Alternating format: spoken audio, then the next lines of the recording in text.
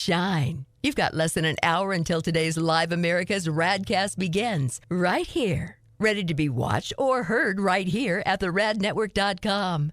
One snagged the $800 million Mega Millions jackpot last night, which has been up for grabs over the last 4 months. Some winner in Florida won the grand prize, which has a cash value, meaning if you're going to take it all at once, like, gimme, they'll give you $344 million. There you go. Take that. Get out of here. You've paid your taxes. Don't come bothering us again. Or you take the first payment, and then for the next 20 years, you get a check, an annual check, one check. Each check will increase by 5% every year for 20 years. I have been in this stupid argument for decades.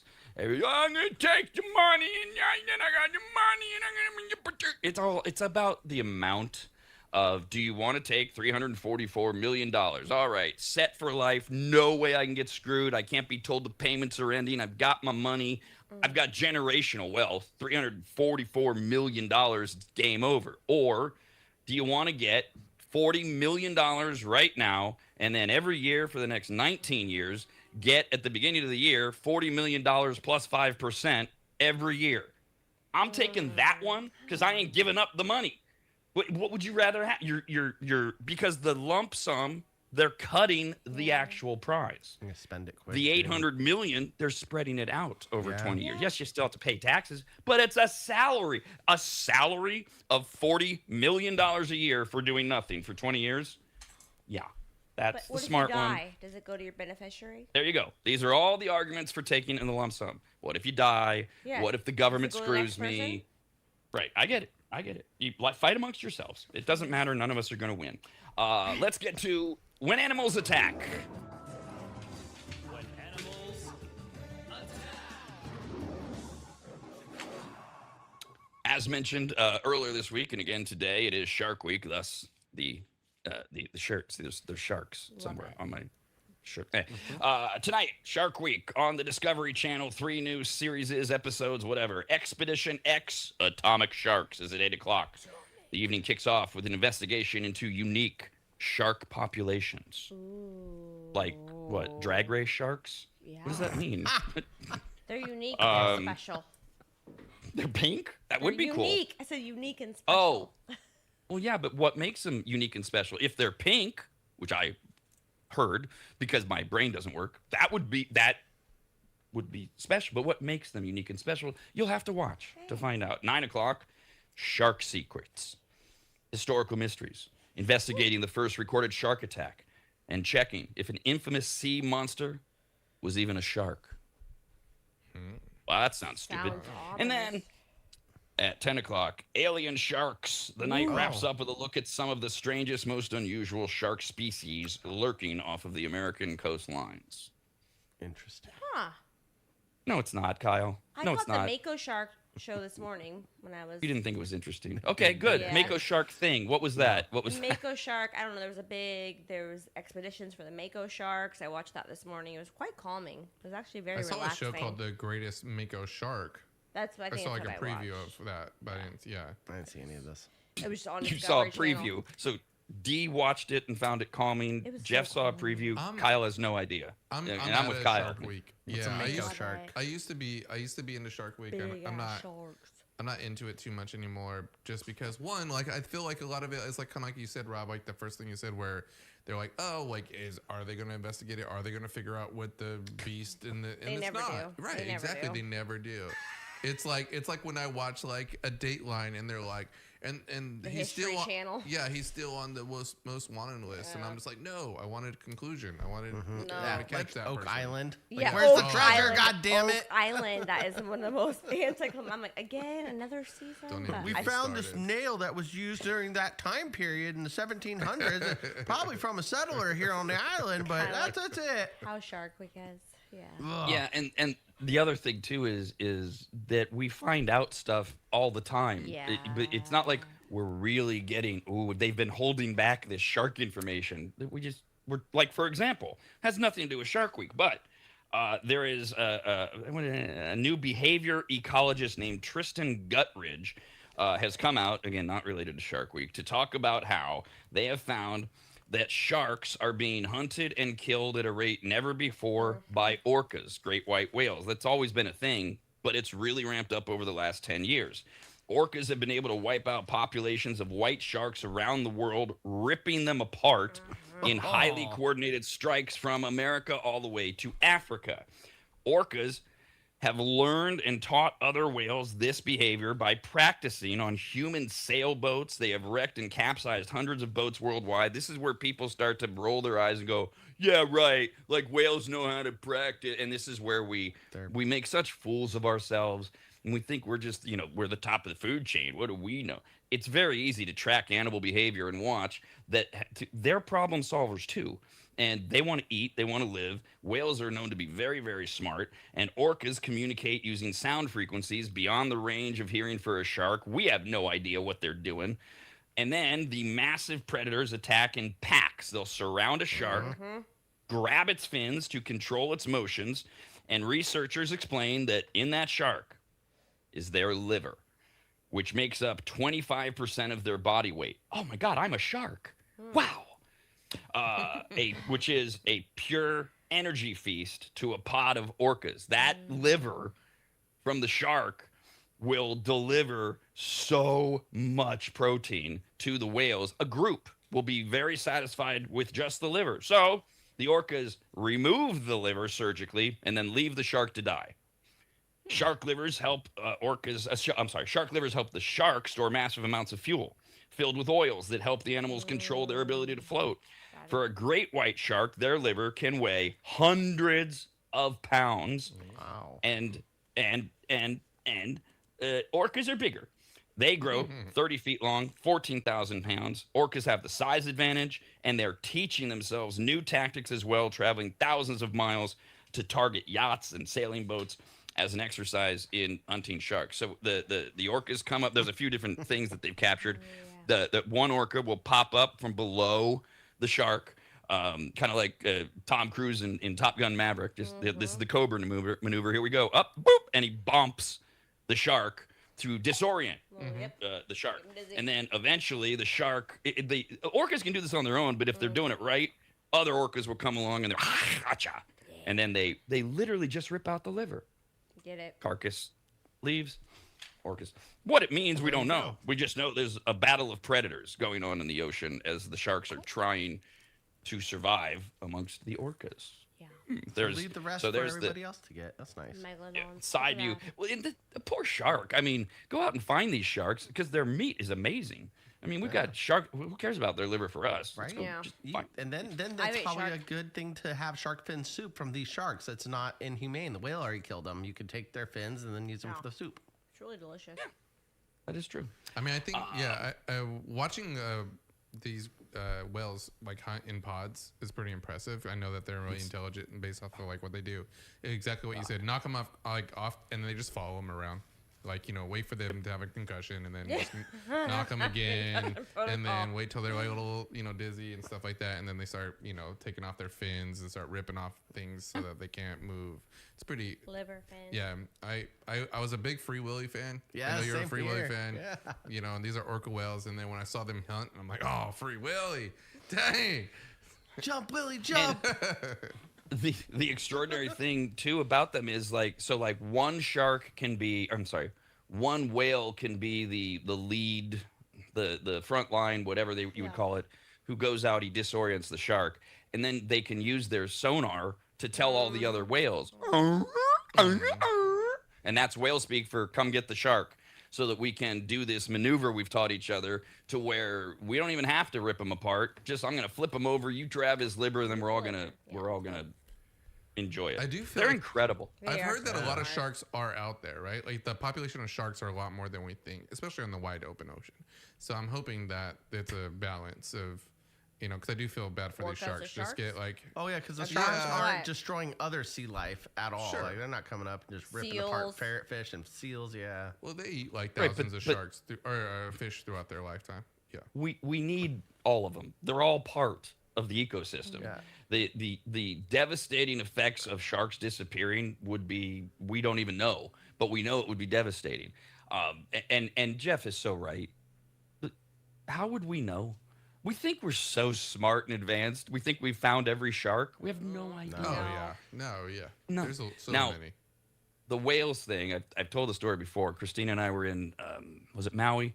We did it was Maui. We did the helicopter ride, and it was a VIP thing through a friend, and she set us up. So we had the chopper to ourselves, open doors, and it was like 2 hours. But we got, at one point, we were over the ocean, and you could see 3 orcas, killer whales, that were breaching. And the pilot, who had already gotten used to us, because we're like, we don't care, get as reckless as you want.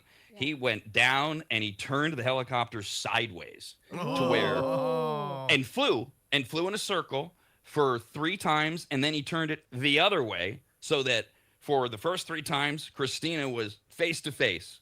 And then I was face to face watching these orcas. I mean, we were 20 feet off the. There's no way this is what should have happened. Yeah, I mean, this is like that's totally special treatment. But to be there, and the whales couldn't care less about a helicopter circling over them. They're like, what are you doing? Yeah. Like a fly.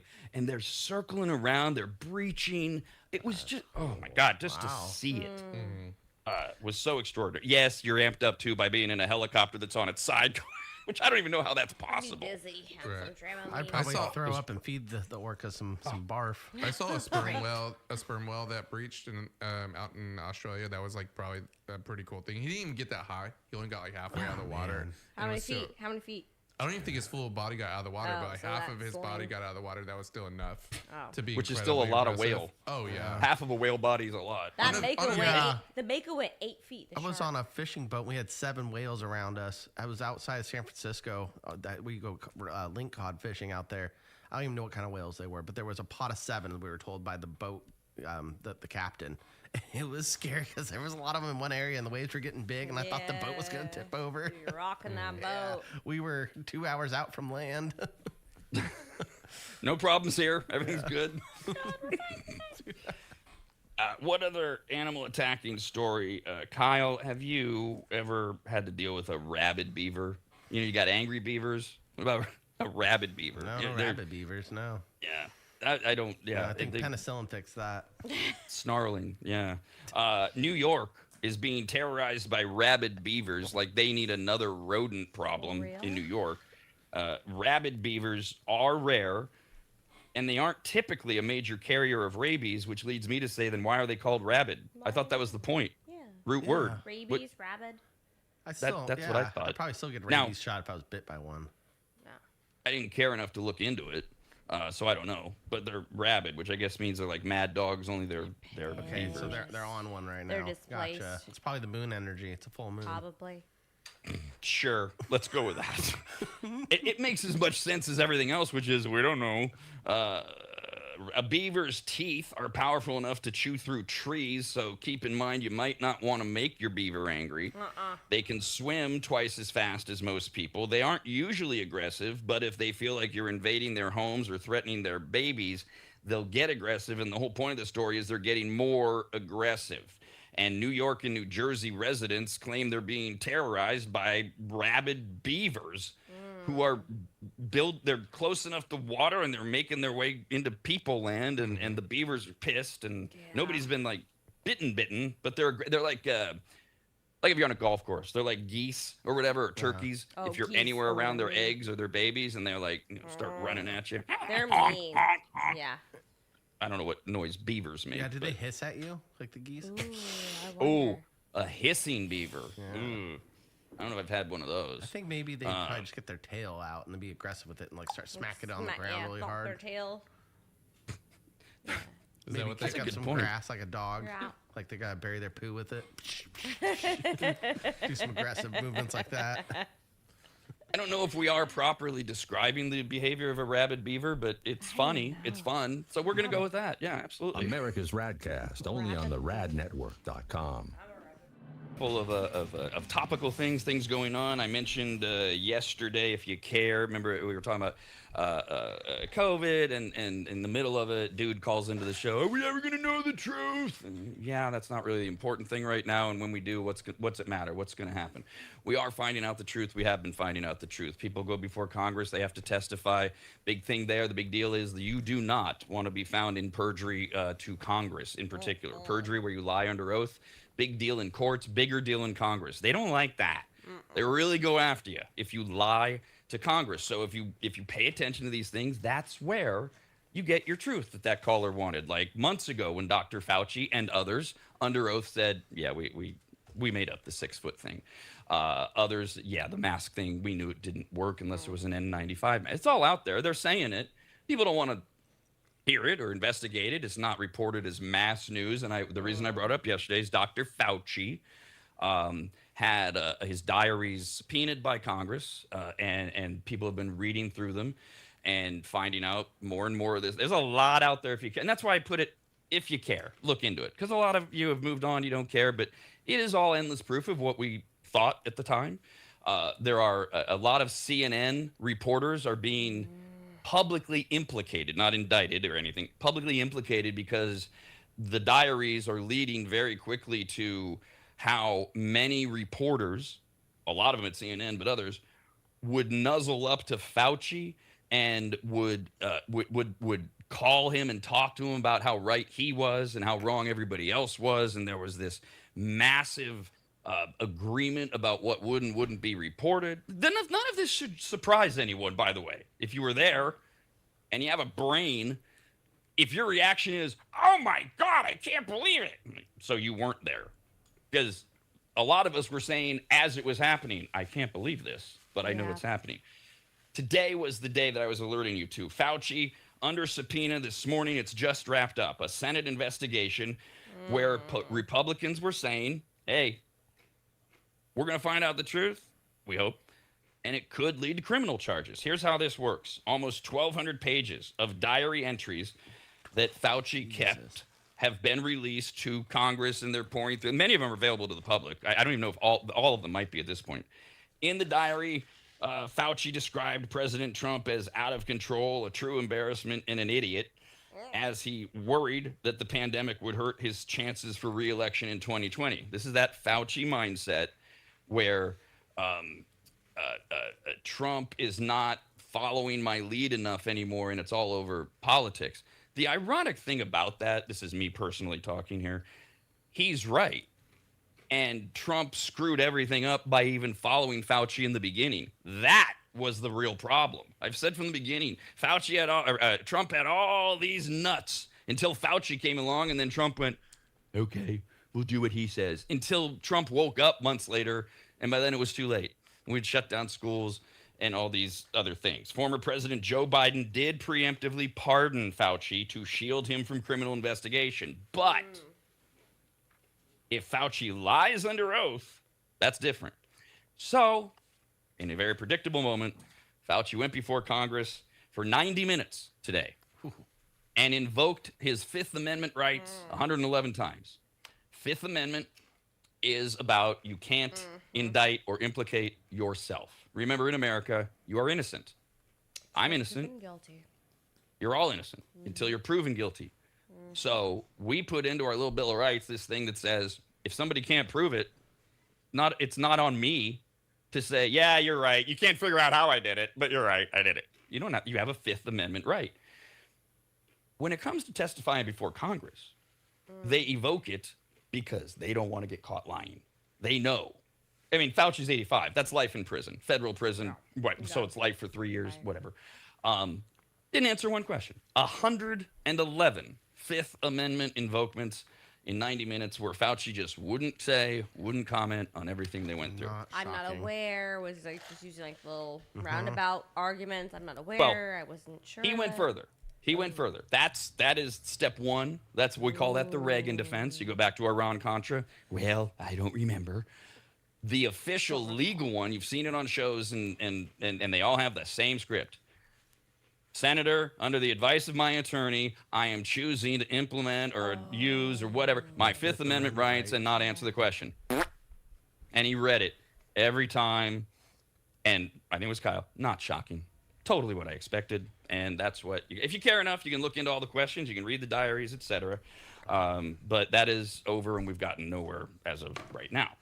The other big news, cyclosporiasis, of course. Oh, God. They have no idea what's causing it. I know you think they know. Taylor Farms, Taco Bell. No, nothing's been proven. In fact, that's been revoked. We have no idea. And people are freaking out. It's not surprising to me. It's still frustrating. And now fresh herbs are being investigated as a possible source. So we've gone from Taylor Farms lettuce, had a positive, false positive. Mexico says we've never had a positive on our tests with Taylor Farms. There's no proof it's lettuce at all, other than somebody shows up and says, I had lettuce and now I can't stop diarrhea-ing. That's not proof. Now they're looking at fresh herbs officially, or specifically parsley and cilantro, who are, and here's the trick, showing up, parsley and cilantro, showing up repeatedly in interviews with patients who had fallen ill. This is what I was talking about. It's out there in the narrative. We've all been trained. Parsley, cilantro, produce, lettuce, tomatoes, bad. You get sick to the point where you're being interviewed by investigators. Your mind is predisposed to thinking of the, plus the interviewers might lead you rather than, can you tell me every meal you've had in the last 48 hours? They might ask, have you had any lettuce, cilantro, tomatoes? Oh, yeah, okay. Next, they don't look at everything else in that hypothetical or whatever. Yeah, so they're now, we're looking at no tests. Nothing's confirmed. They're just looking at parsley and cilantro because a few people showed up. 461 people in North Carolina are under investigation. Do they have it? Don't they? And the overwhelming majority of them said, I had cilantro and parsley. Of course. That's the basis for that. Nothing else. So now people will stop eating that in North Carolina. Michigan health officials say we're up to 9,200 cases there. The total increase, that's confirmed. And then when you add in the unconfirmed, just in Michigan, we're at 12,000. Nationwide, we're at about 20,000. That's a huge increase from yesterday. And again, as we were talking about, that's not even close to the number. Numbers 5, 10, 20 times that for all the people that aren't reporting or anything. Former CDC director Robert Redfield finally had some balls. I mean, is a person who finally had some balls. Was an attack on Redfield, who went on CNN yesterday and said when it comes to the sources of the outbreak, he agrees with Scott Gottlieb, the former commissioner of the FDA. Not one source has been identified, and we're scrambling. Now, he's not in the government anymore, but he was. And he's saying they have no idea. We're scrambling. Nothing has been identified. Do you think that this is something that we should know, though?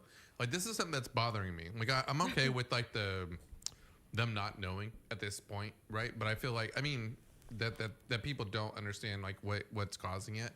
But, I mean, is there things in place? Like, I've always been used to having the CDC and, like, all these things in place that will give us, like, more accurate information or a little bit on point when it comes to being ahead of this as possible. Maybe they don't know how to solve it, but can they give us more information? Because right now, I feel it's the worst, and I've been pretty much took it out of my head. Right, I'm eating everything I normally eat. I'm eating cilantro at the street taco places. Like I'm not, and I haven't had any issues. Now, not saying that I would, or not saying I won't tomorrow. You said you had issues yesterday.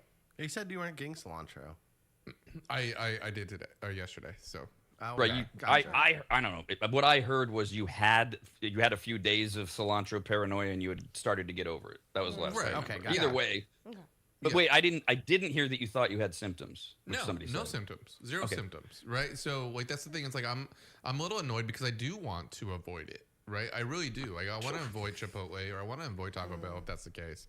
But right now we're getting such bad information. If not, That's the thing. yeah, people making up stuff. And it's. Do you think that this is usually something we should have in order? From growing up, I feel like this is something that we usually do know what the cause is. And right now, it's like everyone just throwing out. Yeah, right. Right. Do you have a compromised immune system? No. Well, we can get to that, but to Jeff's question, social media and just the state of how we all live now is the difference between when we were young or younger or not as obsessed with give me all the information right now. A lot of times you found out after the fact. We didn't even know sometimes there were 20,000 people because it wasn't rapid fire. Recalls aren't new. These recalls happen every day. So I mean, like this is a common thing. We just usually know what is causing the problem. We recall it, and hopefully we get it out of what the population or whatever it's causing it. But right now, the information on this I'm right where this has been appalling. Yeah, it might be the same way. I agree. The leaks are one thing. The official statements, the center point right now for me of the Jeff level of frustration continues to be a week ago Friday when the CDC and FDA publicly announced they had a positive test on Taylor Farms lettuce. That moment is what triggered Taco Bell sales plummeting. Taylor Farms voluntarily recalling. They did it on their own. Oh my God, we have to get ahead of this for PR purposes. 27 million pounds of lettuce or something, all destroyed. 2 days later, oops, false positive. So how does cyclosporine? That You don't know hold yet. on. That never should have been said. None of that should have been said publicly. But it was. That's the one, Jeff, that drives me goddamn nuts. Right. As so I that said threw us yesterday. off from the get-go. And now what is it? Is it green bell peppers? What is it now, right? Can we do just like a few more tests? So we've got your frustration as consumers, as Americans. We don't have a goddamn idea what's going on. Yeah. And as I said yesterday, we've got who knows how much damage to Taylor Farms and Taco Bell and their employees and everything in the recovery angle. Now, Kyle, what was your question I was about gonna say, do we know how cyclosporisis? it comes about? So how does a plant or a piece of produce get cyclosporisis? Does it come from the seed itself? Is it mixed in with the soil? Is it like rain particles coming down? Because what if it's chemtrails from planes and it's just getting involved in the atmosphere and then rain comes down and it's poisoning the crops? So That's this where my is that mind fun goes. thing. This is that fun thing that people don't like to acknowledge, which is we're not as smart as we think we are. Right. We don't know. Yeah. We don't know what we know. We know Someone that knows. cyclosporiasis can be Right, caused someone by no, I don't believe that for a second. We can go back to that. I don't believe somebody knows. But we'll go back to that. The cyclosporisis, we believe we figured out, is caused directly by exposure to fecal matter. Could be through the water, could be through the dirt. What if it is caused by chemtrails from airplanes and nobody's even looking at that? That doesn't mean it's not happening. It means we don't know. And I'm not going to jump on the bandwagon today that somebody knows what is going on here. There's no proof of that. The indications are no one has any goddamn idea what this is, and we might find out it's something we never thought. And that's the problem, to Jeff's point. We're all speculating, we're all guessing, we're all nervous, we don't want anything green. It's green bell peppers, right? It's like, where? By the end of the month, well, that's, 2 days from now? Yeah. Are we just not eating vegetables? It's Right. That's what I'm saying. Like, it's going to throw a lot more off if they don't give us some information. I mean, I think there's I looked it up last weekend, and it's 3 or 5% of the normal population is having diarrhea no matter what. Like whatever they ate, right? Food poisoning. Yeah. They went to Chipotle and got something Lactose. raw. I had or a they got- milkshake and I'm screwed. Right, bad sushi, whatever it is. There's a small amount, or in a sense, a large amount of people who are dealing with this stuff already. So false positives, I think, are going to be out there. I just want to know the truth, right? We need to be able to be smart enough to be like, yeah, that's not Differentiate. you, right? That's not what we're doing. You don't have this symptom. You're dealing with something else. But this is it. You nailed it. So you said whatever you read. Let's 3 just to 5 go with is it. what the percentage that I got. Yeah. Okay. And we are at 20,000 cases believed to be caused by cyclosporiasis, which is Right. what, point I don't know their population. Oh. Good at math. oh Oh. 1%? So far less than 3% is my Right. point. And then you bring up the other thing. You mentioned other thing, so other people are having diarrhea anyways. And there are so many things. You mentioned a few of them. Kyle mentioned a milkshake, alcohol. Hello, like this Dehydrated. country's You not get consuming dehydrated, plenty you of have that. Diarrhea. Stress. Hello, Oh yeah. stress. Huge. Huge. Oh my god. Undiagnosed things of IBS Right. and things like. But now we're not eating lettuce. Well, now the I think numbers. these people are hearing this in the news, right? Hearing this from our show, and they go, "This must be what I have because I have stomach disturbance, right?" And they go in. Is it part of the population that they're actually doing fecal matter tests, right? And say, "Yep, what we found. What is it? Cyclosporiasis. Yeah, in your poop. All right, you have it. You're going to be part of that 3 to 5% or whatever, whatever percentage they said, 20%.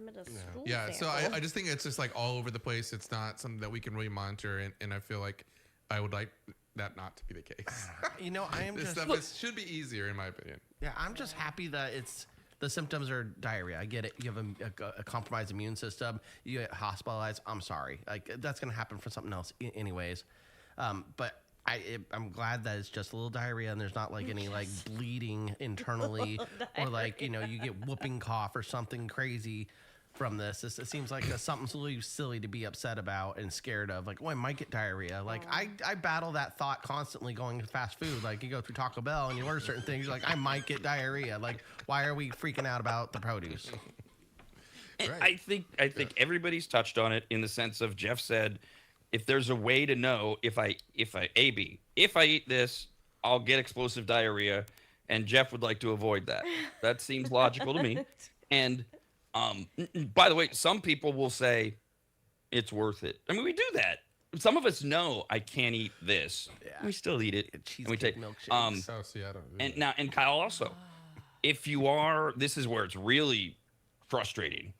If you are immune compromised, digestive issues, etc., you really want to know what the cause is because you're already being careful. Yeah. And you are going to wind up in the hospital. And that sucks because you got dealt a bad hand with your system, and we should be able to tell you, avoid this. We've given you a whole list. You're doing great.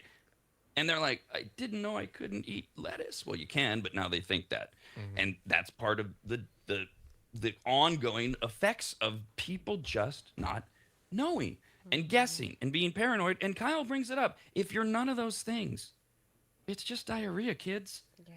0 deaths. 0. Yeah. I'm not saying it's pleasant, but it's just awful. It's awful diarrhea. Sorry. But that's it. Right. It's not life-threatening, which is a big deal, right? It's a big barrier. So I think that matters. I mean, if you're, we heard some stories about like people on the toilet for like 2 weeks or something like that. That'd be pretty horrible. Which is awful. Yeah, and the only way, it's like a stomach bug of some sort, Yeah, and the only way, as far as we know, because we don't know anything, that this is going to lead to death is if you, once you have those symptoms, don't react properly. Sure, right. You don't hydrate. You continue to engage in terrible behavior that's on top of the cyclopsoriasis that affects your gut. You drink, whatever. That's the only way you even get close to death with this stuff. It's literally not that. It's unpleasant. It's not. You know who's laughing at us over this? Impoverished countries. Yeah. If they had television, they'd be like, which translates to, what are these Americans freaking out about? America's RAD Cast. Only on the radnetwork.com. We got this email to radcast at the radnetwork.com. For me, it's always the balance of the show. Serious, silly, serious, silly. Give me one more quick little semi-serious, not really break. This one is from Brandon. Hi, Brandon. Talking about the update on cyclopsoriasis, which is we don't goddamn know, and Fauci going under oath this morning saying, Fifth Amendment, about COVID. He says since we have both the doo-doo parasite currently going and now talks about COVID back in the news due to Fauci, I had a question about this whole thing and the cases for cyclospora whatever. There you go, Jeff. Cyclospore whatever. Spores. Are they going to do like they did in COVID and treat everyone who has diarrhea as a, quote, case for this thing? Like someone who has some genetic digestive issue gets diarrhea, goes to the hospital, and they just mark it as a cyclospora case. Probably. Instead of it being related to their genetic issue. This is where it does get gray when you take out the they part. Are they? We all know that exists. They, the government, people in charge, they do lie, things like that. There is a test for cyclopsoriasis. There's a way to say you do have it. Problem is, not everyone gets to a medical facility quick enough to do the test. Not everybody even shows up and has the test. And then and then it takes the tests are like 3 days delayed. That's why every day I'm telling you there's 12,000 confirmed cases today, 20,000 believed, because we're waiting for the 8,000 results. So they've already shifted a little bit, Brandon, into what you're saying. In North Carolina, the story I was talking about, the idea that parsley and cilantro are the culprit is based 100% on interviews with people. And we don't know what they're asking. Are they asking about genetic things? Are they asking about, wait a minute, Kyle, you say you get diarrhea from milkshakes. Did you have a milkshake today with your, oh yeah, I did. Okay, we'll just cross that off. Yeah. I don't know. I don't know. I know that, as Jeff was saying, more and more of us get more frustrated because right now everybody's just scared and being ninnies and doing what America does in the 21st century. It's appalling. The few people that are left from World War II are like, I can't believe I saved this country. But right now we're doing that. We're just in that whole, oh, I'm scared. But more and more will get to where Jeff and I've been from the beginning, which is, are you going to tell us? And then the more mad we get, the more they, whoever they are, have to give you an answer. Yeah. And so I want yes, you guys see Outbreak, where they come in those like suits, right? And they come into your farm and they just start ripping stuff up and they start testing it. That's what we need to start doing. I mean, I'm sure we're doing it already. No. That's destructive. Destructive. Yeah, I don't like the the idea of plants. ripping Horrible up people's plants. farms, Yeah. but they're Well, not their whole farms, That's like what I a few things, like a few Right. options to samples. test it. Yeah, exactly. Okay, that's different. Yeah, or in the produce side. I want action to know answers, not just stories. Yeah. but you also want reasonable action. Yeah, and of course. as opposed to what you're going to get, and it's not just from this administration, but you're going to get a show. It's going to be, if they do that, That's what I'm it's saying. going to be like that's what's fresh. ice agents storming in. And it's like, great. Did you get any lettuce or you just get some immigrants? What are we doing here? I want one other to thing. make sure that people are suited, that are able to do the job. I don't want Kyle to go there and be like, pull up a thing of They're in a cilantro, hazmat wipe suit, it on so his they're butt, and be suited. like, no, I'm good. I'm still good. I'm like, no, I want real tests. One other thing from last night, I just wanted to throw out, people being afraid and wondering about things. American Airlines last night announced it was experiencing a system-wide IT outage. They grounded all of their planes across the entire country and posted on social media its systems were down. Quote, our IT team is working as quickly as possible to get everything restored, end quote. The issue was resolved after about an hour. The airline posted that its systems were back online. Flights began to depart their airports. 30% of all of their flights were delayed. And, of course, the whole system was thrown into chaos yesterday because when you have one of the big carriers delaying, everything changes. Gates aren't available when they should be. The runways aren't available when they should be. The tarmac, all that. So it was a mess last night. And it remains unclear. Here we go again. There you go. What caused the outage? People reported they couldn't even get on the American Airlines app or whatever the hell. Oh, they couldn't get on American Airlines app. Sorry, that's the end of it. So this one goes more to you, Jeff. First of all, people aren't paying attention. This story came and went very quickly. It's way, way down there.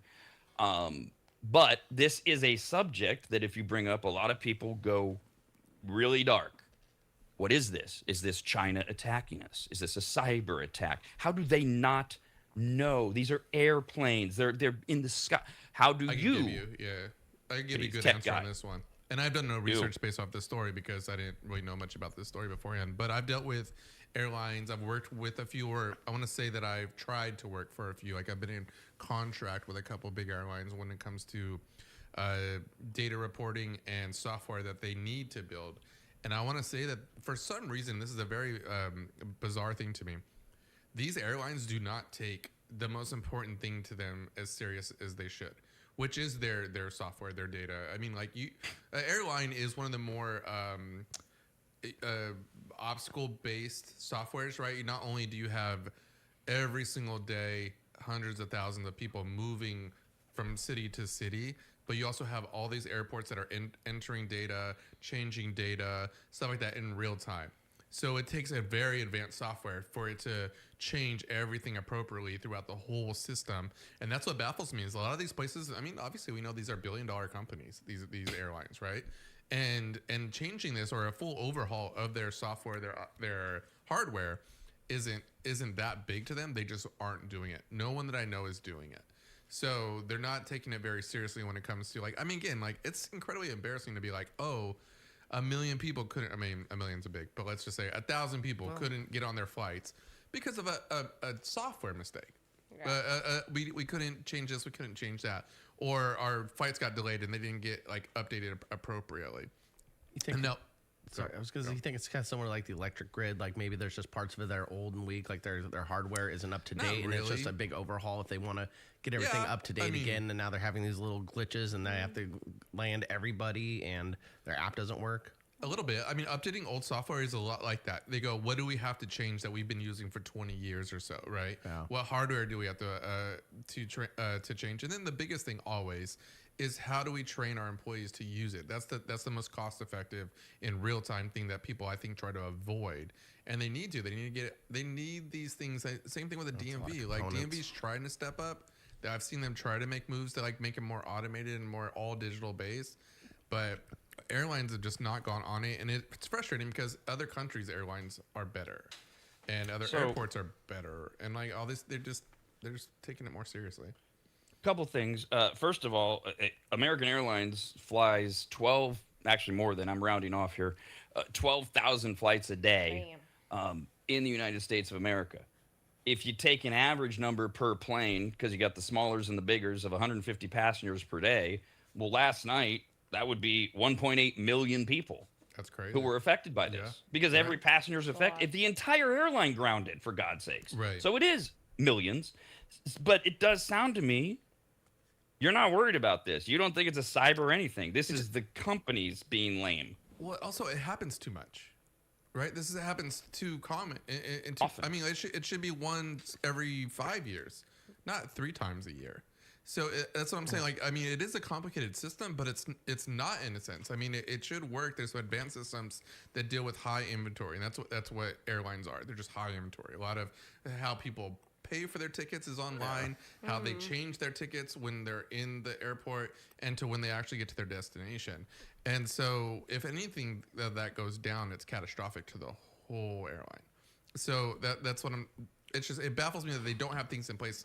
There's incredibly small businesses that have these backups and these redundancies in place that make sense. And these airlines almost like want it to happen. I mean, I don't think they want it to happen, but that's what it says to me. When you don't do these things, you're like, it's okay. It's like driving with the check engine light on. Like, keep going, ignoring you're it. taking a risk. What do you think is going to happen? Yeah. Great analogy. This is so typical, again, American culture. We see these things coming, and we don't do anything about it until it happens. And then we freak out and or demand change and things like that. We have this endless habit of endlessly predictable things happening, and everybody going, well, why didn't we do something before? Because of this. Because it'll cost them money. Yeah. Because Americans going, okay, roll the dice. Hopefully it's United that gets caught, and then we'll all have to do it.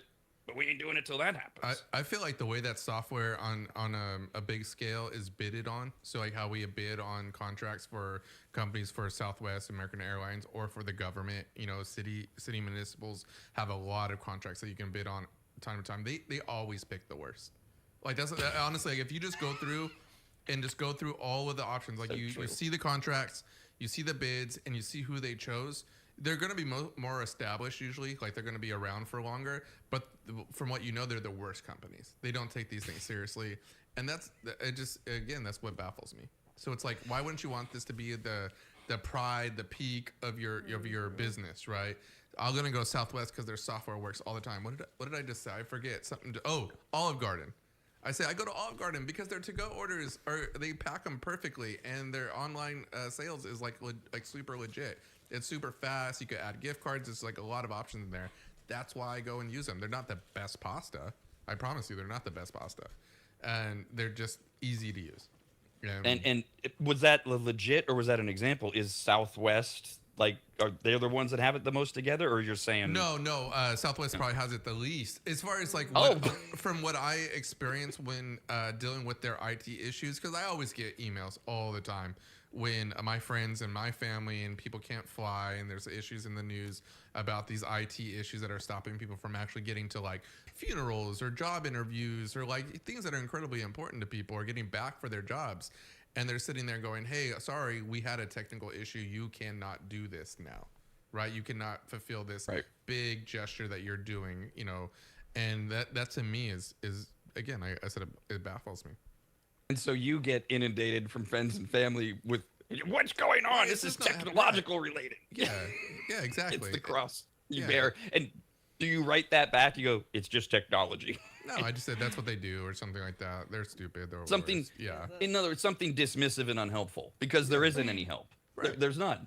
You're stuck. Just sit there and wait until they get it back online. I would love to see an airline come out and just say, American Airlines, the most convenient airline in the airways, right? No one says that. Like it's not convenient for anyone. And again, these are complicated systems, but not to the point where they should shut down and stop these things from happening. Is Spirit Airlines still available? No. No, Spirit's gone. Man, they would have been having And a the day. thing that baffles me too, Jeff, is with air travel. We've talked before about how America, not the company, airlines based in America, American Delta United, they're pathetic in every way compared to every other country's major airline. Comfort, the quality of planes, the experience. And it's I'm not as deep into this obviously as you are, but I don't see a lot of foreign-based airlines having the same problems that specifically. Yeah, I would say that. I mean, I haven't done a lot of research into the foreign. I haven't flown these airlines. I'm not really in depth on a lot of the issues that they have. But I will say that a lot of times when software is newer, it's going to be better, right? So if you're an airline that's maybe like 10 years old, you're probably going to have better software than Southwest or American Airlines that are holding on to something they built for probably like $5 million 25 years ago, right? And they're just like doing band-aids on it. Shelf life or has they're just expired, like, so if I'm a new airline, or if I'm an airline 5 years or 10 years ago, and I hire someone like me or another company to build my software, these companies are gonna go, well, we're gonna use the best practices, right? The best things in place. We know that you're gonna be getting X amount of people that hit your website. We're gonna get a certain amount of people are gonna hit your internal software, meaning like when they come into the airport, like when the machines that are actually connected to your software, and they accommodate for that. And they have everything in place, and they go maybe above and beyond so that you don't run into any of those issues. That's kind of, you know, where I think a lot of these places are. They need to revamp their whole system. They need to retrain their thousands of employees, which is very expensive, and get it so that way the consumer, it just has like a little bit easier of a time flying. Oh man. And none of this, we understand, helps you if you were stuck last night for 2 hours in Phoenix for no reason. You were late for whatever. Maybe you missed a big thing in your kid's life. You had a game or something. None of this matters. No. And until planes start falling out of the sky or something, they're just going to keep waiting. And what are you going to do? You're going to take Southwest or American Airlines to small claims court for your $480 ticket, right? Are you going to win that? No. America's RAD Cast, only on the radnetwork.com. Every day is a day. It's Wednesday, July 29th. Today is International Tiger Day, so celebrate your favorite tiger. We mentioned on Monday that you get 2 chicken-related days this week. In July, on Monday, it was Chicken Finger Day. Today is National Chicken Wing Day. Yes. Look for some deals. Buffalo Wild Wings today. You get a free order of bone-in or boneless wings with a food purchase of $15 or more. Spend $15. Get a free order of bone-in or boneless wings at B-Dubs. Nice. Or go to 7-Eleven and get 10 wings delivered for $8 if you use the app, the delivery app. I didn't know they had a delivery app. Oh, I don't know. Probably through like DoorDash or something, right? Probably. Yeah. Yeah, And I would think. Mine's really close to my but house. they, I have a 7-Eleven sorry, app. just to clarify, this is their 7 Now app. You have to go through their app. Specific app. Okay. Yeah. For And delivery. I think, now, Jeff, you're going to know more about this. My understanding is a lot of these places will use their app for delivery, but they partner then with like a DoorDash. But you have to can order do that. through their app. You can't get it through DoorDash, and that's how they're making it all work. So DoorDash Something. has what we call API. API like will automatically connect your software, your website, or your app to the third party, which would be DoorDash. And then you can send all the things, and it's actually not very complicated. You send like the menu items, which is like 10 options, and then address, price, stuff like that. Get sent to them. Money goes through them usually. DoorDash. Delivery deals. Yeah, it depends on certain things. But. Wow. What I've heard a lot is happening is like the people will hear a stupid show like ours that says you can get whatever these what do you get? You can get a free wings delivered from 7-Eleven. They'll go to DoorDash, they don't see it, and then they'll type out a message to DoorDash. I heard you, and then DoorDash has to have customer service go back and message you and go, you have to go through the 7-Eleven app to get. Yeah, if they respond at all. Yeah, there are new delivery companies out there. It's I always tell people it's one of the most popular thing that's going right now. If you want to start a new small business, get like 3 drivers, get them to drive around every day, right? You got the apps are there to like track everything, so people can still see like, okay, he's like a mile or 2 away. But then these companies like ours, if I wanted to deliver something, I could hire them to go and then deliver whatever product we're selling, right? If we were, so 7-Eleven could do that. A lot of other, I think, again, not to throw them out there too much, but I think Olive Garden does the same thing. They have their own website Olive Garden. I know, right? That connects to DoorDash, but also has their third-party delivery system. Well, now, Jeff, you said it's a great small business idea, and you just need 3 people. I mean, we got Kyle and Dee, and then we got the kid. The illegal child labor that's running the sports show. I mean, that's 3. That's 3. I mean, why don't we? I don't know. Rad delivery. You don't have to just put a livery. Do we get company cars and credit cards for Shut gas? up! I'm not talking to you, Jeff. Well, I was gonna say a lot of our drivers wouldn't be able to like drink coffee and drive at the same time. That'd be one thing. No, it's parking where the issue is. Parking. Parking is part of driving, but I hate we'll hate driving. we could talk about that later. But yeah, no, Also, I do agree. Like if you have a small little group of people and you could build a little software thing, that's all out there. There's like little things you can buy already. You don't have to build the software. You have to connect all of them. Hey, Kyle will be available from 8 to noon to be able to deliver, and he'll just get alerts on his phone, just like DoorDash. And the bonus for us, you just touched on it for us, Jeff, is that we have a very minor celebrity aspect to this, where you can we'll make most of them. It's a mystery who's going to deliver, but there's a customizable option for a fee, where you can have Kyle or Dee or the child labor victim do the delivery, and we can add that all in as well. Did you say stranger danger? Yeah, I did delivery at my job. Like when I first started there, I started as a host and a cashier, and I did deliveries to a couple. Like if we were really busy, and I would go. They would like, come on in my house, like put the pizza down right here, and I'm like, this is the Dateline episode waiting to happen. It's a good time. It's easy. You just don't. And look, I'll yes. I'll get you some mace. You'll be fine. God. Yeah, I'm good. I have 7 years delivery experience, and I loved it when I got invited into the houses. Usually there's a pool party in the backyard or a barbecue, or they want you to smoke weed or take shots with them. I've heard this from people who will invite delivery people into their house. I've never done it. Yeah. I mean, it just doesn't seem necessary to me. I went to a few parties after my shift because of it. I've heard people that are super nice. Yeah, they're just like, hey, you guys, you want something to drink? Want something ladies in a hot tub. It wasn't dangerous. I poked it out. I'm like, damn, they're hot. I'm coming back. Yeah. Being a female, 105 pounds. Yeah, that's different. If they come up and it's like that scene out of Dodgeball where he's like, get in there nice and deep, go put the pizza in the kitchen over there. That'd be sketch. Also, Stranger Danger is for children. I am a child. But you recognize they're strangers. Well, yeah. Yeah. So there's you danger with strangers. Yeah. So you should not go into their house. I'm going to speak for my managerial partner here, Dee. We don't want you ever accepting that, and we're going to put safeguards in place. Okay. Can't really control Kyle. He's going to do what he does. Go party. That's fine.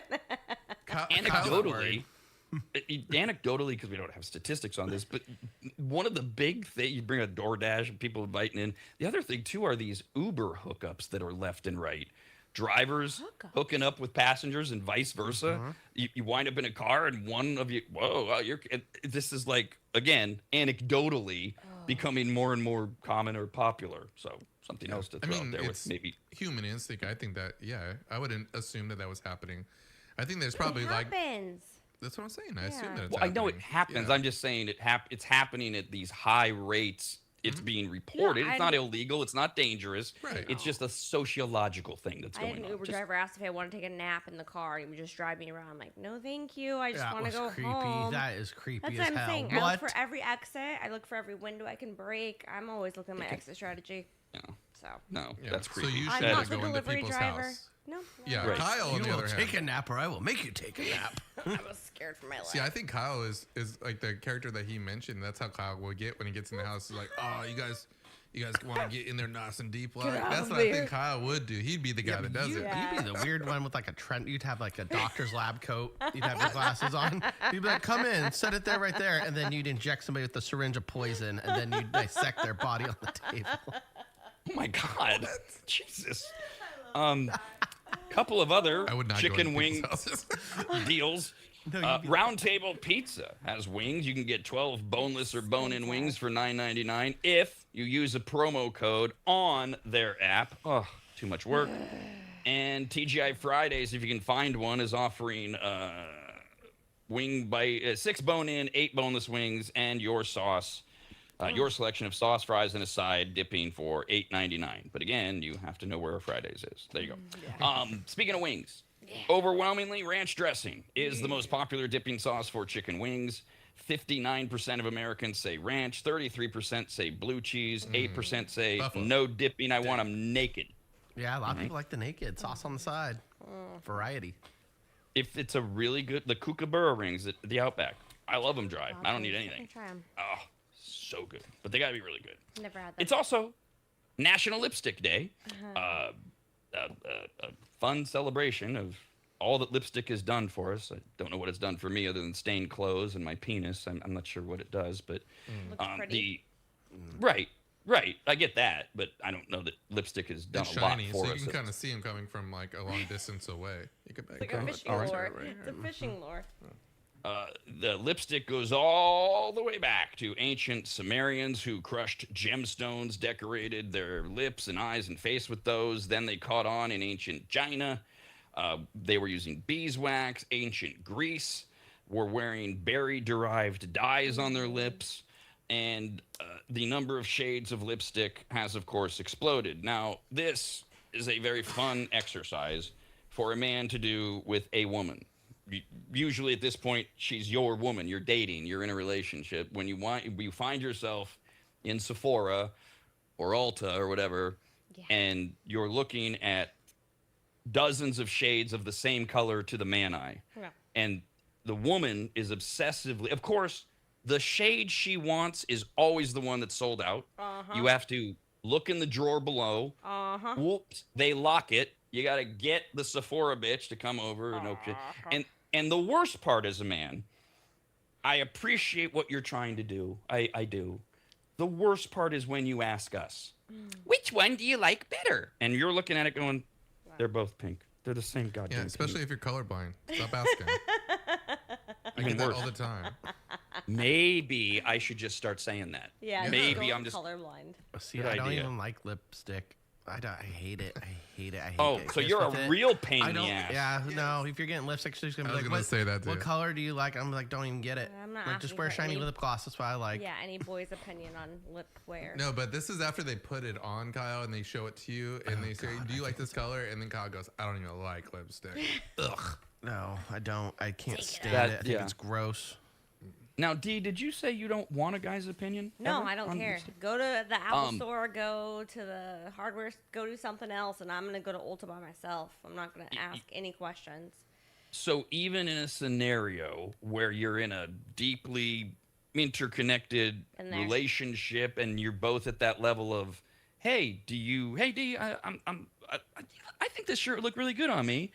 You're not doing that with lipstick. You're No. like, I don't care what you think, you dumb man, whatever. Yeah, it's my Okay. choice. Fair enough. Yeah. There are five. There are 5 core color families of lipstick: nudes and beiges, Yeah.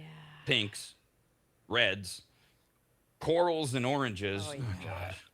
and berries and plums. Those are your Oh, yeah. core. However, MAC Cosmetics, for example, currently permanently carries 218 distinct lipstick shades. No, this is not possible. There's not that many spectrums of color. They had glitter. They had different sheens. It's matte. It's gloss. What is it? Crayola. We were talking about the Jones Soda Crayola pack. Making soda that tastes like crayons. Why didn't Crayola just do this with lipstick? Why did they do soda? They could have just done the shades of lipstick. Collab with them. Be smarter.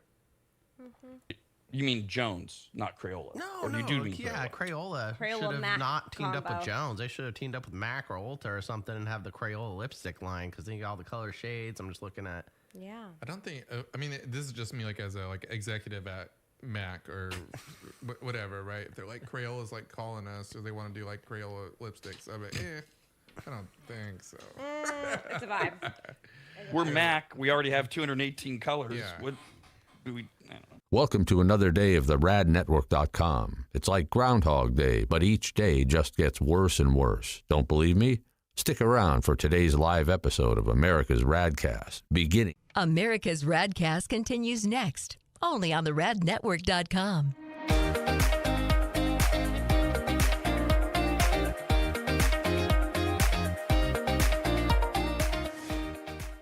Longtime advertiser Sue Berry, that's Berry with an A, is more important now than ever. Sue and her team have been serving Northern Nevada and the outlying areas for 30 years, and her experience in both commercial and residential lending is vital, as every day we're bombarded with news of interest rates, the market, the economy, and a bunch of other stuff that Sue can actually make sense of while everyone else's eyes glaze over. Now remember, it's Sue Berry with an A, B-A-R-R-Y, SueBerry.com. Most people think berry is spelled like a fruit or Halle Berry, but no, it's Sue Berry with an A, like soul singer Barry White's first name.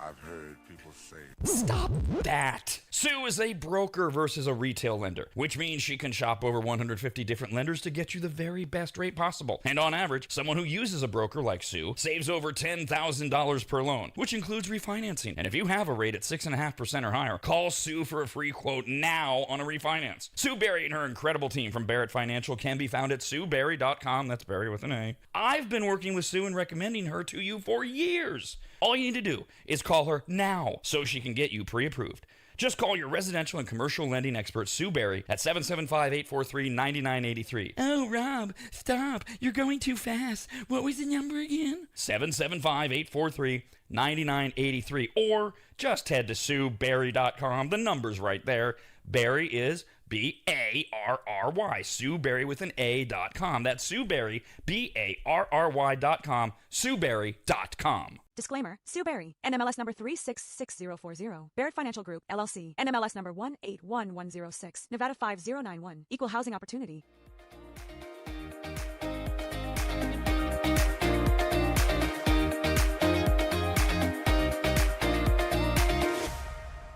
Remember, Kyle's Food Factor airs every Tuesday and Thursday right after America's RAD Cast. And on Mondays, Wednesdays, and Fridays, it's Rob's Soapbox. In other words, just stay here, and we'll keep you entertained until 11 when the Rob and Steve Sports Show starts at 11 here on the RADnetwork.com.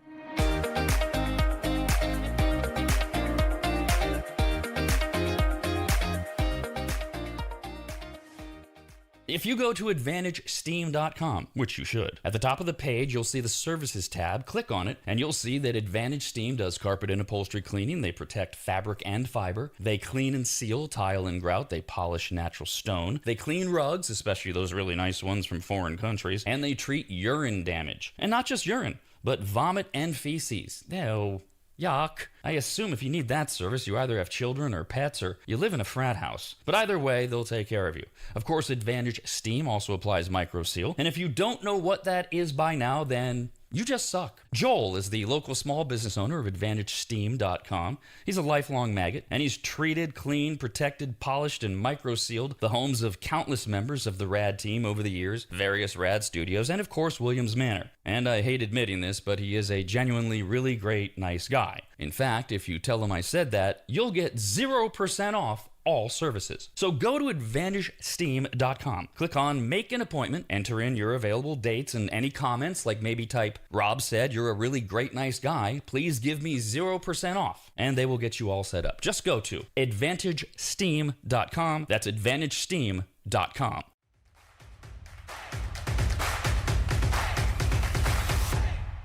If you think nobody cares that you're alive, try missing a few payments and see what happens. But, har, never miss America's RAD Cast. Hilarious. This is America's RAD Cast. 5, 4, 3, 2, 1. Rob. Let's not ignite the debate, Jeff, that has been going on my entire adult life. I've never used condoms. I don't use condoms. Don't get me started. Kyle. Scared of, like, oh, I might get diarrhea. Like, I battle that thought constantly going to fast food. Like, you go to Taco Bell and you order certain things, like, I might get diarrhea. Like, why are we freaking out about the produce? America's RAD Cast. I can hear it. Yep. It works. All right. By the way, the show forever and moving forward until it doesn't will always begin with that sound as the way that we figure out if you can hear me. It won't always be an email. It wasn't yesterday. It is today. We got an email from Radcast at the Rad Network. But before I read it, listening and eavesdropping, as I do, on the Midtown studio, we have a new slogan for the show. I love it. I love it. I love it. And I think everybody can I hope that everybody can relate to it. It is a time of turmoil. How many years into this are we? 10 years of society seeming to be angry, upset, having problems. People are dying. People are sick. There's money issues. It feels like every one of us can point to a number of people in our circle and go, they're suffering, they're bad. Oh, you can point at yourself and go, I got my own problems. And hopefully you have somewhere you can go, something you can do. And so that leads us to our mantra about today's show, which is, we got this. We got and nothing else. That's the slogan. We got this and nothing else. Jeff even suggested maybe it's a T-shirt. I think maybe just for the four of us. We'll see. It won't happen. It's one of those things we throw out. It's a vibe. Yeah, we got It was a combination between D and Kyle, where D was just like, we got this. And Kyle's just like, but we got this, but nothing else. And we're just like, all right, I'll take that. We've all been there. A lot of us are there. So here we go. Start things off with this email from Josh. Hi, Josh. Came in early this morning, says, Rob, my wife of 8 years and I split up a year ago. And my question for you is about missing everything we had, but also just having her around. Things didn't work ultimately, but we loved being together. We loved doing things, big or small, together. And it's just weird as I try to move on, because I miss that.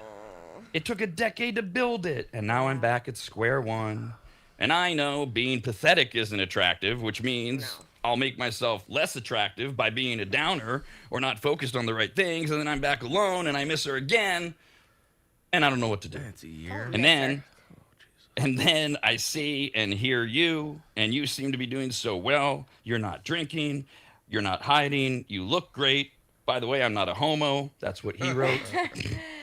And I feel so at the end of that. Just in case, lost, because friends are going to be like, you said Rob looked great.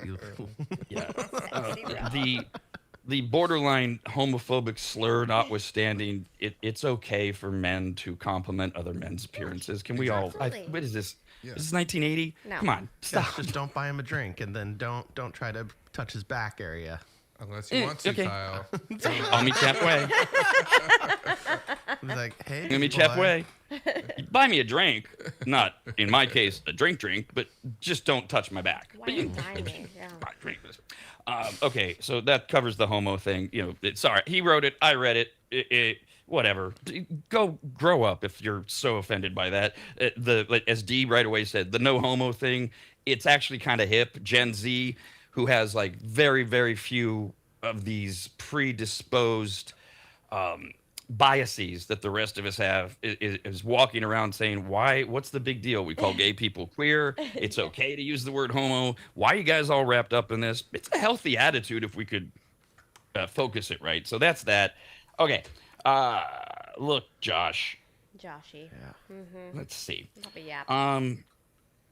So my wife died late last year. For those of you who are like, what the hell is this about? So here's look, I don't know if you're the kind of person that can't be alone. That's one thing you have to acknowledge. You have to figure out, can you not be alone? Do you need to be around people? Do you need to be around anyone as opposed to someone? If you do, that's fine. It's self-awareness, but it will guide you better to know, I got to rally to my friends. I got to rally to going out and doing things so that you have social interaction, if that's who you are. It ain't who I am. So I can't really relate halfway. I'm going to meet you halfway on this. I'm fine alone. But I would prefer to be with the right someone. I'm never going to replace Christina. Never. I'm not trying to. But if I could find someone who I can have fun with, who has the same vibe, can hang out with, I'm not replacing her. I'm moving on with my life. And so there's this element of you are being self-described pathetic because you're missing what you and she had. You're not going to have that again. You're going to have something different, and maybe it'll be better. So, and I really think, and this is what, this bothers a lot of people. When I have the audacity to say something positive about my wife dying, I don't know. Well, I understand why initially it's like, how dare you? But could you just listen for a minute? I had the benefit of first of all, knowing she was dying, having 2 years to say goodbye, be with her, etc. And you know the big thing I'm noticing? I think I have it easier than you do. I think I have it easier than Kyle does. Dude, it's rough. Kyle recently revealed on Monday, sounds like he's out of a long-term relationship. And I say sounds like because, as I think we said on Monday, we've all been there if Kyle's in that vortex. It's still a single life. You know, she calls because she saw stuff at the house, but you know, but I point told her being I'm though, still moving on. The reason I have it better than you and Josh is we've all been to that through anybody who's kind of dated in their life. We've done the break up, get back together, break up, get back together thing. I'm not saying it doesn't work. We just all know it does. 4 years, same girl from 19 to 23, my age. I was from 19 to 23. We broke up 3 times over 4 years. We kept trying, and she was still is a wonderful woman. Got an email from her when Christina died. First time I've heard from her in 30 years. Wonderful human, wrong people, wrong time kind of thing, but we've done it. We've been there. Kyle, had this challenge of distance, and then there's other things. You know why I have it better than Kyle and you, Josh? Christina's dead. She ain't coming back. Yeah. She ain't out there. I don't have to wait or be concerned about her texting me or calling me and saying, hey. I don't have the ability to think about texting her or calling her and going, hey, it's over. Yeah. It's as over as everything gets in life. Mm-hmm. She's dead. Period. So not only do I not have to worry about it moving forward, when I date, that's not hanging over our head. Mm-hmm. There isn't some ex-wife out there. Mm-hmm. You're always wondering, will he get back together? Yeah. Where is she? None of that exists. And so I don't know how much of that is holding you back, man, because you're pining over this person you had who's still there, out there, available. And I think that makes it so much harder because you're not fully able to go, that's it. I don't have a choice. That's it. Done. Yeah. She's always there for you. She's alive. She's available. And I think that's a big one. I don't know how to help you get over that. I really don't, because the first time I tried to drink myself to death was the only time I was ever broken up with after an almost 4-year relationship. So the one time I had to deal with it, I was awful at it. I'm not really a good person to ask. I can just tell you where I'm at and tell you and say if you can. I guess that's the question, maybe, and it's a question for Kyle too, just to think about. Yeah. Is it over for you? Yeah. If it's over for you, then knock it off. If it ain't, you better figure out how you're going to either, keep on keeping, or are you going to be the one that says, hey, I'm not through this. We got to go again. Done. You can't live in this limbo. You can't, not forever. No, the limbo's the worst part, because you want all the good feelings to come back, and it's like hitting a freaking thing of heroin. I feel like, man, it's a drug. Yikes. It's like everything's bad. You're living in the streets. You know, you're always. I'm just making that analogy, basically. Okay. Living in the streets is compared to like you're always fighting. Like your relationship is not good. It's not a good situation to be in. Toxical. And you forget about it because you break up and then you go a few days and you miss the person. And then you think of all the good times. You go through your phone. You see everything you built with them. And then you see the goddamn animals and you start crying. And then you just want to call them and be like, I still love you. And then you think, are they like family? Like you forgive them all the time, no matter what kind of thing, you know? No. And maybe not even some family, but, you know, very close family. I feel like my mom, my dad, my sister, I could probably forgive them for almost anything. And I'm like, why can't I have that attitude with this person? I know. Don't make me cry right now, Kyle. Yeah. This That was and here's intense. by the That way, was intense. Okay. Yeah. That was a lot. here's an example. Here's an example. Kyle's got this today. He's got this Sad show. panda. He's got us. He's got nothing else. That's okay. That's Yeah. okay today. Yeah, right. Because You're he's got. fine Do with you it. have something, Josh? Do you have something? Find Right. it. Yeah. This might right now. I speak from experience. Is Josh This hot? what we're doing right now might be Kyle's lifeline. It might be what keeps him going You know what, and moving yeah. forward. Do we have a Yeah, you photo know when of I Josh? get in those emotional states, I always go, there's a gym to go to, or there's a bar I work at where there's liquor. That was yesterday's decisions. But, you know, the day before, the first 2 days, I was like, nope, go to the gym, work out, call your dad, Yeah. call your mom, just talk it through a little bit, Yeah. get your head straight. Yeah. The hardest part, I think, is just going to sleep. It is a process of everything that Kyle just said, including some form, in my opinion, and experience of watching others do it, of self-destruction or escaping in an unhealthy way. Most commonly, pot or weed or alcohol, things that we just want to get away. It's okay makes you wanna as long as golf. you're You not, wanna go golfing. you know. Yeah. That's my sure, escape. those Go are the golfing, Mental Kyle. stimulation, yep. Problem though, and the problem though, and I try to meet everybody where there's at is, of course that's right. And I'm betting Josh knows the healthy ways, exercise, golf, going out, etc. They're also the harder things They to are, do. especially Because you have to feel like depressed, too. Oh, Crap, no, I yeah. wanna smack Yeah, that I ball. did not want to go to the gym yesterday. I knew it was the better thing to do. What I wanted, nope, did not. I was like, trivia sounds fun. Did you get a Trivia pint of night. ice cream? No, I didn't. Okay, no. good. No. Good. now. I got chicken Kyle, wings. did you Good. not? Did you not want to go to the gym? Why? Because you just felt, or Yeah, were I you felt- worried about I- something? No. I felt blah. I was like, I would tell myself in the morning, I'm like, I gotta go. And then usually I go home, I take the Matt Trition pre-scoop of the pre-workout, and then I'm good to go. After that, I'm fine. But yesterday's just didn't happen. I got home, and Sad just panda. everything. Just I see all her stuff gone right now. Not everything. There's still things there. Did And you? I'm like, and that's when I spiraled a little bit. Sure. Dude. Guess what? You're gonna again. I know Okay. I am, and I just don't like going through it. That's all. I know. And I feel bad for That- Josh. that's why- See, it's a year from now, and this dude's still fucking crying about it. Yeah. Yeah. I don't think I'm gonna be there. I seriously think a month or two I'll be fine. I don't know. Sure. The listener said Every 4, every but day. It was a full moon yesterday, so it was a lot of energy. There's a lot of energy in the atmosphere. So just take it every day, day by day. We're all doing that. I've told you this before, Kyle. I think we've all gone through We're all it. gonna be fine. I We've know all you gone guys through it are. at I some know. point. We're all it's gonna be always fine. something that we've learned from in the past, or even some people might still be getting over.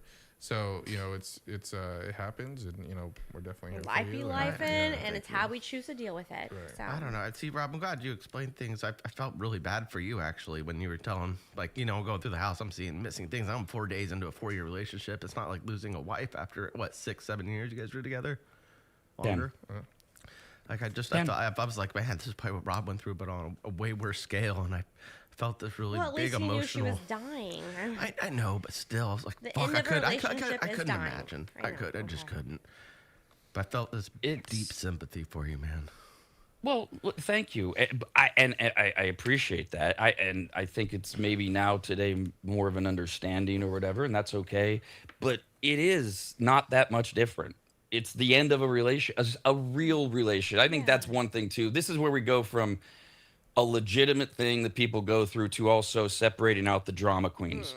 we're not the way I'm espousing things does not apply if you're curled up in the fetal position a week after you broke up with someone you've dated for 3 months. Sorry. 3 months. I'm gonna grab you by the lapels and smack you some sense into you, because you're not even well equipped for life. Yeah. But when you get into a serious long-term relationship, and years don't matter, what matters is that the connection you had, and it was legitimate, and it got through all the seasons, and you went through everything more than once with somebody, and the good outweighed the bad until it didn't. It is not that much different than the person dying.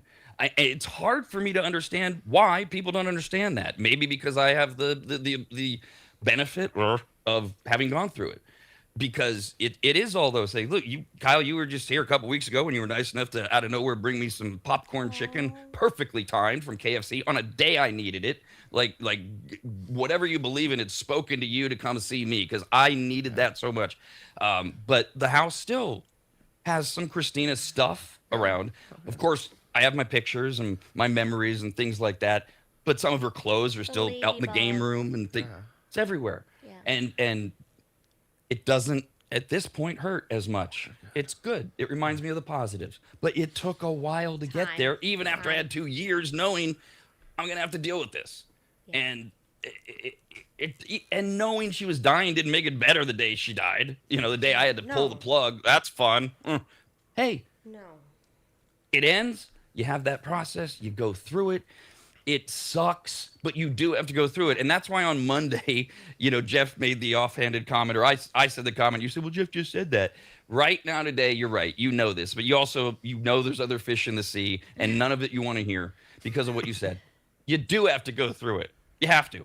Sorry. Yep. You got to go through it. Yeah, I was talking to my dad yesterday. He said the same thing. He's like, man, he's on his, I don't know. Is he getting married? I think he's getting married. He's going for his number 3. Oh, so he's had 2. He's had 2 marriages, both failed. In case she doesn't know, it's coming. No, I'm pretty sure he proposed to her on stage in front of like 5,000 people. Okay, so he's engaged. Yeah. Okay, good. I thought you just broke he the thinks. news. I wasn't there. I didn't see it.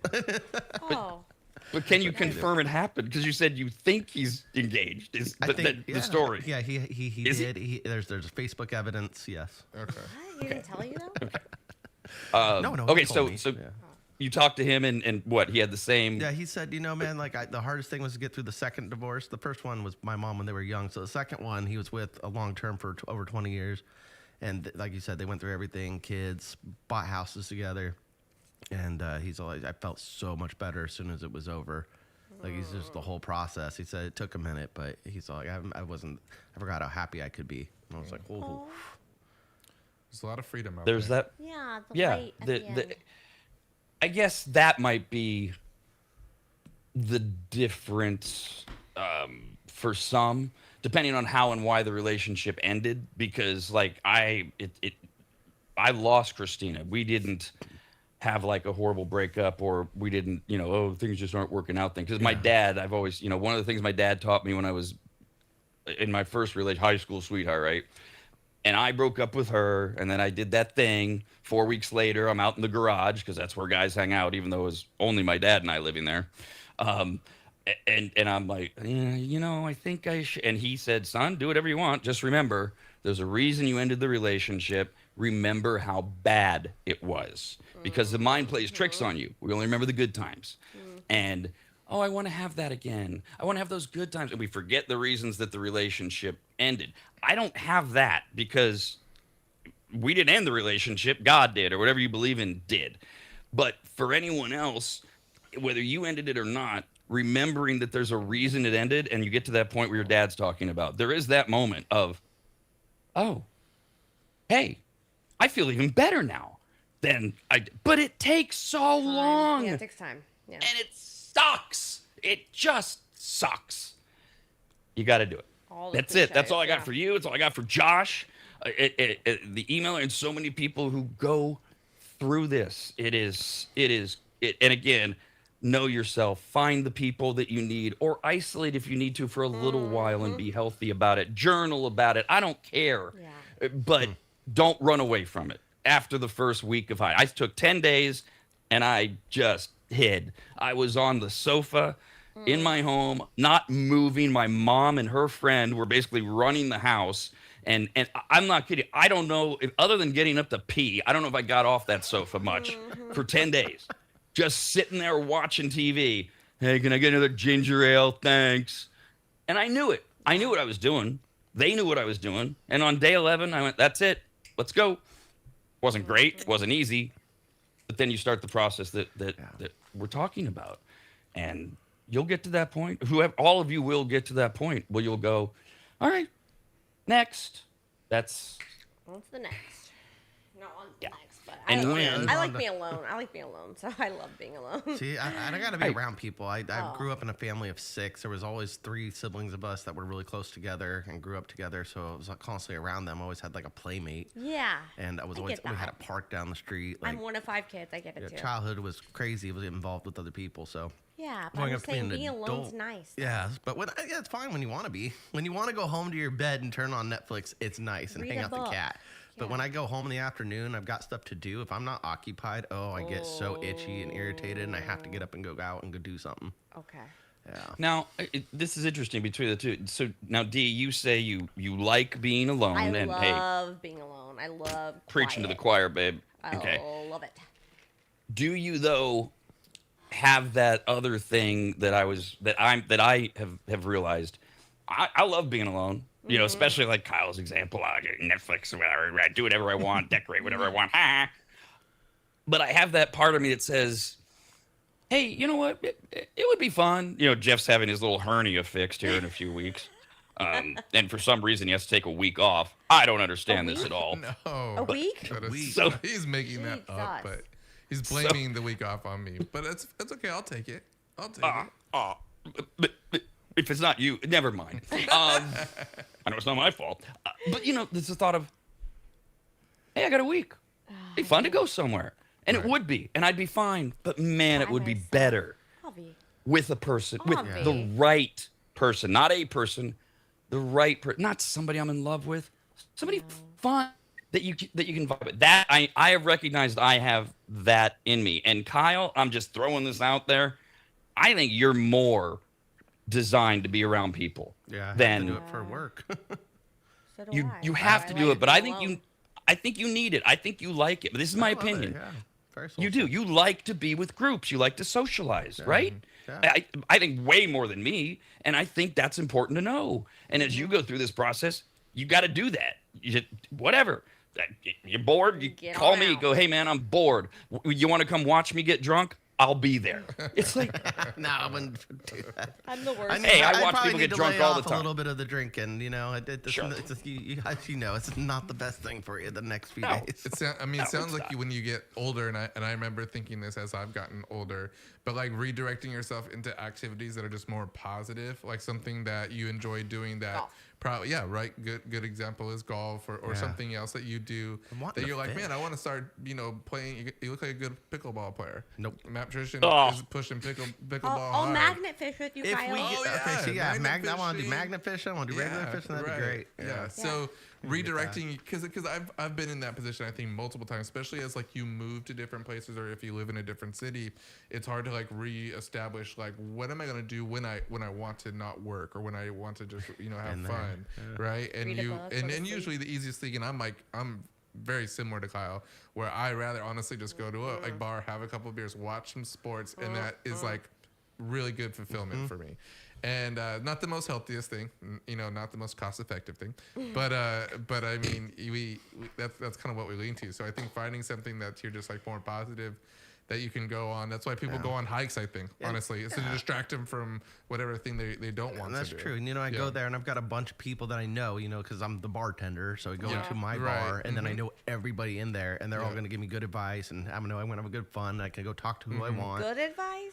Yeah. Or sketch advice. Oh no, I know who's gonna give sketch advice. Usually I'm giving them advice. I go to the ones that make me go, oh, thank you for that. Got it. Okay. Yeah, you go find the old grandmas. Oh yeah, they'll help you out sometimes. Oh, yes, the elderly grandmas will be the ones that will.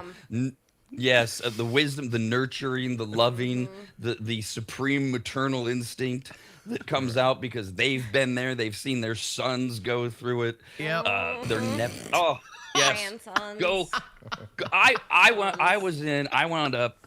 It was just a month ago or less. I wound up in an Uber with this old black grandma driving. Get it.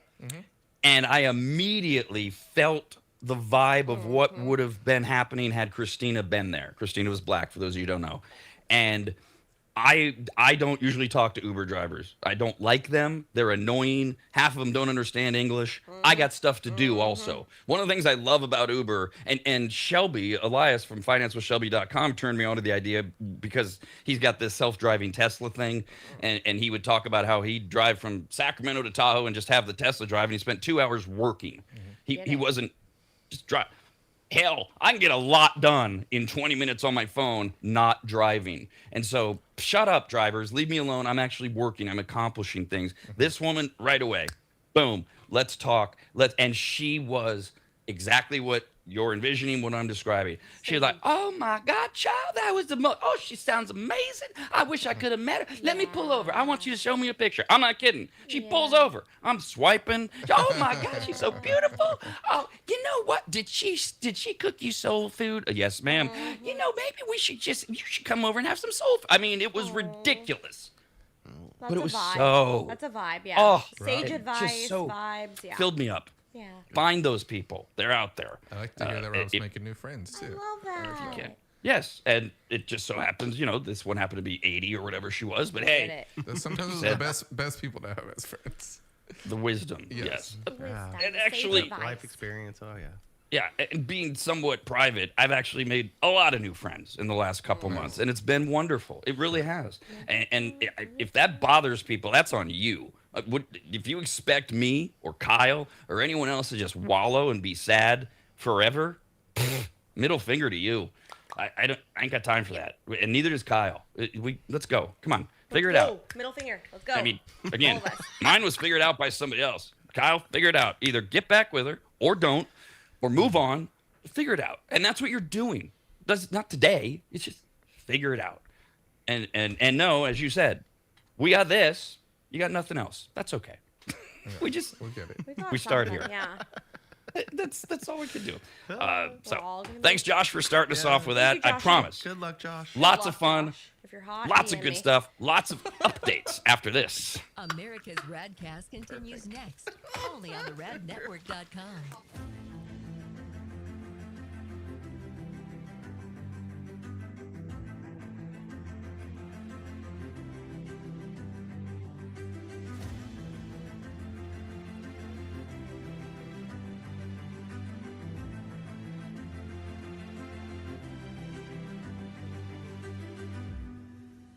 Longtime advertiser Sue Berry, that's Berry with an A, is more important now than ever. Sue and her team have been serving Northern Nevada and the outlying areas for 30 years, and her experience in both commercial and residential lending is vital, as every day we're bombarded with news of interest rates, the market, the economy, and a bunch of other stuff that Sue can actually make sense of while everyone else's eyes glaze over. Now remember, it's Sue Berry with an A, B-A-R-R-Y, SueBerry.com. Most people think berry is spelled like a fruit or Halle Berry, but no, it's Sue Berry with an A, like soul singer Barry White's first name. Stop that. Sue is a broker versus a retail lender, which means she can shop over 150 different lenders to get you the very best rate possible. And on average, someone who uses a broker like Sue saves over $10,000 per loan, which includes refinancing. And if you have a rate at 6.5% or higher, call Sue for a free quote now on a refinance. Sue Berry and her incredible team from Barrett Financial can be found at SueBerry.com. That's Berry with an A. I've been working with Sue and recommending her to you for years. All you need to do is call her now so she can get you pre-approved. Just call your residential and commercial lending expert, Sue Berry, at 775-843-9983. Oh, Rob, stop. You're going too fast. What was the number again? 775-843-9983. Or just head to SueBerry.com. The number's right there. Berry is B-A-R-R-Y. Sue Berry with an A.com. That's Sue Berry, B-A-R-R-Y.com. SueBerry.com. Disclaimer. Sue Berry, NMLS number 366040. Barrett Financial Group, LLC, NMLS number 181106. Nevada 5091. Equal housing opportunity.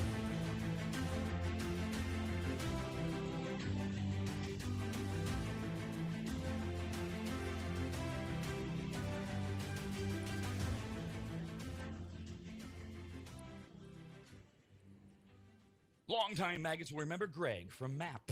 MAP, as in Maximum Athletic Performance, which guides you to better output through better ingredients, also known as nutrition. Greg has been on the RAD show many times and will be again, as he simplifies nutrition and helps us all understand what actually works when it comes to fueling our bodies, almost all of which can be found at maptrition.com. Every product is formulated with clinical precision and backed by science and purpose, and maptrition.com has something for every fitness level, even those of us who barely have a fitness level.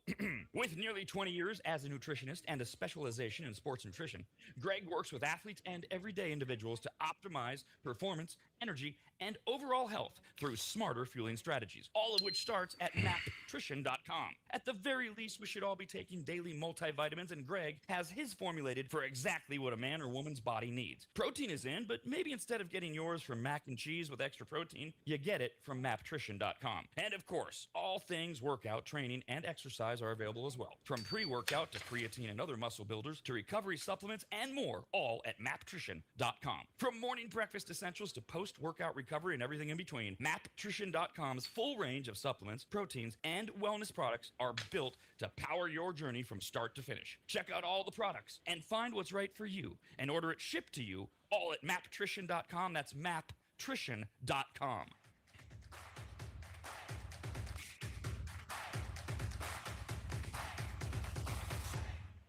This is the RAD Network, home to America's RAD Cast. Why is it still called RAD?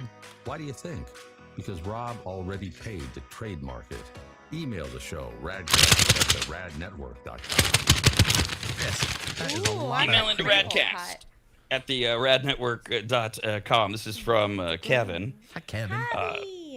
Here you go. Here's exactly the thing. The things that people say when you're going through something, breakup, whatever, that you really don't want to hear, even though you know it's true, and you'll figure out later, yeah, I know it was true. I know it was true. I knew it's true. I knew. Kyle knows what I'm about to read is true now. I don't know that he wants to hear it. That's up to him. Probably not Kevin gonna says, beat my fish in the sea advice, but you know, we'll see.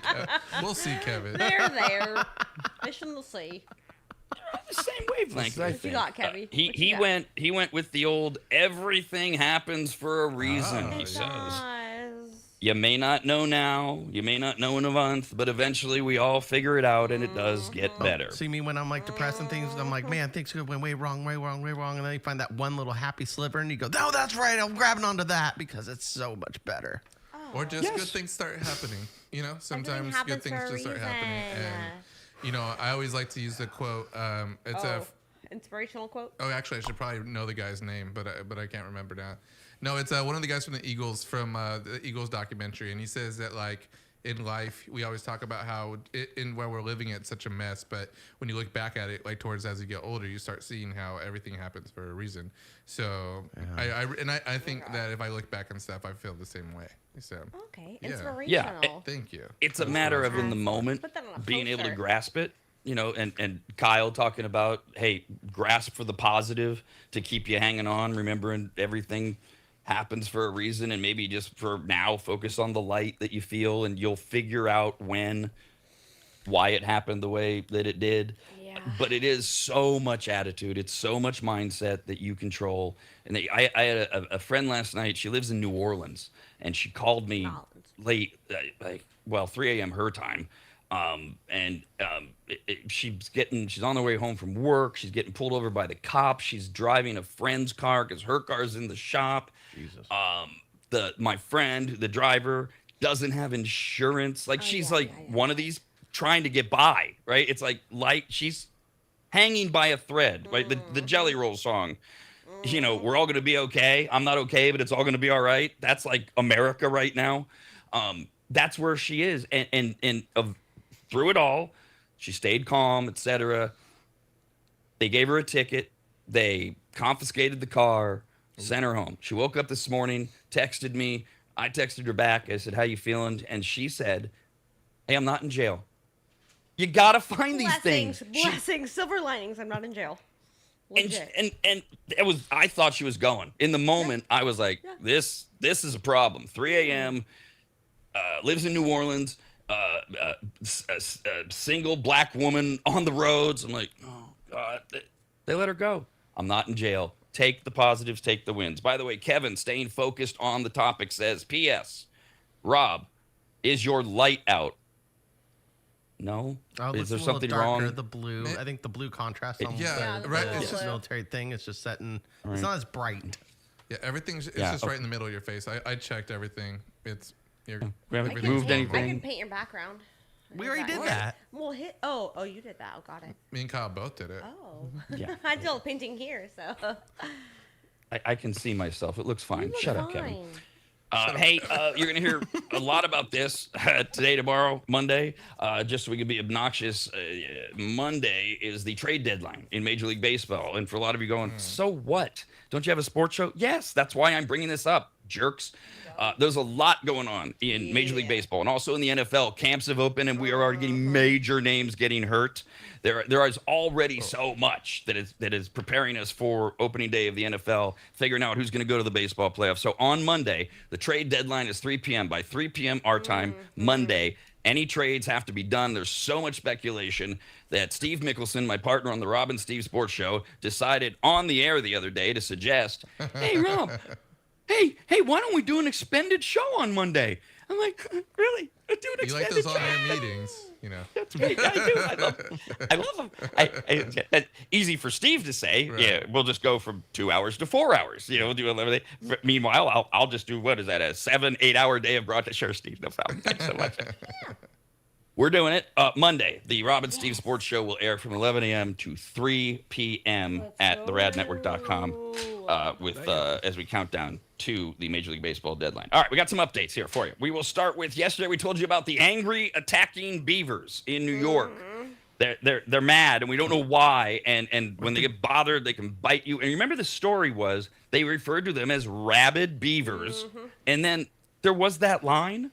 Angry beavers. But not all of them have rabies, or a Nickelodeon what? show?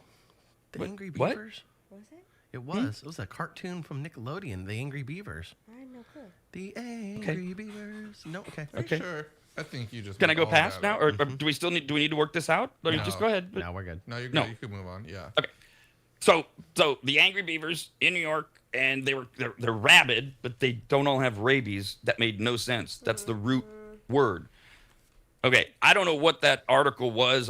That's why I stopped and said that they literally were. I don't know what they were saying, because you can't be rabid without rabies. Period. A rabid animal is a mammal infected with rabies. That is the definition. So that I wanted to clear up. And something's going on with the beavers. There's something wrong with the beaver. It wasn't just New York. A 13-year-old boy has been attacked in Maryland. He is recovering. The swimming area at Cunningham Falls State Park, where he was, is closed while they make sure the area is safe for visitors. The beaver was picked up after the attack. Yes, he had rabies. Killed him. Euthanized him. The boy will be fine, but angry beavers in the Northeast are spreading. And nobody knows why they're so upset or what they're doing. Did he get a rabies shot? Stomach. He must have. He has to have.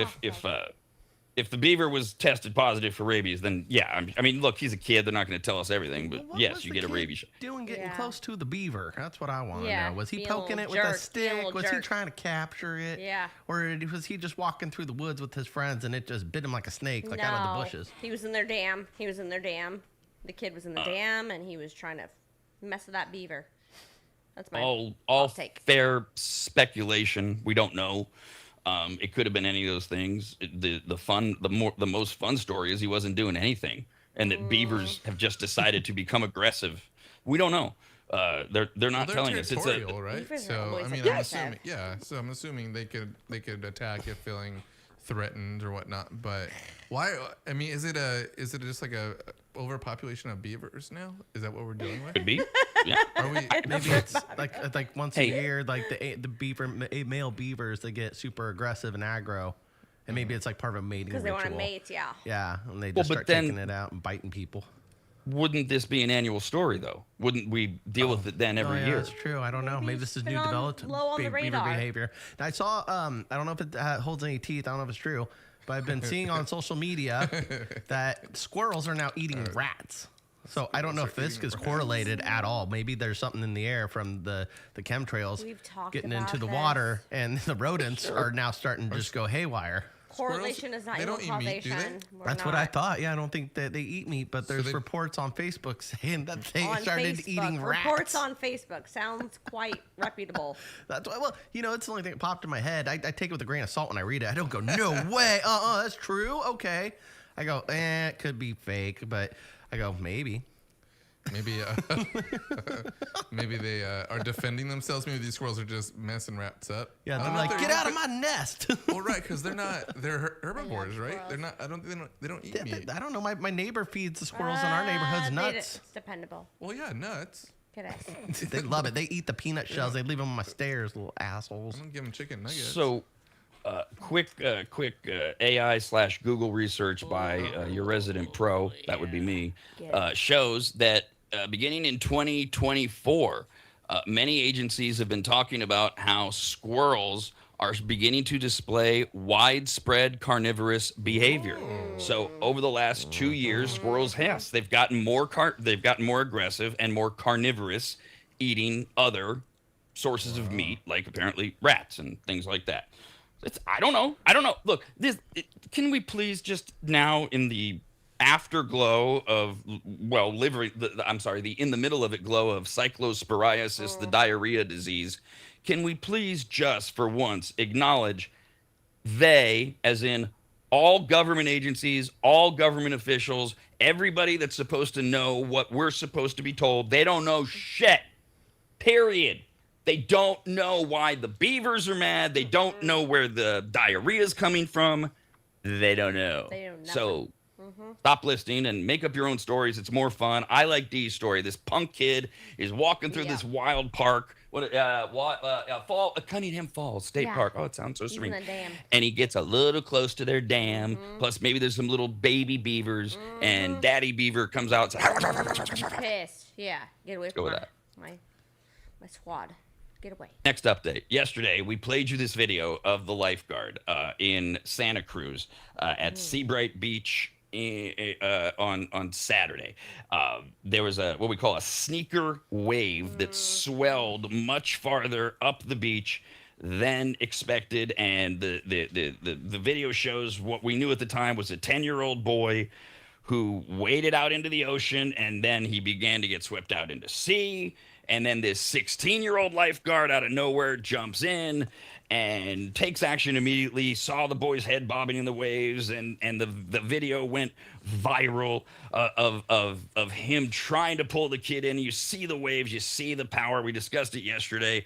It was, for me, I was a lifeguard, an ocean lifeguard for a couple years in another lifetime. It brings back so many memories. That is not the worst I've ever seen. Those are tough waves. They're bad waves that came out of nowhere. There were actually a couple dozen people that had to be rescued, etc.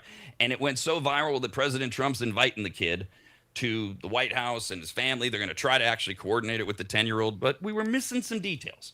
And we have a lot more today. We now know that that 10-year-old boy who had waded into the ocean was visiting with his family. His name is Nathaniel. He's from Dallas, Texas. And he was on vacation with his mother, his sister, and his father when they decided to go to Santa Cruz. His father spoke out. His name is Summit Ray. Summit Ray. It could be Rye, but I think it's Ray. Summit Ray is the dad who said the dad assumed his son was going to die. That's fun.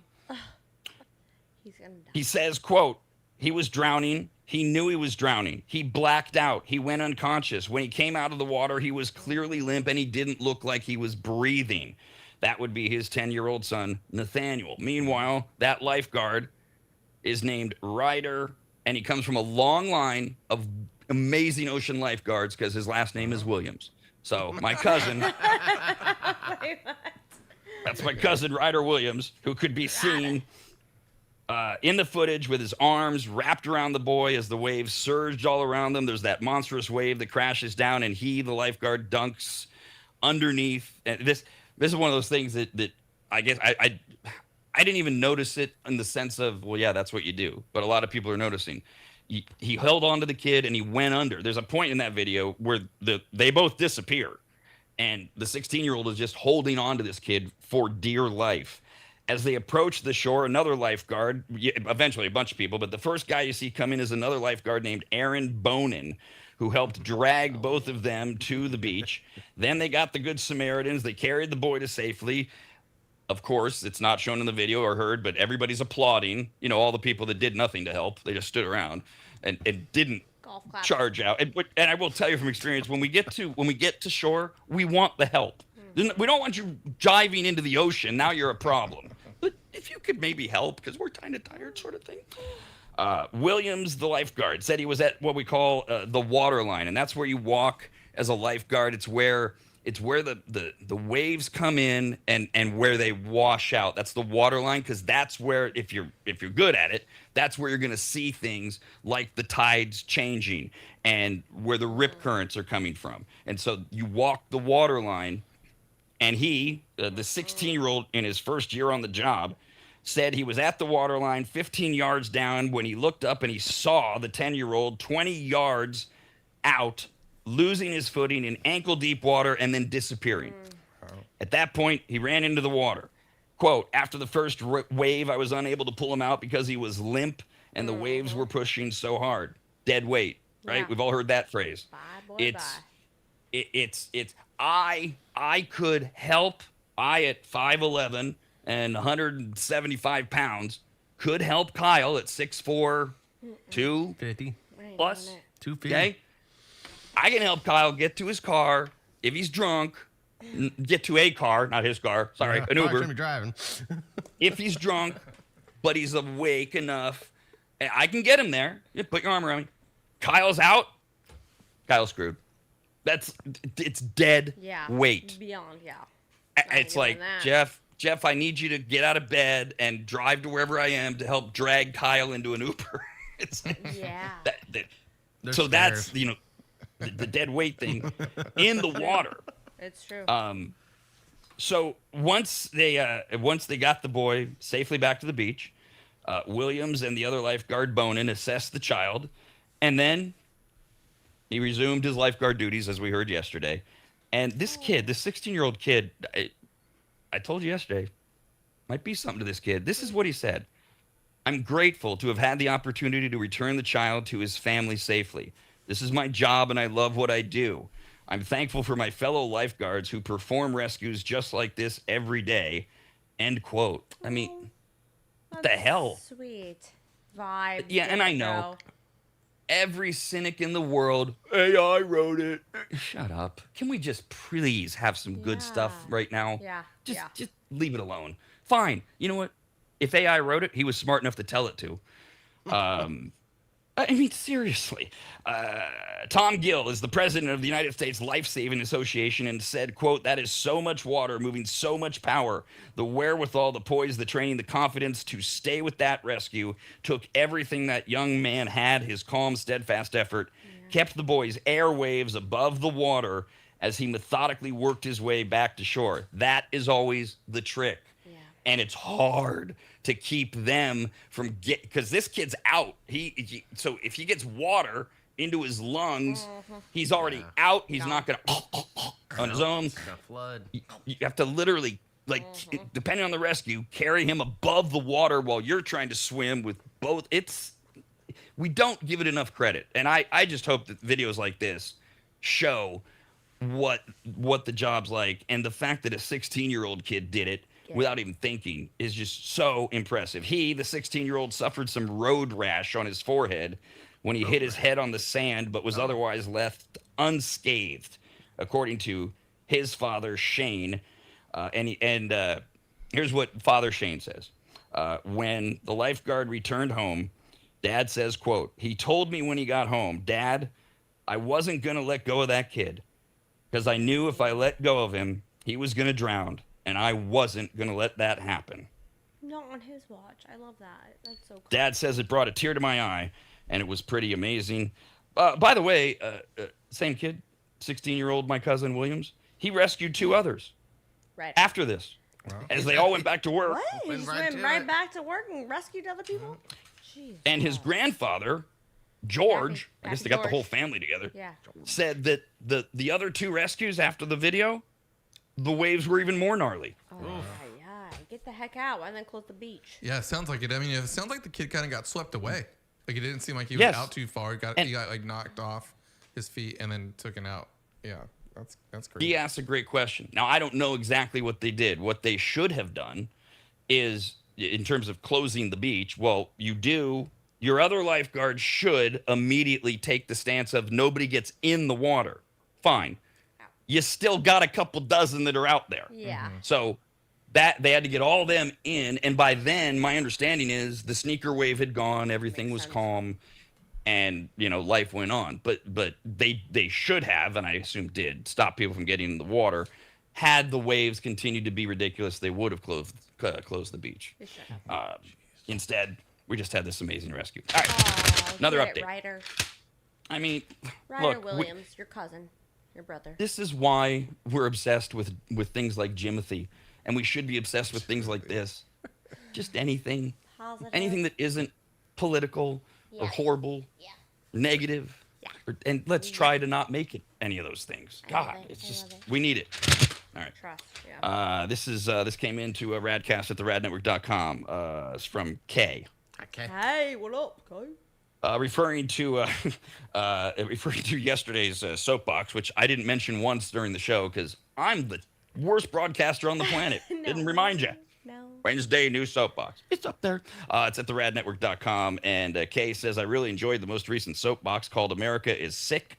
I agree with you. What the hell is going on here? Pause. That's the title. It's all about, it's old school me venting kind of soapbox over being paranoid and obsessed with everything that's out there that we're supposed to be afraid of and reacting to it. It's one thing that the media reports it. It's another thing that we go, I'm going to change everything I do because I'm going to live another 3 years and because I'm going to drink 5 cups of coffee a day now because this new study came out. Drives me friggin' insane. Kay says, to me, it seems we've been bombarded with so much fear porn for the last decade. People just can't think for themselves. They let Google and social media do all the thinking for them. And case in point, no matter what facts you put into the question, Google AI still lists Taylor Farms, Taco Bell, and Central Mexico as the source for the poop bug. But if that were truly the case, wouldn't it be nationwide by now? The West Coast has the least amount of cases of all the states. And well, hold on.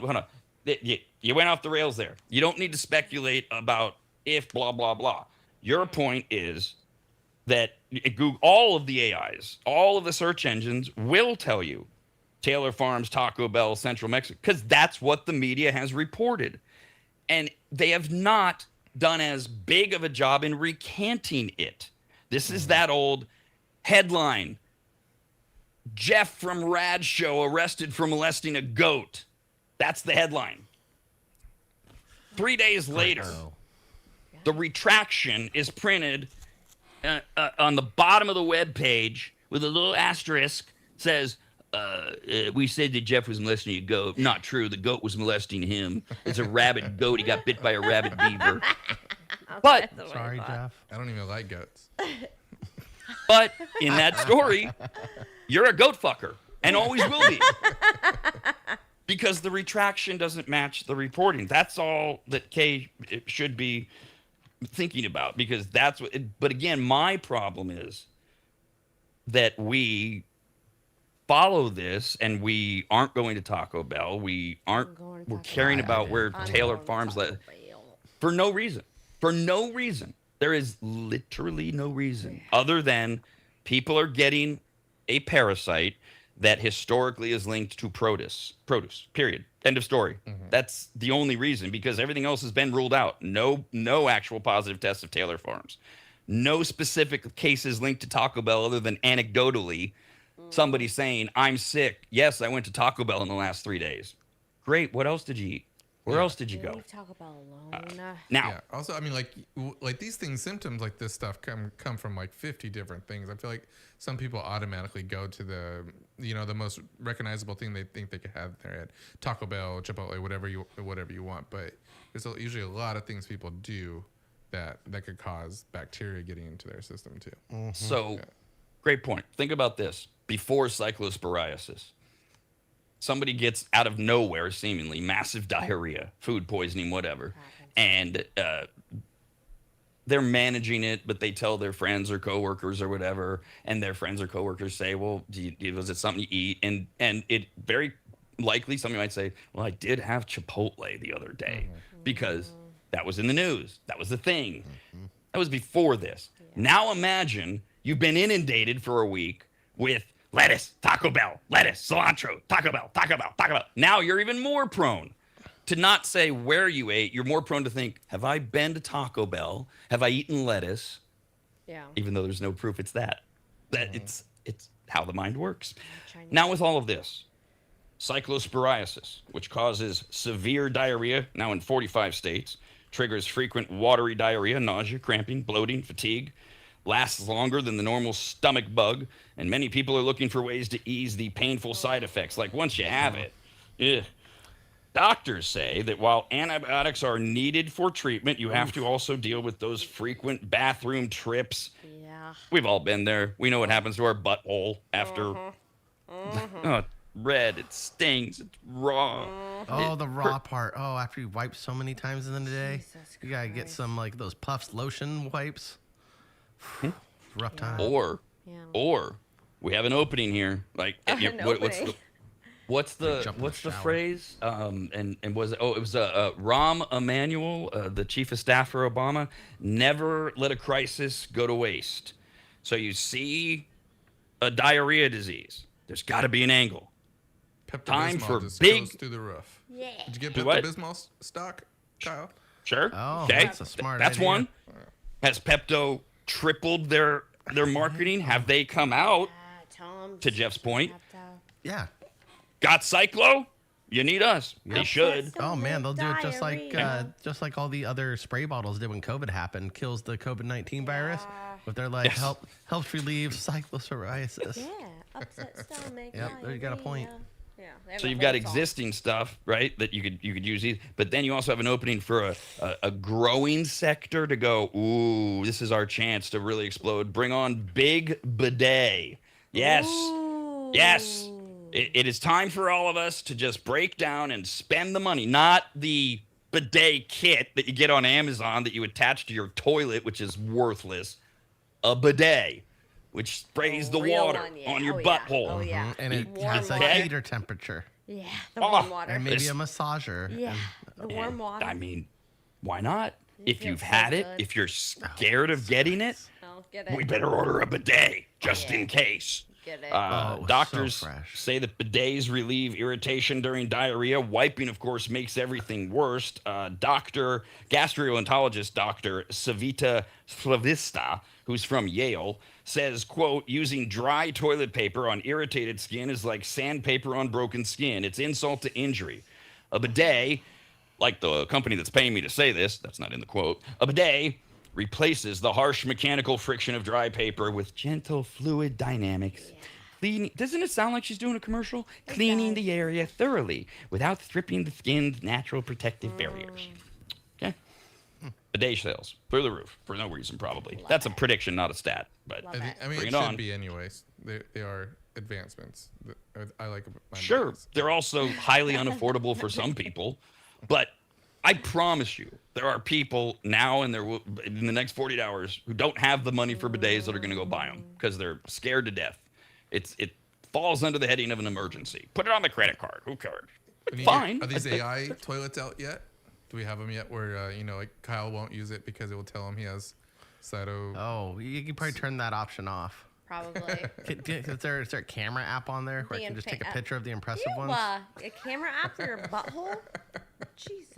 No, he wants to take a picture of the toilet. Yeah, like after you destroy it before you get to wipe, Okay. you're like, that's impressive. I And was you take confused. a picture. I thought you and were- go, I'm gonna save that for later. I thought you were doing That's something the different. fetish website. Something more ominous, yeah. Just so everybody's clear, yes, all of that exists. We've talked about it. They don't come with the bidet, but you can get these things. The cameras? There are companies that offer, like it's $199 a year for a subscription.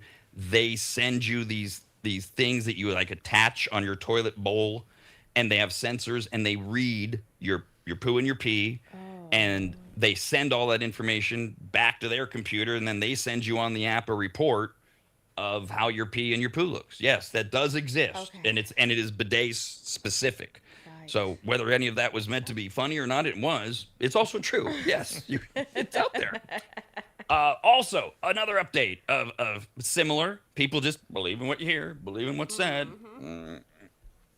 I did fail yesterday. I mentioned that I recorded the soapbox yesterday, and it went up yesterday. And I don't usually time and date stamp them, but I did fail in my stated goal of not losing my mind. And I'm going to try here to not lose my mind over it's the same thing. Believing what you hear, believing headlines, spreading false information because you haven't even investigated it. Plenty of that with cyclosporiasis. And then you have the absolute myth that drinking is declining in America. I had to bite my tongue till it bled on Tuesday's sports show with Steve. Wasn't the time or the place. He was talking about, he lives in Las Vegas. It was sports related is how it began. And he was talking about tourism being down in Vegas, which is true.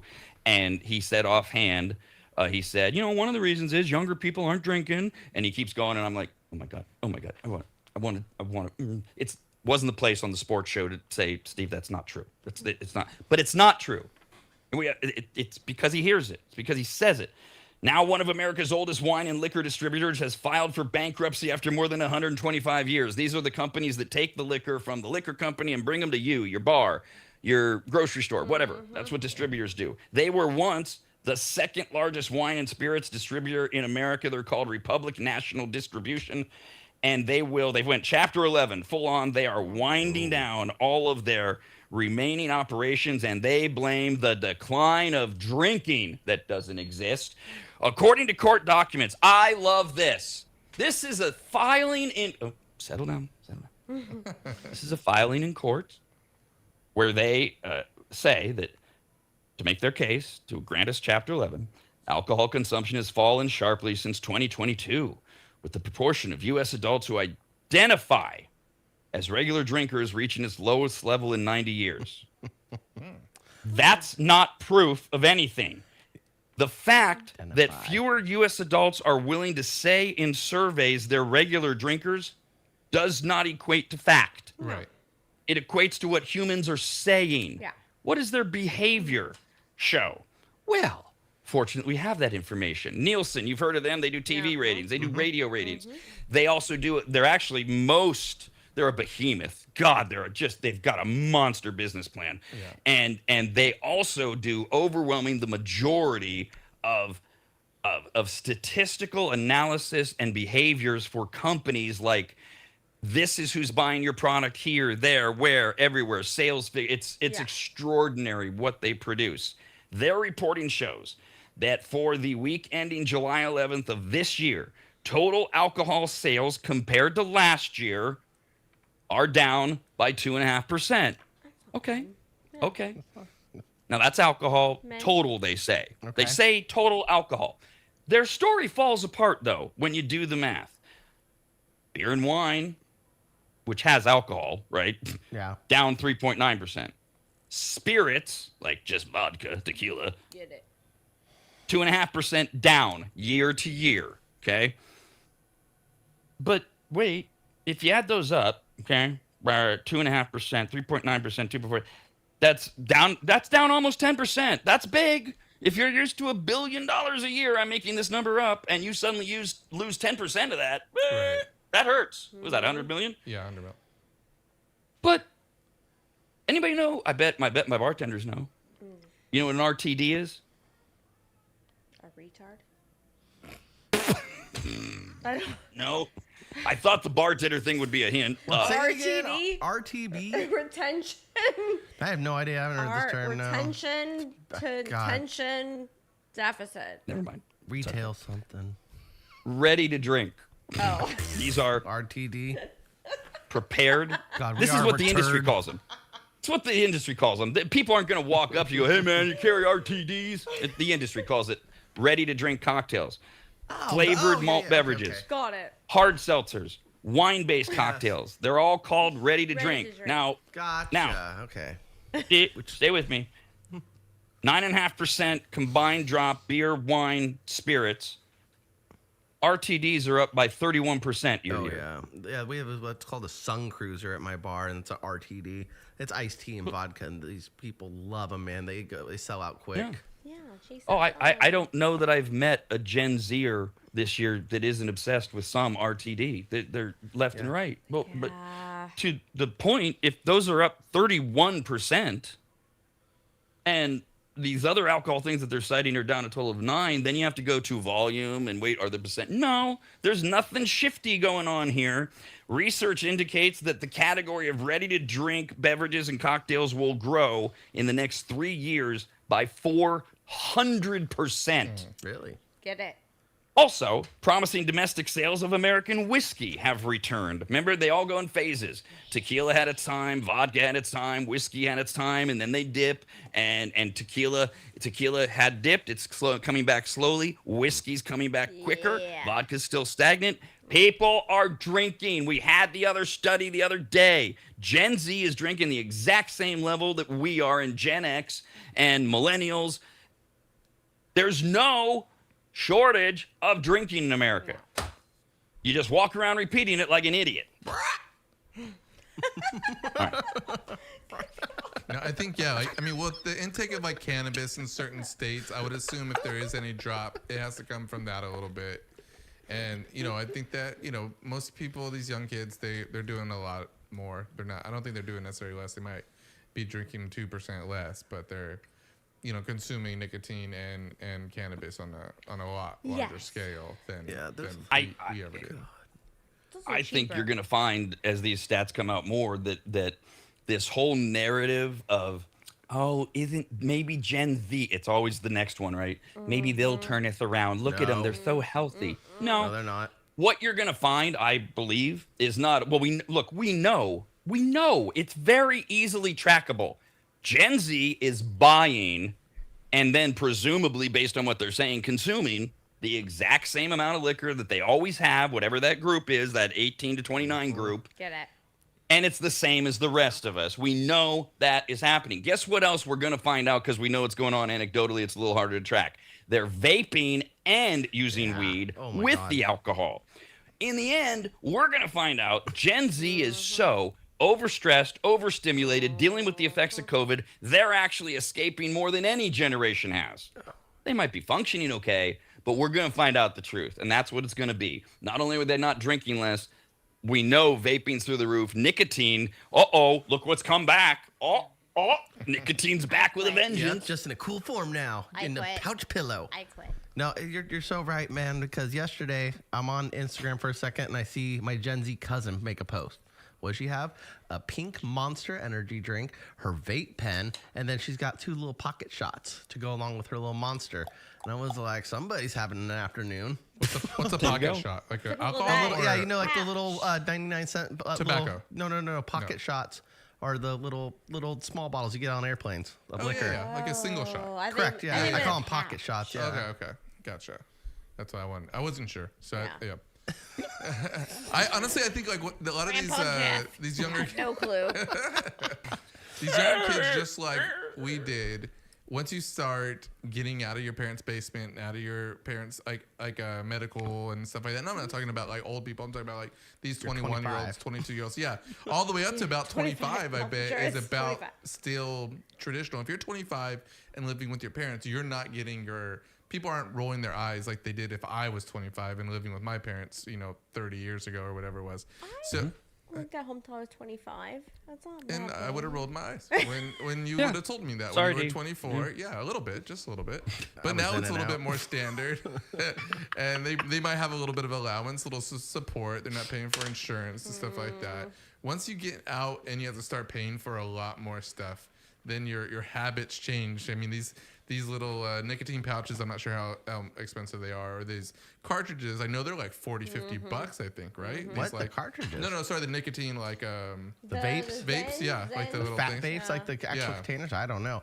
A lot of them getting the flavored ones illegally too, so they're probably paying a little extra. Right, so they're paying a lot for that. And then, as soon as they don't have any money, they're going to be drinking, Old E and King Cobra. There's nothing wrong with King Cobras. There's nothing wrong with King Cobras. You said Old E. Oh my God, I died. King Cobra. Oh, King Cobras are so good. Back in the day, there's so many good memories of King Cobra.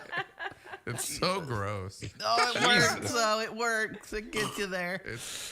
It doesn't get you there quick too. It lights you up. I'm sure it does. And that's the point, which dovetails with Jeff's point, which is they'll find some way. All of us will find a way to do our vices, to escape, to get away. Because the other thing that happens is Jeff's describing adulting, and it costs more. You know what else? More stress, more things that people aren't able to handle, maybe aren't prepared to handle. So what do? I need a drink. I need a smoke. Well, Grab there's the a handle. way. Yeah, let's go. Making Johnny fun Walker, of Jeff. you're my friend tonight. Jeff, hey, what's your pocket shot? You kid. I might be able to outdo him. Being an idiot in the weed world, like I didn't know that there was a difference when people were putting these pipe-looking things in their mouth and and I know it's to my world. Okay, you're vaping. I didn't realize one's weed, one's nicotine. Yeah. Until I asked somebody, and I went, Get it. what? Yeah. You're doing weed and nicotine, and you do this from the minute you wake up, this particular one, and I've found many more. You're constantly doing this. Yeah. And then you go out and drink. Now, no judgment. Mix it up. I'd be doing it if I was your age. But just dovetails to we're going to find out. They what make it so Gen Z easy is now. doing. Oh yeah. It used to be like in high school and college, like if you wanted to smoke, you had to go like smoke, and you had to like go outside probably. You had to like hide it from your apartment, maybe. Tons of Axe body spray. You didn't want your neighbor to report you. So, but now you got these vape pens. People are doing it in their blankets under their covers. The bar people sit at the bar and just hit it. Yeah, we have a little sign that says no vaping, but no one enforces it. Pass it Yeah. around. No one I've seen cares. that. Yeah, I've done it. I hide it in my bra. When I go to a Kings game, I hide it in my bra. Oh, that's I smart. shouldn't say that, but I was like, I've done it. Well, you're closing up. There's nothing going on. Why not? People My weed use that argument stupidly. Well, yeah, now you made it so easy. Everybody's doing it. Guess what was happening before? They were either finding a way to do it, like Jeff's describing, or we went to much worse things. The lack of we learned this in Prohibition, but then we forget everything. The lack of quick and easy access to the safest forms of vices we can get will then cause us to go to the dangerous ones. That's where huffing came from. Do your research. The only reason people started breathing in intentionally these high doses of aerosol cans was because it was an easy, accessible way to get high as a teenager, tweenager, and older in a time where weed was completely illegal, cigarette was starting to go down, and they went to, hey, what else can I do? It's the old Dennis Miller joke, back when he was funny, back when he wasn't political. You take everything away from us, we'll figure out how to spin around in a circle while holding a baseball bat until we get dizzy and pass out, just so we can escape.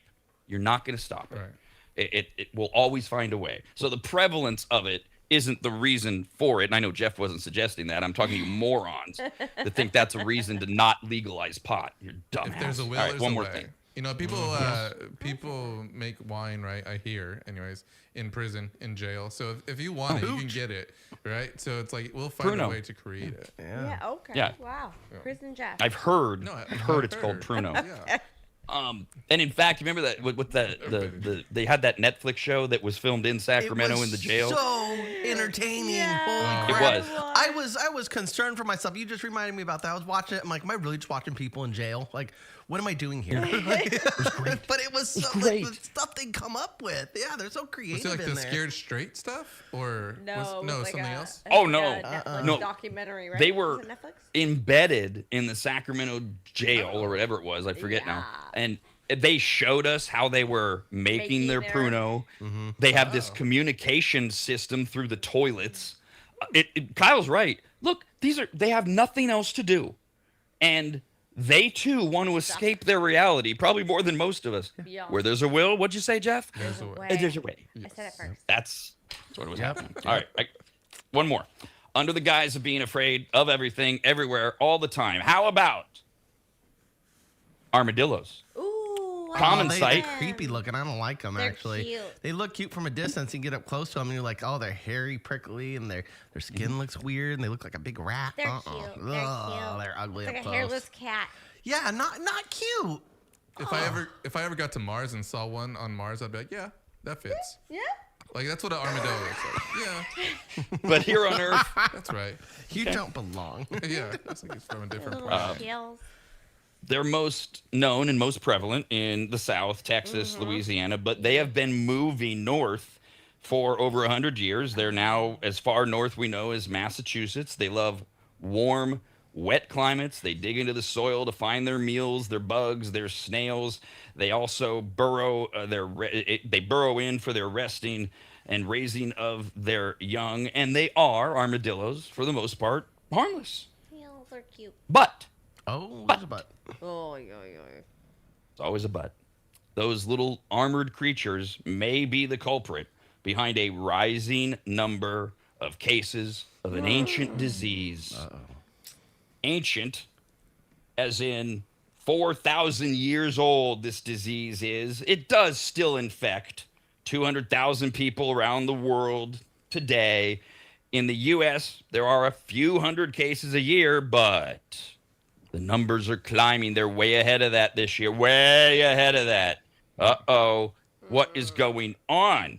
The disease is Scarlet caused fever. by a bacteria called Mycobacterium leprae.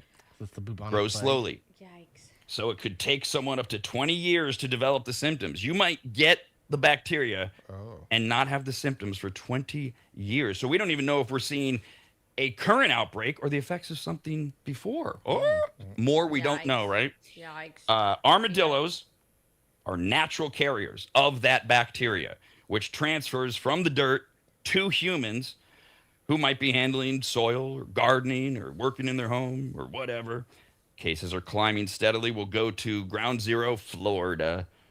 In 2022, they had 8 cases of this disease. In 2023, they had 23. Triple the cases. 8 to 23. These are just cases. Nobody died. Okay. In 2024, they went down to 20. 26 last year. This year, just Florida is at 74 cases. Wow. And around the country, we're way over what our number's supposed to be. Dillos be Dylan. This bacteria affects the skin and the nerves. People develop thick areas of skin and ulcers. They lose eyebrow hairs and eyelashes. You get numbness, paralysis, particularly in your hands and your feet. And it can lead to blindness. You've heard of it. It's in the Bible 68 times. Armadillo? Leprosy, Leprosy, is back. I was like, armadillos Now, in the Bible? Again, what about the Bible? What? No, you said that. I was like, armadillos are in the Bible? I was like, I didn't know that. Leprosy is. Yeah, Oh, leprosy. leprosy for sure. Not armadillos. I know. I was confused. Wasn't one of the Pharaoh's curses? Leprosy? Dear God. I thought you Sure. were going to say armadillo. Sorry. I thought you were like, wasn't that one of the 12 plagues on Yes, Egypt? Moses went over to the Egyptians and was like, you get cursed with armadillos. Armadillos, everyone. Now, leprosy does not easily spread between people. And in fact, 95% of us have a natural immunity to it.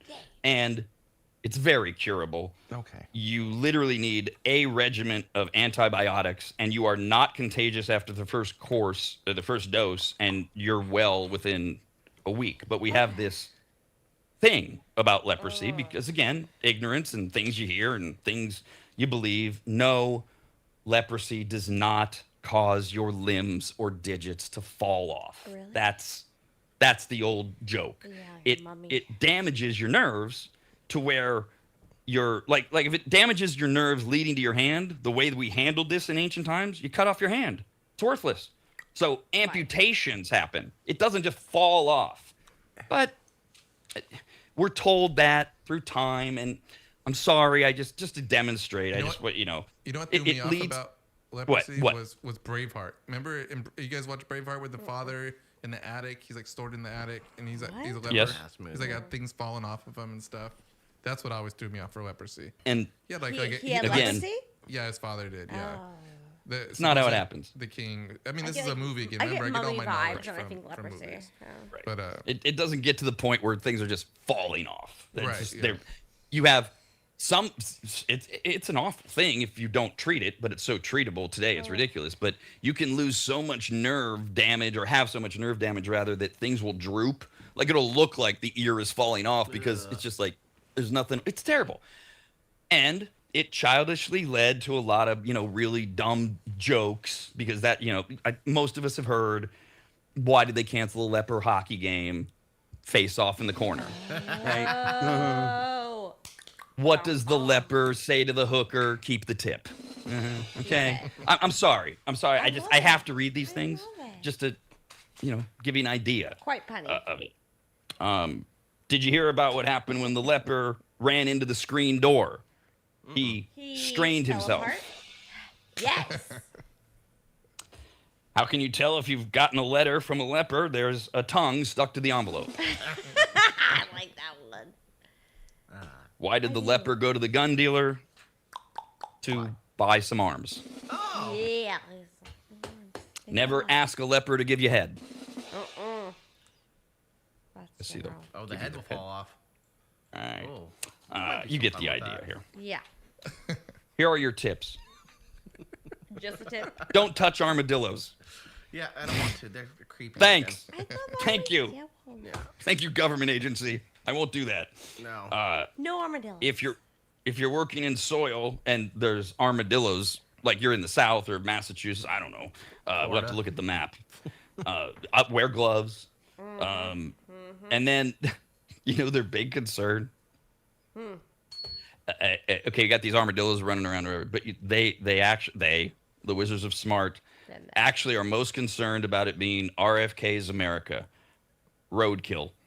Several experts have raised the possibility that bacteria we know that the bacteria spreads even when an armadillo dies on the road, but so many people are so curiously getting out of their car and investigating the armadillos or cutting off its penis, like RFK does with raccoons. That's where they're afraid this is growing from. It's growing. The hill people coming out going, oh, look at this fancy roadkill. It's only 2 days old. We only get leprosy. That's all. I mean, But we eat for tonight. while it's a few states, ground zero is Florida. So, yeah, it's hill people mentality. Yeah, it's we're good. We'll grill this up. Oh, I hear banjos. Oh. I do. Twang, twang, and twang. America's RADcast continues next, only on the radnetwork.com.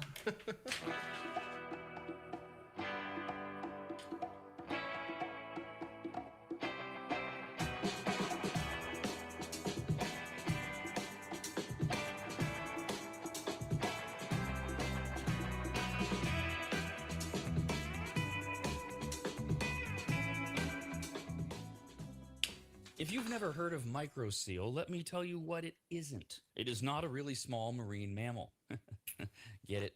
A micro seal? Oh, fine. Just ask AI. AI describes microseal this way with a bunch of AI words. Microseal is a premium, eco-friendly, and biodegradable fabric protection spray that penetrates deep into fibers to provide permanent stain, soil, and sun fade resistance for rugs, furniture, and delicate fabrics. It uses nanotechno blah blah blah and blue blue blue blue blue. What AI is trying to say is that microseal is non-toxic, non-allergenic, safe for pets and children, and although AI doesn't say this, it should, you need to contact a longtime maggot Joel from AdvantageSteam.com right now to get him to apply microseal for you. You can even make appointments online at AdvantageSteam.com. We've had microseal for years at Williams Manor, and it treats a lot more than carpets. Microseal protects virtually all fibrous materials, including wool, cotton, silk, suede, leather, and synthetic fabrics. It protects upholstery, carpets, rugs, draperies, and clothing, including wedding dresses. And ladies, you're going to need what? 3 or 4 of those in your lifetime. And it protects against stains, moisture, and UV degradation without changing the texture. Also, if you're an interior designer, Joel has a special program just for you, and all you have to do is say the password, which is what? What? There's no password, I guess. Never mind. Whoever you are, contact Joel at AdvantageSteam.com. And if you're an interior designer, tell him, I guess. I don't know. That's AdvantageSteam.com, where you'll learn more about MicroSeal and everything else that Joel offers. At AdvantageSteam.com, that's AdvantageSteam.com, AdvantageSteam.com.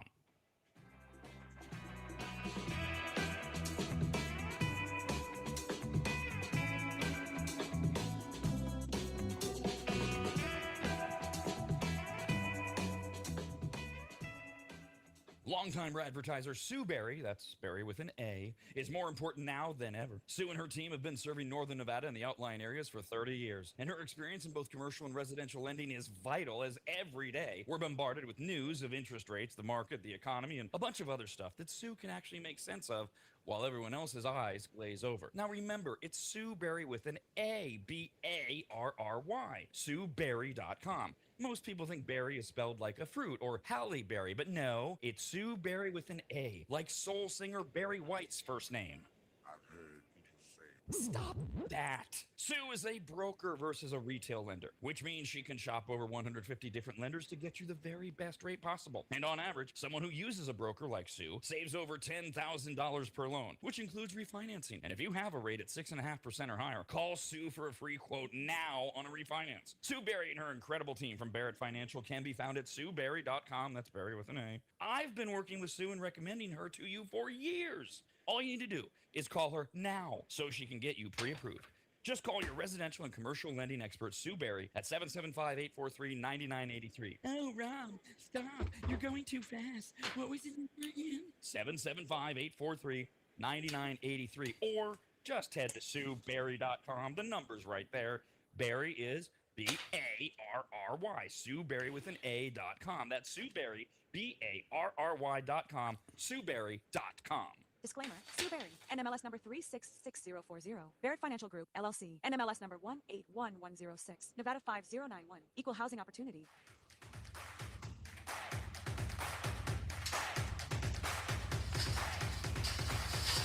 And now, live from Midtown Sacramento, this is America's RAD Cast, presented by the RAD Network. Follow us online pretty much everywhere. Find all the details at theradnetwork.com. That's worse than a fucking single cut. It's not good on the microphone. Dear God. Well, I don't care, Kyle. I really don't. But thank you for letting me know. Dear God, what is in there? All right. Well, these are my. This is very important. These are my binder clips. Is that what they're called? Yeah. And they'll hold together my various stacks of show prep.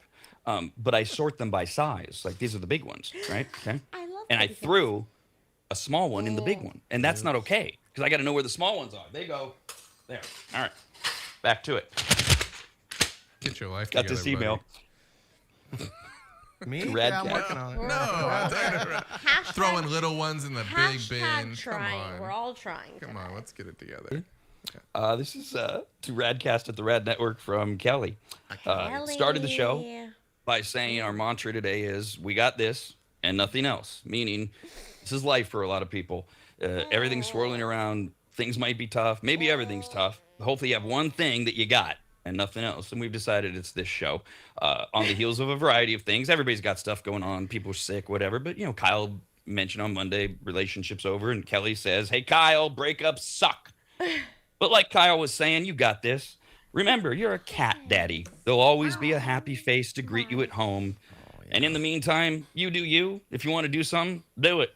Also, if you have spare room now, grow yourself a plant that brings you smiles, if you know what I mean. Vibes. Thanks for the heads up. I'm not going to be that house on the block that everybody walks by and goes, damn, what's in there? I could do a 'Cause grow. then there's some sketchy people. I don't need my house burglarized. I could do a hydro grow for you. I have a hydro. I Okay. just don't grow that. I grow peppers and basil. Oh, basil. just little vegetables. Yep. They make it so convenient. Just go to the store and get what I want. And like I like to eat my stuff now. I don't even need to smoke, but my lungs get harsh and hurt if I smoke too much. Well, you know what? Quick little off ramp. When we were talking about, Jeff was talking about, I think it was he brought up, you know, immerse yourself in things you love, do things to distract you. I was going to ask Kyle because, you know, I know you like to cook. I don't know if you're at the level of loving it like I do, but are you are you able to embrace that, like, or do you only enjoy cooking if you're doing it for someone else, or can you cook for yourself No, and I get can cook for joy out of myself. it? Oh, trust me. Yeah, I love cooking. Do that more. I just don't Plans like out cleaning. dive into it. I just don't like cleaning the dishes. Yeah. Sure. I get. Come on, is it? Can't you open your No, door I and have yell I'm out? just being silly. I have a dishwasher. It's great. It works amazingly. Look, you got a point though. There's a limit. Just yell for a foreigner. They'll come running. They'll take care of it for you. You just give them something in payment, like some weed or something. They'll be fine. We got to do some entertainment news here, just quickly. All right. Curtain and lights. It's time for entertainment news. Entertainment news brought to us by our pal Sue Barry. It's Barry, Sue Barry with an A at SueBarry.com, Northern Nevada's commercial and residential loan lender, real estate agent. She's independent. She's a broker. She can get you the best deal. She's a hell of a gal, and I'm sure she's just so thrilled to be sponsoring this show today as we talk about armadillo penis and pot and everything else. Entertainment notes we've been talking about. Movies. They come out, and so many of us go, I'll wait. And they're getting to our homes quicker and quicker. Yesterday, the streaming premiere of The Devil Wears Prada 2 dropped on Disney+. Wow. I don't care, but there it is, kids. If you didn't go see it, 2 months ago, and you want to, it was a huge blockbuster. You can now, if you have Disney+, you can see The Devil Wears Prada 2. Yeah. Today, the streaming premiere of the third or second biggest movie of the year so far, the Super Mario Galaxy movie, is on Peacock now. Oh, nice. Where Bowser Jr. captures Peach's older sister Rosalina and attempts to free Bowser, played by Jack Black. Yeah. Chris Pratt and Charlie Day return as Mario and Luigi. Anya Taylor-Joy is Princess Peach, and Keegan-Michael Key is Toad. But there, Super Mario. It seems like we're just whatever amazing. kids they can't. No, it's amazing. It's there. You've seen it. Peaches. Did you see it? I saw it in theaters. In theaters. Yes, I did. In theaters. I did. So I actually watched my The nephews. Devil Wears Prada 2 last night. I In was theaters? doing some work not in theaters. On was it Disney or whatever we said? Yeah, Disney Plus. Yeah, in the background while I was working. It was fine. Peaches. I didn't mind it. Like, it wasn't anything that I was like, oh, spectacular. Did you guys watch it at all? I watched the first No. one. Yeah. I But skipped that. I don't have a desire to really put the second one on. I saw the first one. I knew what it was about. But It was I'm fine. like, I'm not it's really my sure thing. why people didn't like it. I thought that it wasn't anything like spectacular at all, for sure. Yeah, I think skip maybe that. like it was too pleasant. Like, it was maybe too trying to like make everyone happy type of thing. I kind of got that feeling a little bit. Like, it was fine to me. It wasn't a bad movie by any means. Okay. It was just, I only paid attention to the box office, which was spectacular. Was the buzz on it not good? Was it not well received? I think the critical, the reviewers of it, these critical acclaimed people, the reviews weren't that great. But I think Rotten Tomatoes, I'm looking it up right now, it's like at 80%. So, I mean, it's like, again, average. For real? And that's kind of exactly how I felt. Lies. Average. Yeah. And that's how I felt about the first one. I mean, I only saw the first one because I was drugged to it by a woman. I mean, why else would I be going to that? Yikes. And I remember being same way. pleasantly surprised that it didn't suck, but it was still like, okay, cool. Now you have to go to Batman with me or whatever. And so I'm like Kyle, I don't have an interest in seeing it. I might put it on in the background. I don't either. Because but Yeah, I saw that it was available, and I was kind of like, all right, I want to see it. Like, I definitely want to see if it's good or bad. And I watched it enough. Like, again, like, I thought In it the was background, okay. you watch it enough? I watch like everything in the background while I'm working. Good. yeah, So you and like, me both, pal. Yeah, it's like, I mean, I don't think that I Vibes. can just sit. I watch like TV shows that like over and over again. I guess like Seinfeld, like an example. I'll do that and watch it. I'm going to bed usually, something like that. I'm shutting down. Yeah. But if I'm actually, it's during the day or before I go to bed, I'm working and then I'm watching something in the background. Movie? Like, Yeah, you I want to watch that. that? So no, it's on Peacock now. I want to watch that one. It's a vibe. It's so good. Because the first one's still on, like, I don't know, Netflix or something. I see it and I go, oh, is that the second one? And it's not. Yeah, So it's good. Yeah, so the Super Mario Galaxy movie is on Peacock. Okay. And I'll yeah, watch that. it's the same thing. There's stuff like Seinfeld. That's funny you mentioned that, Jeff. That's a background show for me because I've seen them all a million times. Whereas if it's something I know I need to pay attention to or want to, that's where I'll shut everything down for a little bit and focus. Yeah. Otherwise, always in the background. If it's something And I really want to watch, or like I literally have like committed myself to the night, like I'm done for the night kind of thing, and try to get into either a movie or a like murder series, something like 3-part series on Netflix or whatever it is. I'll do that. But if I'm just watching like Seinfeld or something like that, I'm usually shutting down for the night. Like I need to get my brain to stop wanting to work and stuff, and that usually does it. I do it with a lot of shows like that. Yeah. Okay, that makes sense. I because like for example, I can't work and listen to or watch The Daily Show. Like I need to listen. I need to watch to enjoy it. Yeah. Not oh I got to watch it for work. No, just I'm going to miss the jokes. I'm going to miss the topic or whatever. So that I've got to just stop everything. So, but I'm not really turning my mind off because it's topical and I'm laughing and I'm paying attention and such. So yeah, I see what you're saying there. The thing to me that jumps out here is if you could go back 10 years, which is not a long time, maybe even 5 years, and tell people, hey, the biggest movie of the summer or one of the biggest movies of the summers that came out in May, late May, early June, you'll be able to watch it in your house before the end of July. We'd be like, no. Yeah. That's where we're at. This is one of those little things. Yeah. Don't take it for granted, kids. It's great. Yeah. It's great. It's still relevant. We're talking about Devil Wears Prada 2 and Super Mario Galaxy movie, and it's not a 3 year later, 2 year later, 1 year later conversation. Both these movies are relevant, and we're watching them in our homes. I know fast food, America wants everything right away. Fine, still worth the conversation. Still worth it. That's an extraordinary, and we know. We all want it to move to where can we get these things in our home like the same week they come out or the week after? Please. Everybody's arguing with, are we going to keep movie theaters in business? Are we going to do that? Is what the consumer wants? But this is incredible that you have it right now in your home, whether you're going to watch it or put it on in the background. One other note, I want to thank Netflix for their very timely documentary that they dropped today. It's a British miniseries, based on the true story about their joint investigation with the FBI to hunt down the terrorists who took down the transatlantic flight of Pan Am 103 over in 1988. Wow. I have been sitting around for 40 years waiting for this documentary about the Scotland bombing of Pan Am. What? Is there new evidence or something? No. That's what annoys me. Like, no, like. If they have a whole docu, there has to be some evidence. No, there doesn't. No. Not new. Doesn't have to be new evidence. Oh. I mean, I've seen all sorts. That's all. Crap. Recycling it. They're like, yeah, this got a lot of headline. Remember this? Oh, look, we can put some cool new graphics on this. Let's put it out. Yeah. What's the hijacker? The guy that BJ or something Cooper, right? Come on, Rob. You know it. JP Something Cooper. Something Cooper. The guy that like hijacked a plane. And took like money.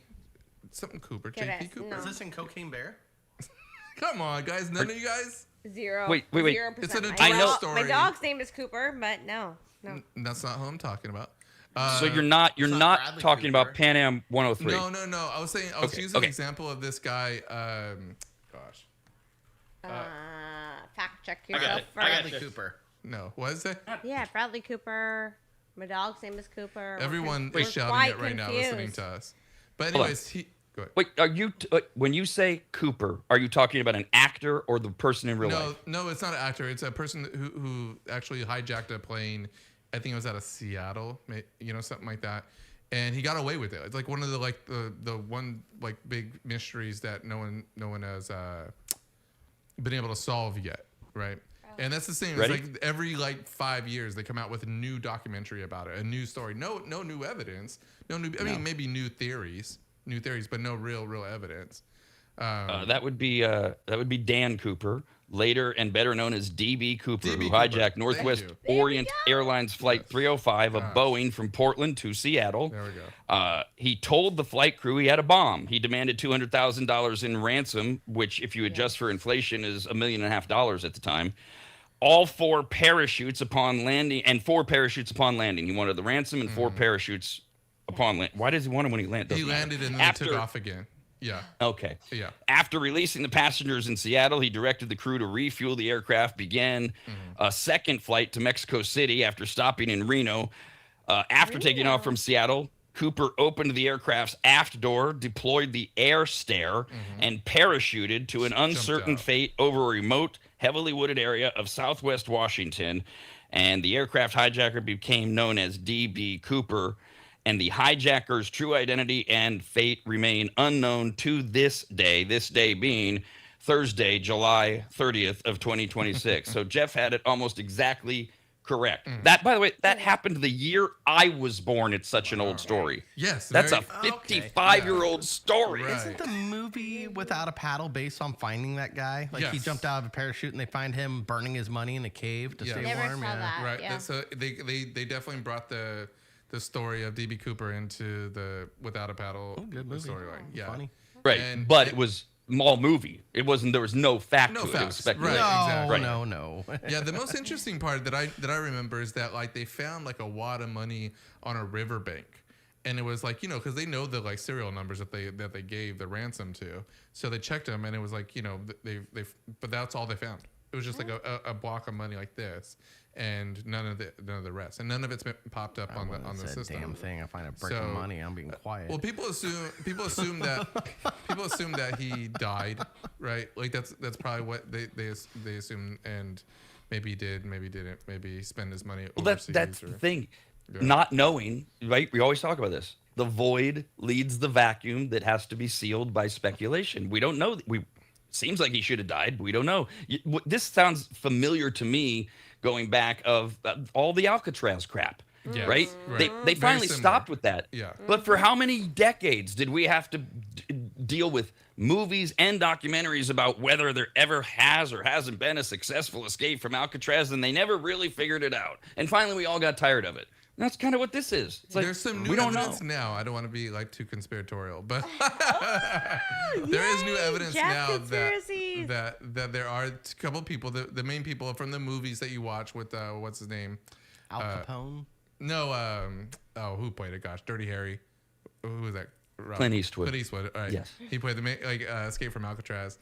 The original Escape from Alcatraz. Yeah, and so there's a couple guys who might have escaped, and now there's like a lot of research that they get away, like they've done some like genealogy stuff, or like they tested like stamps that they sent to their family. Yeah. Okay, get it. I watch a lot of murder mystery documentaries. Hey, and stuff like and that. Yeah. Is there on Netflix? As long as there's something new to nibble on, that's okay. So maybe if you care about the Pan Am flight of 40 years ago that involved a bunch of foreigners, you'll find something new in this Netflix documentary. But it can't be that big new, because that was a huge deal. That led to the whole Libya thing. Yeah.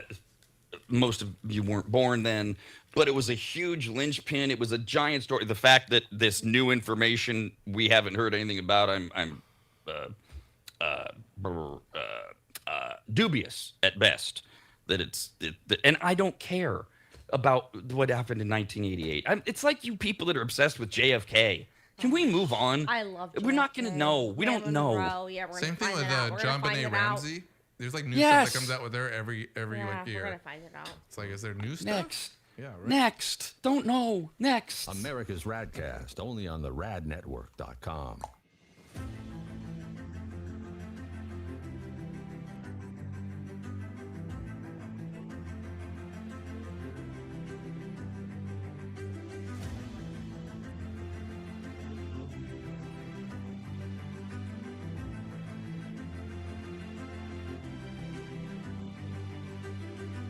Longtime advertiser Sue Berry, that's Berry with an A, is more important now than ever. Sue and her team have been serving Northern Nevada and the outlying areas for 30 years, and her experience in both commercial and residential lending is vital, as every day we're bombarded with news of interest rates, the market, the economy, and a bunch of other stuff that Sue can actually make sense of, while everyone else's eyes glaze over. Now remember, it's Sue Berry with an A, B-A-R-R-Y, SueBerry.com. Most people think berry is spelled like a fruit or Halle Berry, but no, it's Sue Berry with an A, like soul singer Barry White's first name. I've heard people say Stop that. Sue is a broker versus a retail lender, which means she can shop over 150 different lenders to get you the very best rate possible. And on average, someone who uses a broker like Sue saves over $10,000 per loan, which includes refinancing. And if you have a rate at 6.5% or higher, call Sue for a free quote now on a refinance. Sue Berry and her incredible team from Barrett Financial can be found at SueBerry.com. That's Barry with an A. I've been working with Sue and recommending her to you for years. All you need to do is call her now so she can get you pre-approved. Just call your residential and commercial lending expert, Sue Berry, at 775-843-9983. Oh, Rob, stop. You're going too fast. What was the number again? 775-843-9983. Or just head to SueBerry.com. The number's right there. Berry is B-A-R-R-Y. Sue Berry with an A.com. That's Sue Berry, B-A-R-R-Y.com. SueBerry.com. Disclaimer. Sue Berry, NMLS number 366040. Barrett Financial Group, LLC. NMLS number 181106. Nevada 5091. Equal housing opportunity.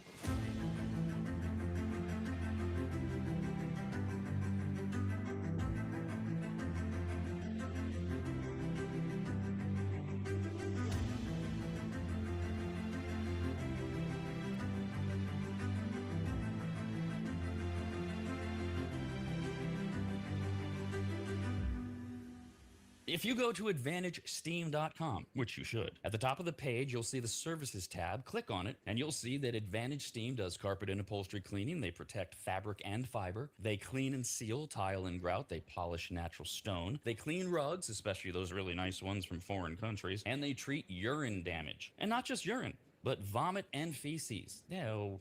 Yuck. I assume if you need that service, you either have children or pets or you live in a frat house. But either way, they'll take care of you.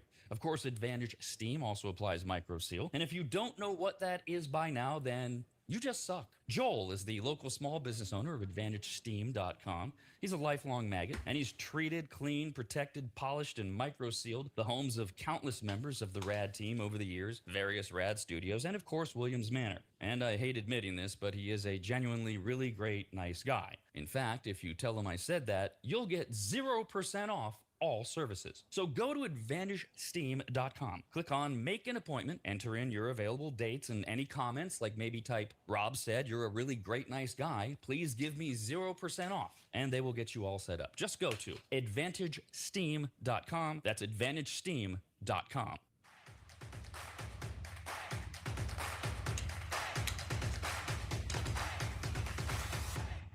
A famous porn star once said, every exit is an entrance to new experiences. Classy, very classy. Back to America's RAD Cast on the radnetwork.com. Every day is a day, and it's Thursday, July 30th of 2026. Today is National Chili Dog Day. Oh, that sounds so good I right now. don't get it. I love chili. Dogs. I love hot dogs. God, my wife, Christina, she used to ask me to make my chili, which she loved, but mainly because she wanted to have a chili dog the next day. That's the way to enjoy chili, in my opinion. I don't. Yeah. I love them Cornbread. both, but I don't get the chili dog thing. Okay, well, it doesn't. So this is a little hack I do because I like chili and cornbread, but I also like the weenies with it too. So I get the frozen corn dogs. You take the stick out, and then you just get them hot, toasted, and then you give them like 3 of them in a row on a plate, and then you pour the chili on top, cheese, sour cream, hot sauce, good to go. So I think for me, I don't think this is what you feel, Rob, because I feel like we're the opposite. But I like onions and bell peppers if I can, jalapenos if I can, and mustard and stuff on my hot dog. So chili on top is just a little too much. It's super messy. Like I'd have to almost eat it with like a knife and fork. It's so messy. That's the way to do it. Yeah. So like, I mean, I'm okay with having like a bowl of chili and eating that, maybe even a little bread, maybe dip in that. But I mean, it's just the hot dog. Maybe is that why? Is that why maybe you don't like chili it? dogs are good too. It's the same. It's There's such a mess there's to a me. small little element of introducing a hot dog into my chili that's like a provincial thing for me. I'm like, you got to be goddamn kidding me. Do you know how I make this? And you're gonna put it with a hot. There's a little bit. It's a compliment. Yeah. It's No, like you're your not. chili's so good, you get to make it. That's how you want your chili dogs to taste like. Yeah. Yes, give me that chili. But you're not elevating the chili. You're elevating the hot dog. Yes. And I'm thinking therefore, of chili more like a dressing in this sense to complete a salad. Yes. yeah. And no, my chili's not a dressing. My chili is chili. Yeah. And if you're elevating the hot dog, Dip that. you're demeaning the chili. But that's not the main reason. So It's what My Jeff said. cousin used to do this, and it was a little embarrassing. But he'd be like, "Oh, can I get a chili cheese dog without the dog?" I go to Wienerson, so like he would just get the toasted bread and then chili cheese on top, because it's like you'd rather have just the chili cheese. I can't wait. I could see that. I a toasted bun with chili and maybe some onions on top. Some tots and chili is really good too. You do a bed of tots or a bowl, and you put a scoop of chili in there too. Come on, Much now. better. Yep. Now. Fine. No Yeah. issues with that. Just don't demean my chili. Chili on the I don't know. I'm gonna. It's also National Father-in-Law Day. So, okay. Father-in-law. There's one of those. Awesome. It's one of those days no one ever pays attention to. think he- Let's get to the fun one. Today is National Cheesecake Day. Yes. All guests who are dining in at the Cheesecake Factory today, you got to dine in at the Cheesecake Factory today. You can get any of its over 30 flavors of cheesecake. Pick any one. One slice, 50% off. You only get a slice. Yeah. And fine. they've introduced a new flavor in honor of National Cheesecake Day. The Cheesecake Factory now has the Brownie Crunch Chocolate Cheesecake, which is a creamy white and milk chocolate marbled cheesecake on a base of toffee brownie and served with whipped Sounds cream. fire. Toffee brownie. I'm going there after work. I'm not kidding. It is Happy Cheesecake hour. Day. No, it's so- 10 a.m. So tomorrow is the last day of July. It's a Friday, so I'm gonna have to squeeze this in here right now. We've celebrated Ice Cream Month, and it was Hot Dog Month, and the one we haven't gotten to is that matters. It's Grilling Month as well. July is the whole month is National Grilling Month. Really? So now let me ask you this: what if I say, Kyle? If I say, hey man, I'm gonna have a grill day on Saturday. You want to come over? What does that mean to you? It means we're gonna put some meat on the barbecue. We're gonna crack a few beers. We're gonna be outside. Maybe some appetizers inside the house to cool off. You come in, you have another drink. You snack on some appetizers. You go outside, you check your meat. And maybe you have 2 or 3 different meats going on at the same time. And maybe there's a swimming pool where you can jump in and cool off a little bit while you watch your barbecue or your grill. Yes. And then the only thing we should probably clarify, I assume you're thinking it involves more than just you and me. It's people. It's It doesn't have to Maybe. be. No. I don't know. Me and My my uncle, dog. my uncle will call me and be like, "Hey, I'm grilling. You want to come over?" And we just make a big dinner about it. So I guess you're right. It's me and him throughout the day, and then the rest of the family comes over and they eat the dinner that we partied on. Yeah. Make you kind a of- Yeah, plate. and- I'll make and- you a plate. We day drank and partied and then grilled meat. Is the question if you asked us or if in general someone asked us? what's a grill day? What's a grill day? If in That's general all. someone asks. Because if Yeah. you ask, it'd be different. It'd be like, I come over, I beat you in shuffleboard. That's probably the first thing I'd do. You wish. You have a nice shuffleboard thing. I'm really jealous Yes. of this shuffleboard thing. Yeah, it is cool If you ever looking. want to get I rid of that, haven't seen please, that. That's please a let pain me in the know. ass to move. Yeah, I know, right? It would be the worst. Getting rid of that. I don't Love that thing. yeah, I know, right? But and then we'd grill some food and then watch some sports and then I'd probably beat you again in shuffleboard. Wow. So mansy. My grill day. I don't know. I've never seen Rob play shuffleboard, but I'm pretty sure I can handle it. I would be like, I'm on the barbecue. I want some ribs. I want a steak. I want some corn. I want some jalapenos. I want some. Yeah, that's a grill day. We Yours can on the is it- grill is it- all I'll day. take Kyle because D's a little overconfident. So you can have D on shuffleboard off Kyle. Fine. I'll take I'll D. probably be the That's fine. barbecue. I don't even want to play I'll be shuffleboard. grilling. I'll be grilling. Okay, never So- mind. Yeah, you guys D- can play shuffleboard. On your grill day, does it involve other people or It can. it's just you? Preferably myself and my dog, but I would either I'll make a plate for my family. You can pick up a plate. That's about it. I don't want anyone else Okay. there. Yeah. I asked because I didn't really know what grill day is. I was shocked at the first stat. According to the new report for National Grilling Month, is the average American says every year they have 13 grill days. And I thought that's Okay. way too low. Yeah. What? If you're going to talk, is grill day, can it be just me? Can it be just you and your wife? Yeah. Can it be just Yeah. your family Anyone. that lives in the house? Aren't these all Anyone. grill It could days? be an Anyway. afternoon. It could be like a 2 p.m. decision. You Yeah. could grill all the way till like 8 o'clock. Your and own that's a happy grilling hour. day. I think even if you just grill for yourself, that's fine. Yeah, It's a like grill day. Happy Grill day. hour. Yeah. exactly. So, all right, 84% of Americans say they would grill more if they had the opportunity to. Now, I know what you're saying. What do you mean? Why can't you grill? I saw this later. It's related to what we call grill timidation, like intimidation, but grill timidation. A lot of people that are afraid to use the grill for certain things is where that statement comes from. Well, I'd grill more often if I knew how, or that kind of thing. We'll dive into that as we go on. That's a problem. Here, you have a problem? Good. We're going to go right to it. Top fears. The top fears of using your grill. They ranked the top 5. Now, nope, that's wrong. Sorry. Top 5. Sorry, that was a human moment where I said to you that's wrong because of what was going on in my head. Nothing I had said out loud was wrong. So back to what I was saying. Freudian. Here are the top fears about grilling. Kyle, you got a problem with people being afraid of the grill? Is that what you have a problem with? No, I know it is a problem. I know people that get anxious and worried about they're inexperienced, and sometimes if you bring propane and gas and hooking that up to it can be a little worrisome. I remember the first time I did it, I had the fear of like this could blow up on me. But after doing it a handful of times, that fear went away. I also know that people are intimidated because they don't know how to check the meat temp. Like, unless they have a little thermometer, no one knows how to, like, look at the meat and know when it's done. That takes practice and experience. It's like anything. Like, if you're not practicing experience at it, you're going to suck for a few times. Right. That's what I was going to say in the beginning was if you're and that intimidation over things like gas, that's natural. And how do we get past that? You do it. You practice. You get better at it. You don't get grill timidation. No, if I is hear it not anything. like people who don't? Because like this is my number one. When your propane runs out and you just don't refill it, and then you're just like, oh, I need to go and refill it, and you just don't, and then you just don't grill. Big problems. Because you don't do it. Big problems. I Yeah, didn't see, that's why I refill got my a smoker propane. and a barbecue. Is that on your list? No, I got 5 tanks of propane at all times. I'm gonna grill for everyone. Trying to blow up the neighborhood, or No, I'm just trying to grill. I'm just saying, like, if you're not prepared, don't do it. Top fears for grilling, third on the list was running out of propane. Now again, back to experience. The first time that happened, I pulled a D.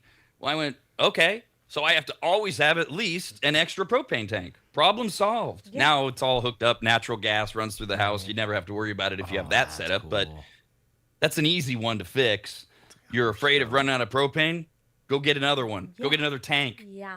And yeah. Stupid. That's third. The number one fear about grilling is chicken. It takes forever. That's probably why. No one knows when it's done. That's grilling chicken takes a hot minute. Really? No, it takes Mine's done in takes longer. mine's than done in this. 10 maybe minutes. the oven. I'm thinking then baking You're it takes like an right. hour. I don't know. It takes forever to Right. cook sometimes. I've always been In the Chicken oven, thighs. the chicken drumsticks and thighs they grill Yeah. fine, but the breasts and if you bake it, it is an hour. It's like 55 minutes. Okay. Yeah. So I I mean, See, grilled some breasts and thi- it took me this- forever. Allow me a moment. This is why people tell me I make the best chicken they've ever had, because it first of all, there's this idiotic fear over the chicken not being cooked all the way. And so most people way overcook it. Whereas they have my grilled chicken breast and they go, how is this so juicy? And it's not pink. Well, because I'm not an idiot and I know how to do it. But it takes experience and doing it. And again, back to the point. If your number one fear of grilling is grilling chicken, then grill chicken. Learn how to do it. Yeah, get it right. eat it yourself, make it better. Right. Yeah. Second is the fear of dropping the meat through the grates. Oh. So you're- you're not gonna grill because you know that you might have a goofy, uncoordinated moment. It happens. Stuff can. If you're What? drunk, maybe, but like tongs. No, like, Like even no, then, like I- you're, like that's happening. Like it's a small piece of meat too. Like It's like if your burger falls apart when you're trying to like why? like You didn't probably prepare the burger. exactly right. It's your There- fault. And Properly. how would you User know error. that? Through experience error. and doing it and reading. These things are so get a stupid. barbecue chaperone. Oh, I'm that. Yeah. And then There's an app I can get behind. BarbecueChaperone.com. I'm in. kind of like that dad that's gone viral with all of his tips for kids, but Yeah. instead ours would just be like grill dad, America's grill dad or something. Grill daddy. Get you over There's, this. there's a few things out there. It's like Angie List, but it's like video streaming. So you're like, oh, my oven's broke, and they're like, yeah, you just have to replace the light, and then they fix it and video chat. What? You just figure it out yourself. What the No, heck? I'm just Grill saying that's what I they do. want a is they- grill daddy. You have an I have one grill fear. It's only because I live in an HOA and like I have in a condo, so you're not supposed to grill on your deck where there's wood above with an open flame. Aye, aye, aye. So I'm always worried because I do it off to like my side yard, but there's a little bit of the building roof still over, and I'm always worried a neighbor's gonna narc me out. Is Be that like, on the You're list? grilling a flame, and it's gonna get too close to the building and burn us all down. An open flame. Hey, Let's go. that's a valid fear in this year in Yeah, this right? country. If you said HOA was number one, I would be like, no problem. Yep, yeah. I totally I'd be like, understand yeah, that. got it. HOA. I wouldn't fight that What I one think, second. Vanessa? Didn't make the list. So that's fears. Now, the biggest grilling sins. Number Oh, here one. we go. Number one. Do not touch another person's grill without permission. Correct. Yes. Yeah. Well, yeah. Standard. Similarly, backseat grilling. You want to get kicked out of my party? There's a good way. You know these jerks with their opinions? You better check that. Really? Yeah. You better see you at the door. Okay? Either Bye-bye. I'm in charge or I don't know. Yeah, don't tips. Do it yourself this if you is- want to tip it. This was an ongoing process with Christina that she embraced fairly early in our marriage because people loved to watch me cook. Oh, because I can do the dicey thing and it's so cool. I get it. The problem is they can't watch and keep their mouth shut. And so I don't let people around me when I'm cooking. And she eventually like negotiated a truce. Like, it's okay, just don't say anything. And that's fine. Just shut your mouth. Oh my God. Those are not all cut evenly. Do you want to be cut evenly? Sorry. I can remove your kidney and cut that up. Would that be good? Bitch? Lori? You whore? I feel you on that Lori, one. Lori. I feel you on that one. Legit. I don't complain about other people's grills. I'm too busy winning on the shuffleboard court. It's like Yeah, throwing you're things, just yeah. having to look cocktails. If and somebody else is shuffleboard. grilling, I usually leave it up to them. You judge them when the food comes on the plate. No. As you should. Yeah. And you should also stop with this this idea of demanding that you're going to beat somebody at shuffleboard when they have a shuffleboard in their home and you haven't even ever seen them play, Jeff. You just won't let this alone. Are you gonna beat them in pool? Do you know too? what? Do you know why I have that? Yeah. Because I'm so good at it, and I got tired of going down to Old Roseville to play. I want a shuffleboard competition. I'm building up Fine. the competition right now. Okay. I'm Bring gonna it. get a free dinner out of this or something. Yeah, after I will grill Yeah. while you guys shuffleboard. Please, no more conversations on this show about free meals and donuts and dinners. No, just no. All right, other grilling sins: touching another person's grill, backseat grilling, sin of the chef not letting the meat rest before serving. Dumbass. It's at least 5 to 10 minutes Let it minimum. rest. 20 is Opening the ideal. lid unnecessarily. Duh. You're letting the heat out. And the classic sin of pressing down on the burger or whatever with the spatula. Good. Get that juice out of there. We don't want that. I want the Get that out. juicy Ugh. with the juice. Add butter. I want the juice. Just I put a want cube the of juice. butter. survey. When you want to smash, put a cube of butter on it. Just don't smack your meat. Well, on the grill. Smack it. Whatever. No. A survey of 5,000 Americans explored how respondents spent time around the grill and asked a number of questions, including what is the most difficult food to grill? Well, we already know they think it's chicken. Second on the list of the most difficult foods to grill is watermelon. Why? Yeah. Well- because it's vegan steak. That's what it is. What's wrong Drink with water. Kyle's mic? What's There's that? a lot of water. Kyle, you check, sound check. like you're like in another city. What? I don't know. what Sounds great to me. Foil, some parchment. that I better? don't know. yes. So what's wrong with watermelon? I've grilled watermelon for Christina before. What's so hard about it? I've never had grilled I water. think it just I've fall never. apart. Maybe you get a crappy watermelon. You get one of Parchment, those ones that are a little some mealy. foil. Yeah. Yeah, but that would be back to Dee's point of you should know that when you cut into the watermelon. You can tell. Ugh, this thing. I don't. I haven't yet to even grill watermelon. I don't need I've done it. watermelon grilled. I love it. I've I don't done it. either. It's good. Yeah. Oh, I haven't even tried it. Delicious, but You haven't tried I watermelon? made it No, for I my haven't tried wife. grilled watermelon. no, No. me neither. No, yeah, me neither. Ooh, And then tahini. third most difficult food to grill, is another one that to me is just so easy. It takes 1 or 2 tries to master pizza. That is What? You're okay. Fine. What? And especially in this day and age, you can get the ready-made dough at the store. It's so easy and it's so good. But okay. Let's see. Grilling disasters that people admit to. 41% say they, well, back to what we were talking about, 41% say they have dropped meat through the grates. Jesus, those are some wide grates or some thin cutlets. The meat. Okay. Or they're trying to flip their burgers too fast or whatever. And then it's falling Maybe. apart. And they're falling apart and then they fall in between. Is that a personal experience? From being an expert? Yes. I'm learning to be an expert at flipping burgers. It is. And falling apart and once upon a time. It happens. No, it happens. Yes. Yeah. 25% say they're grilling disaster. The old blue meat, having burnt the outside of the meat while the inside's raw. Yeah, that happens. Let your meat Fix sit it. out. Room temp. Do it better. Well, that's not a sit out. Well, yeah, okay. I know what you mean. Sorry. Kyle's right. Just to clarify for those of you that half listen, like most of my staff usually, is that we're not talking about the let it rest thing here. Bring it to room temperature. That's first. And so that you're not putting cold meat on the grill. Also, if you're going to sear it, watch it and make sure that it doesn't do exactly that. It burns the flesh, it overchars it, and it doesn't cook the inside. Just do it a few times. You'll figure it out. It's not that hard. No, it's fine. And if you're scared of it, I don't. Why? Anyways, all right. Top food that's grilled. Here we go. America's top 10 grilled foods for the whole nation. Number 1, burgers. Number 2, corn. Now I'm just annoyed again. What is going on here?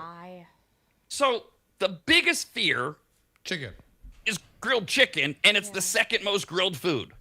I think it's because it's easy and cheap. People throw like dark meat thighs on like the grill all the time, and they do not turn out good. It's hard to cook. No, that's why I don't get like a lot of these like thighs and wings and stuff that people throw it on the grill.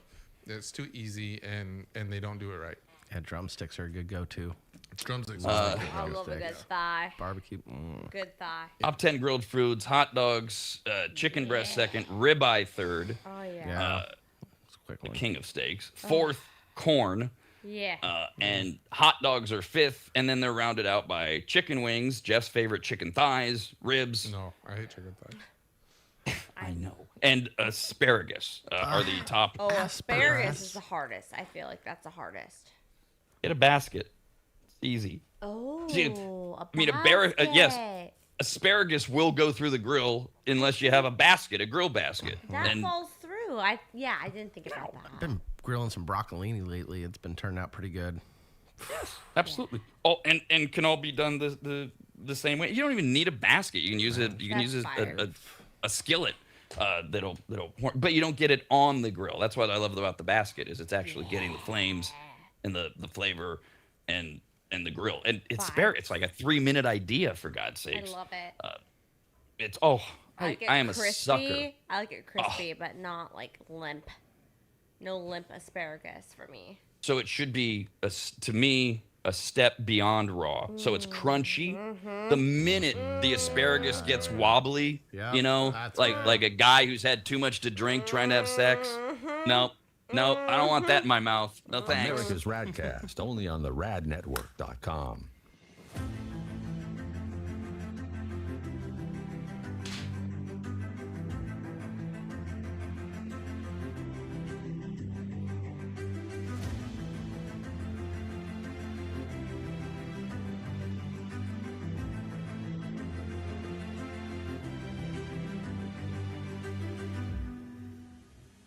Longtime maggots will remember Greg from MAP. MAP, as in Maximum Athletic Performance, which guides you to better output through better ingredients, also known as nutrition. Greg has been on the RAD show many times and will be again, as he simplifies nutrition and helps us all understand what actually works when it comes to fueling our bodies, almost all of which can be found at MAP maptrition.com. Every product is formulated with clinical precision and backed by science and purpose. And maptrition.com has something for every fitness level, even those of us who barely have a fitness level. With nearly 20 years as a nutritionist and a specialization in sports nutrition, Greg works with athletes and everyday individuals to optimize performance, energy, and overall health through smarter fueling strategies, all of which starts at maptrition.com. At the very least, we should all be taking daily multivitamins, and Greg has his formulated for exactly what a man or woman's body needs. Protein is in, but maybe instead of getting yours from mac and cheese with extra protein, you get it from maptrition.com. And of course, all things workout, training, and exercise are available as well. From pre-workout to creatine and other muscle builders to recovery supplements and more, all at maptrition.com. From morning breakfast essentials to post-workout recovery and everything in between, maptrition.com's full range of supplements, proteins, and wellness products are built to power your journey from start to finish. Check out all the products and find what's right for you and order it shipped to you all at maptrition.com. That's maptrition.com.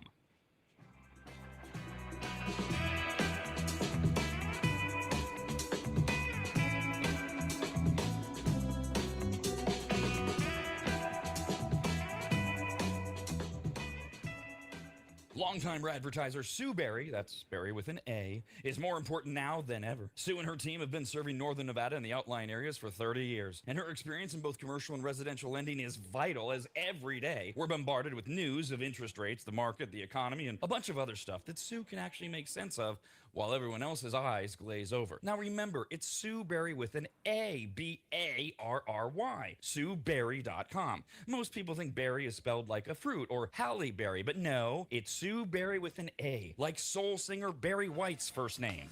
I've heard people say. Stop that. Sue is a broker versus a retail lender, which means she can shop over 150 different lenders to get you the very best rate possible. And on average, someone who uses a broker like Sue saves over $10,000 per loan, which includes refinancing. And if you have a rate at 6.5% or higher, call Sue for a free quote now on a refinance. Sue Berry and her incredible team from Barrett Financial can be found at SueBerry.com. That's Barry with an A. I've been working with Sue and recommending her to you for years. All you need to do is call her now so she can get you pre-approved. Just call your residential and commercial lending expert, Sue Berry, at 775-843-9983. Oh, Rob, stop. You're going too fast. What was the number again? 775-843-9983. Or just head to SueBerry.com. The number's right there.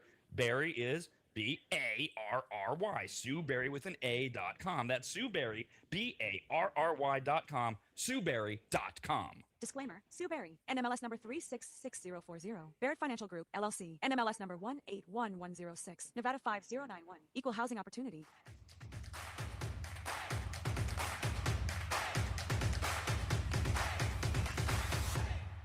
Did Rob say something that upset or offended you? Newsflash, he's already canceled himself once. What are you going to do? Get lost. Back to America's RAD Cast on the radnetwork.com. Every day on the radnetwork.com, every weekday anyways, 11 a.m. to 1 p.m. is the Rob and Steve sports show. You can watch it live at the radnetwork.com, then it lives there forever. And on Monday, it'll be an expanded version, 11 to 3, 11 a.m., 3 p.m. For the live show, the Rob and Steve sports show, because 3 p.m. Monday is the trade deadline in Major League Baseball. And there's so many names and there's so many teams that there are 24 Major League teams. Of the 30 that exist, 24 of them are in the playoff hunt in a legitimate mathematic sense. Now, Steve and I can eliminate about half of those 20, but if you're a fan and you're like, hey, we're only 3 games out, even though we got to get past 8 teams, you believe. So there's all of this question. Who should be traded? Where will they be traded? And we'll be live on Monday, 11 to 3, to look at the trading deadline as it hits on Monday at 3 p.m. So with that, this could turn into a disaster or something really fun. Let's see. Or a good debate, because I knew the answer right away, but I'm told I was wrong. So here's your challenge. Think football. Okay, just get into football head. Football head. You don't have to know football. It's not a sports topic. The only thing you have to know are football teams. Their names, not their cities. Okay? Like the Raiders, that's a name. Of all of the NFL teams, their team names, which is the only one whose name is spelled in alphabetical order? Okay, when I mentioned the Raiders, that ain't it. R-A, that's not alphabetical order. Now, if it was the Aiders, A-I, then a D, not in alphabetical order. Oh, God. Okay, so it's got to be alphabetical order in their name to. So I thought I said I knew it right away, but I think after I said it and then was told I was wrong, I started going, all right, well, my logic was. I'd like to answer what? the question.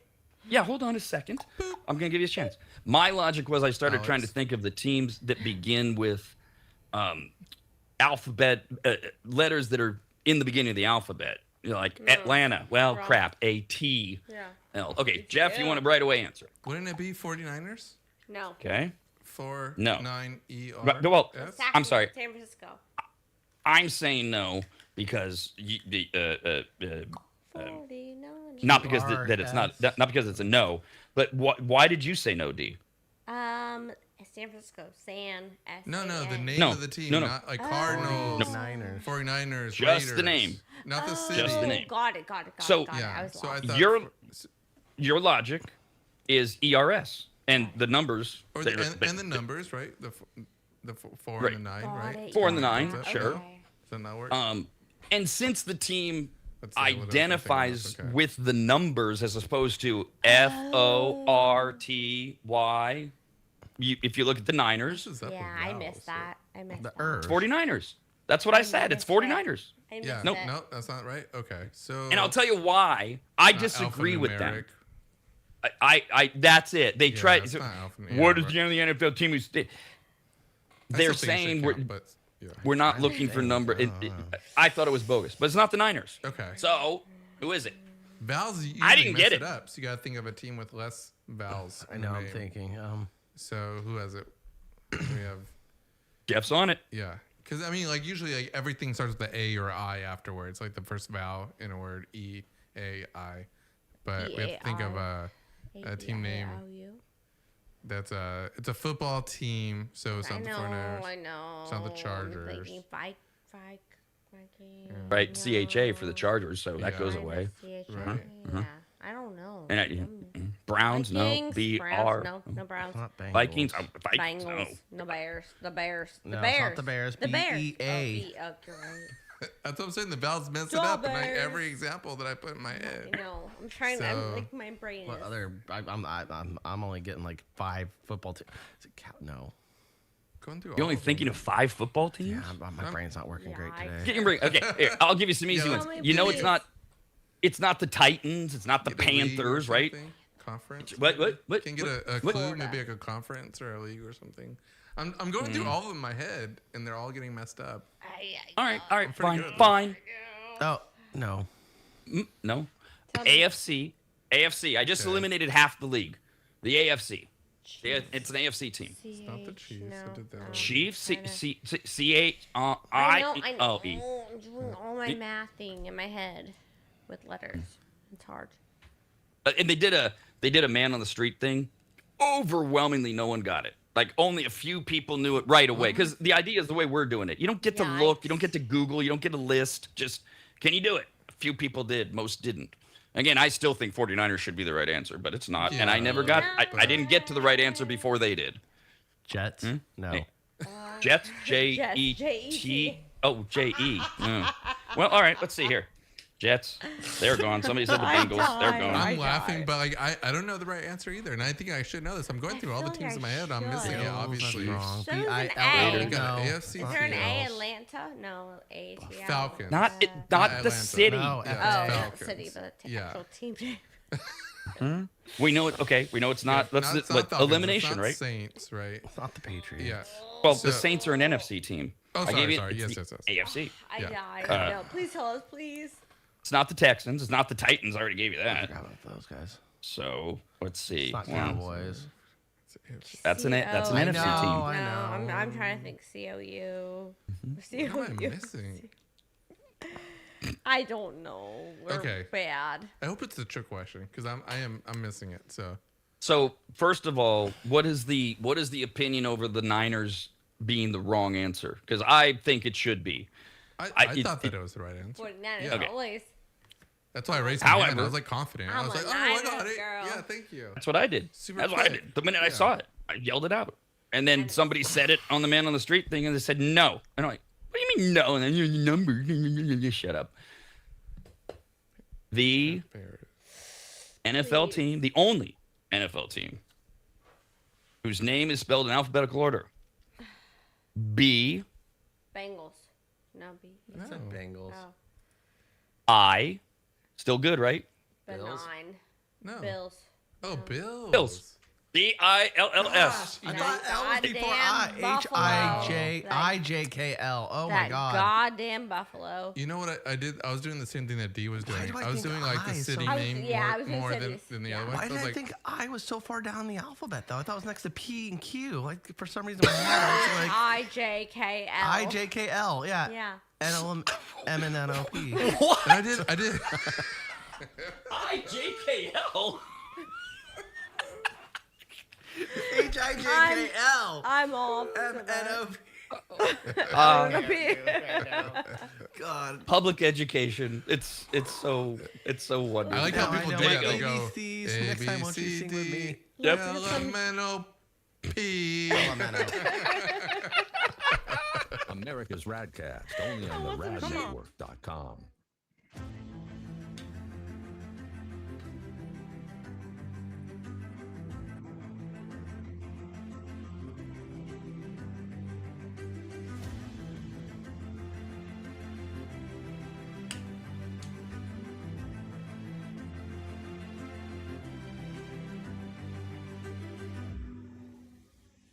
Longtime maggots will remember Greg from MAP. MAP, as in Maximum Athletic Performance, which guides you to better output through better ingredients, also known as nutrition. Greg has been on the RAD show many times and will be again, as he simplifies nutrition and helps us all understand what actually works when it comes to fueling our bodies, almost all of which can be found at maptrition.com. Every product is formulated with clinical precision and backed by science and purpose, and maptrition.com has something for every fitness level, even those of us who barely have a fitness level. With nearly 20 years as a nutritionist and a specialization in sports nutrition, Greg works with athletes and everyday individuals to optimize performance, energy, and overall health through smarter fueling strategies, all of which starts at maptrition.com. At the very least, we should all be taking daily multivitamins, and Greg has his formulated for exactly what a man or woman's body needs. Protein is in, but maybe instead of getting yours from mac and cheese with extra protein, you get it from maptrition.com. And of course, all things workout, training, and exercise are available as well. From pre-workout to creatine and other muscle builders to recovery supplements and more, all at maptrition.com. From morning breakfast essentials to post-workout recovery and everything in between, maptrition.com's full range of supplements, proteins, and wellness products are built to power your journey from start to finish. Check out all the products and find what's right for you and order it shipped to you all at maptrition.com. That's maptrition.com.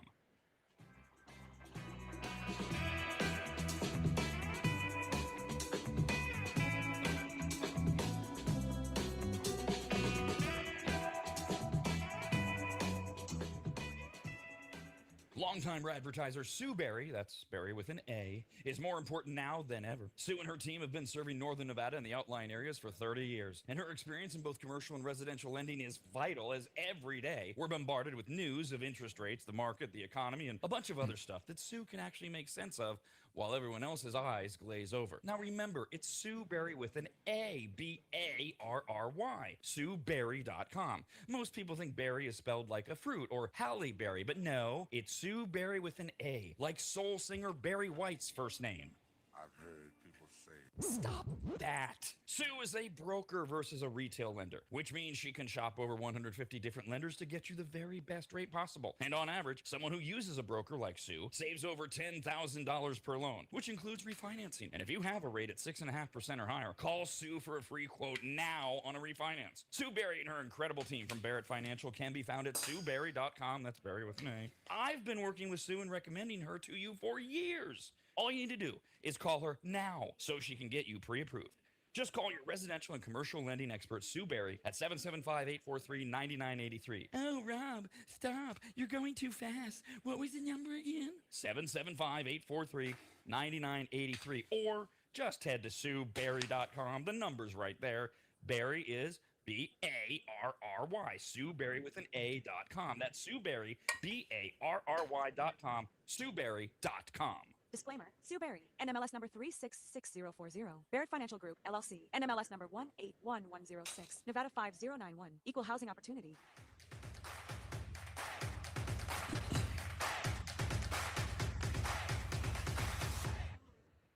And now another RADcast fun fact.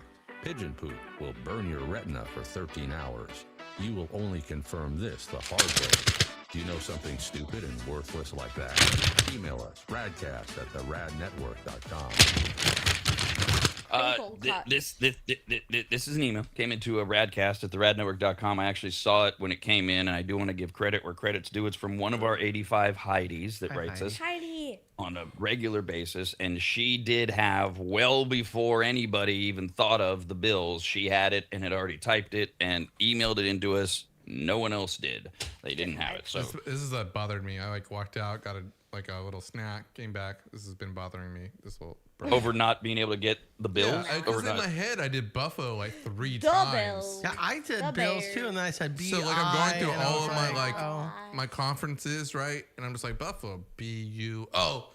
Yeah, I ruined was it, going Buffalo, with cities. right? I was doing So- cities. And I'm just not. And as Kyle, smart as I think I am. your problem was you thought I came after L, or what? Yeah, What was that's the? I just didn't know where I landed in the alphabet. I thought it was somewhere in the P, near P and Q and R for some reason. I thought I was down the chain a little bit. It's right there in the middle, actually. It's kind of in the beginning. Damn it. H-I-J-K-L-M-N-O-P. Let's get to food news. Food brings the people together, both in good times and in bad weather. Sharing a meal, sharing a laugh, raise a glass. It's a simple pleasure we all have. Food, oh glorious food, it nourishes my soul and mood. We're now serving food news. Food news is news about food brought to us by Maptrition and Greg at maptrition.com. For some reason, he sponsors the segment where we talk about things he probably wouldn't want us to eat. You can go to the radnetwork.com, go down to the Radvertisers page, click over to the Maptrition site, maptrition.com, which I did this weekend. We talked about it yesterday, put in an order over the weekend. I had it delivered to me on Tuesday, which is why yesterday I was showing it off, because literally the next business day.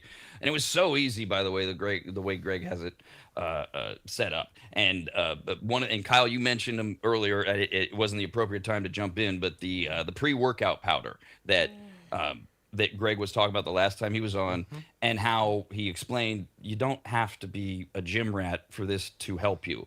The idea of the energy. The clearing of the mind, and I'm going to let the next time Greg's on, I'll let him further expand on it. This is you scoop it, you put it in water, and then you drink it. Right. He has I took the it yesterday. creatine gummies and the energy gummies too. Yeah. Yeah, so I think those are two. I have the creatine gummies that I'm taking that have been really good. They've been doing really well for me in the morning. Okay. Yeah. Can I finish my story now? Sorry. Yes. Sorry about that. Okay. So I took the pre-workout powder. I ordered the creatine gummies. Haven't used those yet. Kyle was bragging about those for weeks now, right? But the pre-workout powder, I took it yesterday, and we'll give it a few days. But whoa, holy crap! This stuff is magic. Yeah. In terms of mind-clearing energy, that it's borderline like Limitless with Bradley Cooper. I was like yesterday going, you got to be kidding me. I feel this way at 2 p.m. And the amazing thing was, 8 o'clock-ish hit last night. Like I texted my mom at like 7:30 going, I'm trying some new stuff. I'm way too awake. I'm never going. By 8 o'clock, I'm going, all right. That's the cool thing I'm about naturally it. relaxing. Yeah. That's why What? like I call it. It feels clean. Like there's a lot of pre-workouts Yes. out there that you take it, you get the shakes. All of a sudden, your bowel movements don't work that well. You're cracked out of your mind, basically. Not really with crack, but I mean, you are like boom, eyes open, ready to focus on everything. But you get you to go to bed, and you still have like the shakes, and you're like, God, I'm not going to sleep at all. God damn it. Yeah, Right? and Nothing none of like that. this. None of that. But at least for me, none of the shakes, none of the nauseousness. and no effect on my sleep, other than the weird thing of, oh my God, I'm like an hour from bedtime and I have all this energy, and then my body naturally says, yeah, it's time to wind down. And no, it's one day, so I don't want to overdo it. But that was my initial experience. We'll talk to Greg more about it next time he's on. And now Jeff, did you want to expand on you're on the gummy train with Kyle? Is that what you're saying? No, I'm doing like a daily vitamin. I'm doing a creatine gummy. I'm doing a pre-workout too, and I do admit that it's really great. It does help a lot. So when do you take your pre-workout? So right now I'm taking it in the morning because I'm working out in the morning. But I'm gonna have to. So first thing. Yeah, I take half a scoop in the morning too, just for clarity, and then I have a cup of coffee. That's what gets me going. So I'm gonna try to do. I think Kyle's done this a little bit where you do it in the afternoon, work out in the afternoon. Oh yeah, I do a full. So he's taking it like maybe right after the show, and then go work out. 1 or 2. Yeah, I haven't been able to do that schedule yet, but it'd be nice, so I don't have to wake up at like 3:45. Yeah, I have to get the workout in if I want to like do well at the other job. Today I'm doing a nap, but tomorrow. There you go. Oh man, that's the best feeling in the world. Scheduled naps. Scheduled naps is the best. Yes. Too. Otherwise, Dear I'm God. dragging ass at work tonight, and I can't have that. Close the windows, get it dark in there, get it cold in there. Oh, it's already cold. I have the AC on. Don't say that. Yeah. What? It's amazing. I want that. Yeah, nice. I should go to my other job Nice after blanket, this. recliner couch, turn on a little TV. Just like I have like in my nap room I have like 2 little fans like on each side of me. Oh yeah, the fans. Oh my God, damn. so helpful. Yeah, this whole nap room, this Jeff nap room thing is so weird to me. But it's a vibe. Sure. Yeah, my nap room is the couch or whatever. I don't know. Shut it down. Room. Yeah, super cold. Jeff's right. You know, it is great when you have that thing. Kyle's like, ooh, scheduled nap. It's not great for those of us that can't, which I think is what Dee's describing. Good for Kyle. Give it Kyle. And he gets to nap. I have to go to therapy this afternoon. Can't nap. Yeah, well, Dee's got stuff. 4 o'clock, I gotta serve drinks and food to the people of Carmichael until about 11. You have a small break between the show and then. Yeah, I do. You have plenty of time. I know I got time. I go straight to my other job, so no. You know what I'll do, Kyle? Just for you. I'll text you before I'm going to bed tonight and saying, I hope you enjoyed your nap. I'm going to sleep now. Mr. Nap. Sounds 8:30. Food news. 9:00. Oh yeah. No, I think he meant sweet dreams. He's gonna say sweet dreams. He's gonna text you. I should respond back to that. Yeah. Okay. Sweet dreams. Don't let the bug bite. It's 11:11. I'm gonna send all of you guys sweet dreams now for sure. Fine. Until I forget, I'm gonna do it. That's adorable. Oh, great. By the way, the forgetting will occur in T minus 4 minutes. Yep. All right, can we do food news? There we go. Yeah. Thank God. No, that was all great. But we do have to do food news. I played the song, and we've all been saying we need more food to add more protein. Protein. Let's go. Beyond ridiculous, it continues to be. We have a new line of canned protein pasta. Yeah. Canned? Oh, this sounds so yummy. Chef Boyardee protein. Bingo. Chunky. It sounds chunky. I don't like it. Chef Boyardee has announced it's new. This is the name of it. Protein canned pasta. It just doesn't even sound appetizing to me. 5 flavors to choose from, and all of them have an impressive amount of protein per can, at least 25 grams of protein. Get it, bro. Protein. Get it. God damn it, this country. All right, here's your flavors. Canned pasta with protein. You get protein chili mac, beef, macaroni, chili spices. Keeping in mind, these are all Chef Boyardee products. Protein beef ravioli. Pieces of beef filled with ravioli in a creamy tomato sauce. Beefaroni. Okay, spaghetti and meatballs. Chicken with rice and vegetables. There you go. So basically, their stuff just with the word protein and a little fun red font. Yeah, protein and chef. Yeah. It'd be cooler if they made the chef dude all buffed out. Yeah, he should. Can we get Mr. Boyardee should buffed? be a little more like. He can get some tips from Mr. Clean. You see, now see, Kyle, I keep telling you, you have these observations that I never would think of, and that would make this at least funny and somewhat amusing. I wouldn't buy it, but if they would at least mock this asinine idea that Americans are walking around, they just think me eat more protein, me be healthier. It ain't that simple. But get rid of this whole chef outfit and the hat. You're absolutely right. He should be holding up these plates with his biceps ripped out. Yeah. And like you said, the hat's gone. He's Mr. Clean's mustachioed cousin. Just make The him new look like Atlas. WWE. The Rock Boyardee. That's what I was gonna Yeah. say. This is the Rock Boyardee. Just the Rock. Or yeah. Might be some trademark issues. What about Just a vibe. Chef Just like Buffardee? Chef. him, No. like, no, I want him busting through his like chef coat. Chef Gaines already. Yes. I do have like I like Chef I'm a little Buff. embarrassed by it, but I do like when I serve my food, I go, oh, this is Jeff Boyardee. Jeff Boyardee. I'm sorry, but That's been working for me for like 20 years. Yeah. Vibe. that's It's like 20 That's- 25 years. Oh, yeah. Oh, that's great. yeah. and it's it's- not good, but it's. No, it's good. It's good. And it's less creepy than my thing, which is after I have sex with a woman, I say, "You've been robbed." Get it. Love it. It's a vibe. That's a vibe. I would doubt it, but I don't. I think that's happened. Yeah. I think that's you happened. really I'm think- guaranteed just saying, happen. that's a vibe. Well, One time. it's happened. One time. But it does. It's not a thing, but I Might want a be. cool catchphrase now. Blink your eye. Kyle. Blast a girl in the face and be like, "That's No, Kyle's." no. Gosh. Stop Mento cheese. So the reason why I was like trying to knock down Rob was because I didn't want Kyle to chime in, and then he just chimed in exactly how I didn't want him to I chime died. in. I Oh died. gosh, I died. that worked out love the- perfectly in my favor. Jeff reaction. No. No. Hard no. Hard no.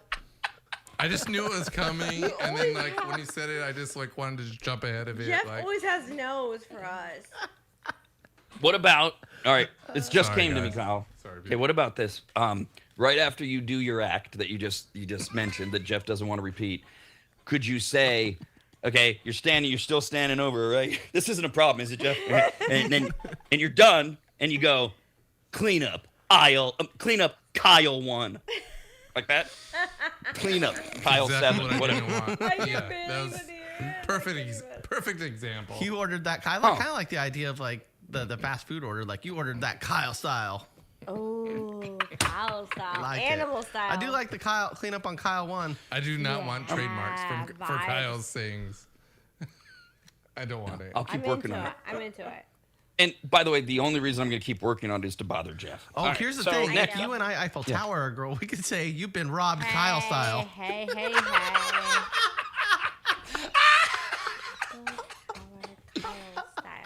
Hey, no, Jeff. You hanging in, buddy? You good? Okay. He's not off his screen I'm yet. okay, He's I'm not just- off his screen yet. No, I'm not on screen. I'm just dealing with what I have to deal with. I know. You know, I'm gonna have to. all of You, us. I'm gonna You- take are you- Kyle are off you the screen canceling soon. meetings? Yeah. Ooh, it's Chunky Boyardee. Yeah, right. And we got Protein we and got Chef Boyardee. Yikes. Yeah, he's in the corner watching. Yeah. Yikes. Next up Are you in blushing? food news. Are you Got it. blushing, Jeff? I gotta get paid for babysitting though. Are you? Yeah, I'll be. What's next on food news? I'm sorry. Costco. You know, it seems like every day we have a Costco or a Sam's Club thing, and Costco has just dropped it. Now this is in their food court or food thing. What do they call it? Where you just walk up and get a hot dog? Do they have a name? It's a, Is that- food it's court. a benign Yeah. place where you should not be, but yeah, it's delicious. They've added a new Cookie Crunch Sundae. It is made with Costco's vanilla soft serve, chocolate syrup, cookie crumbles. There's even some crumbles in the bottom of the cup too. People say it has an Oreo vibe to the crumbles. So far, the responses in social media have been overwhelming, including the best sundae I've ever had. You can get it now at your local Costco. It's $2.99. Grab it with a hot dog, go away, and have your A thing. $3 hauler with a soda and a hot dog. Let's go. that's good. Like, That I- does look I- very cookies and creamy. I'm more caramel girl. Man, Yeah, I'm a little I caramel. like the berry one, so I'm happy they give But you a I'll- chocolate option now. That'd be nice. But what if you can mix the two? Oh, can you do a chocolate strawberry one? I should let you do a hybrid. No, they won't do hybrids. Can I do tuxedo style, please? What? You and Rob want to hybrid this ice cream? Yeah. And then we say, well, you've been robbed Kyle style. Welcome to Costco. I would like to point out, Kyle and I were behaving there. I'm gonna do Jeff it. I'm brought gonna it do back. it for like another 2 did. days. Yep. Yeah. Knock it down. Oh. Couldn't you, Kyle, just get one of each and just pour them into the same bowl and mix them up if you wanted to But mix? I want them to do it at the Costco for me. I'm so gonna add salted caramel to that, and I'm gonna Oh, that should be the next option. Is it in your they won't purse do that. or? Yeah, you should have it on my own hand for sure. Okay. So salted caramel, just Yeah. So the racist trope of all black women have hot sauce in their purse. For D, it's all white bitches have caramel sauce in their Salted caramel. purse. I'm Mexican. A. B. Salted caramel. That's right. And Even pepper. better. A pepper mill. So, also, like, just like an insider look at it, D's like bags, like D travels. Like D travels. Like she has like a bag here, a bag here. She has like a lot of things, scenarios that are built up. So it's like she can cut your hair because she can cut hair. Like she has like a whole barber kit and stuff like that. She can make you a It's charcuterie impressive. board. Yes. Yeah. She can make Wow. sandwiches. Yeah, PB&J. charcuterie. Yeah, Yeah. right. So like D comes I a will little pull. heavy with the baggage, like a couple bags with her, but she But makes they're it all work. purposeful. Yeah. Very purposeful. I noticed it wasn't today. It was one morning. Might have been yesterday morning, right before we went on, when I can listen in on the Midtown studios from my house where I'm broadcasting. D walked in, and you hear Jeff and Kyle. This is the daily thing. Oh, hey, or whatever. And then the very next thing Kyle said was, "So what's to eat today?" I bring snacks. I'm snack Kyle. mommy. What's on the menu? All right. They're my children. So stores, they all have brands, right? Members Mark, that's Sam's. Kirkland is Costco, right? Okay. Signature Select, Safeway. Better Goods. Anybody know what Better Goods is? Anybody? Better Goods? No. Better good. It's a brand? I don't know, Bread sounds brand? fire. Bet Sounds like Walmart. Bread. Where'd you go No, with bread? Walmart's great value. Better goods. Better Goods is Walmart. You got it. is it? Well, Better Goods. It's a private label owned by, run by Walmart, launched in April of 24. It is a line that focuses on elevated, trendy, chef-inspired foods, Yay. including plant-based, dairy-free, and gluten-free Dairy-free? items. So protein, bean protein. God damn, no. Ugh. So the newest item from Better Goods is Walmart's new breakfast breads. They have two flavors, including lemon huckleberry breakfast bread. It's a loaf studded with huckleberries and infused with lemon oil, adorned with what looks like a sugar crust and a floral flavor to the lemon floral. huckleberry. I'm What okay. is? I guess you put butter on it, you eat it, you Sound dip it Better in. goods. No, it doesn't No, sound great thank at all. you. No. No, thank Oh. you. Okay, all right. Would you like coconut swirl breakfast bread? Ooh, Yes. No. vibes. Coconut flakes mixed through the dough, darker crust, malted barley, and expect a nutty flavor with a hint of earthy sweetness from coconut swirl breakfast bread. Hell. That sounds gross. I love a good earthy sweetness. Coconut like is not my thing. Not heavy I coconut love for it. sure. I like coconut on my bread though. I want it in my pina coladas. I Yeah, want it in yeah, my that's Slurpees. different. I want it Yeah. on maybe I don't know. Like who a to try drink, a that. cocktail, Shrimp? like it's different. Like they do mix super good. Coconut. But like shrimp's in good. general, like in a bread or No. I mean, like it's okay, but it's not like anything I really like search for. I don't know they're better. Right, you're not Coconut, rushing yes, out to please. Walmart. that No doesn't- better yeah. goods. Yeah. Thank you. Chocolate coconut. Up until now, we talked about it last week. Starbucks and their viral cups that are all about the barista, the bear. The bears, Easter. the cute little Right. bears. The bears. Well, what for the 14 minutes, kids? Remember, we got this and nothing else. We're good. They're great. For the- I just think it's hilarious. Oh, it is. Oh, it is. That's the best thing about it. That's what I told you this morning when we were texting. I knew this would be like this today. It's absolutely wonderful. The fall collection at Starbucks. They're not finishing their viral cups, and the next one won't be about the baristas or the bears. They're branching out. The next collection of the Starbucks cups, which fans have been known to camp out for early. Oh, God. And they always sell out, not will Star involve Snoopy. Snoopy! No, Yes, yes. The beloved beagle from Peanuts, Charlie Brown, Snoopy, will appear in the form of a clear glass tumbler. Cool. Hey, Jeff, did I send you this one? I thought I sent you this one. Do we have this one? I have. Because the visual's really cool on this. The idea is that the cup is shaped like Snoopy. Yeah, and except it's- it features an orange or green beanie, a green scarf wrapped around his neck, and then Woodstock is sitting above his head as a straw topper. That's cute. There we go. Look at that. Oh, yeah. It's a Cute cup. vibe. That's going to sell out. Oh, my It's a gosh. vibe. Yes. Oh, Yes. my Lord. Everybody expects it to disappear immediately. It's part of the larger fall merch collection at Starbucks that will include all the pumpkin crap, but also, tumblers, water bottles, Snoopy themed items, including plush Snoopy keychains, multiple tumblers, etc. As Snoopy comes to Starbucks. That Can is. they sell the Snoopy snow cone machine, too? Cute. You remember having one What? of those? Is A that a- Snoopy snow cone machine? You didn't have that growing up? You'd take regular ice cubes and you grind it up, and it made these little tiny grinded up shaved ice. It wasn't really good. It was more like ice crumbles, but you get them in these little paper cups, and it had Snoopy themed on it, and then you got the little syrups for your juices. No. It was a whole kit. Snoopy snow cone machine. Okay. It was popular when I was young. I did not. It was like next to the Easy Bake. Always appreciate when Kyle is very respectful and relatable in these examples, and he says, "Oh, you didn't have these when you were growing up," and I'm thinking, Kyle, when you were growing up, I was running radio stations in Reno. No, I didn't have these as a kid because we're that much old. I'm your dad's thought it was age. an older Go ask your toy. dad if he knows. It's cute. Does he have a Snoopy No, ice yeah, me? it's a little older, right? Like Yeah.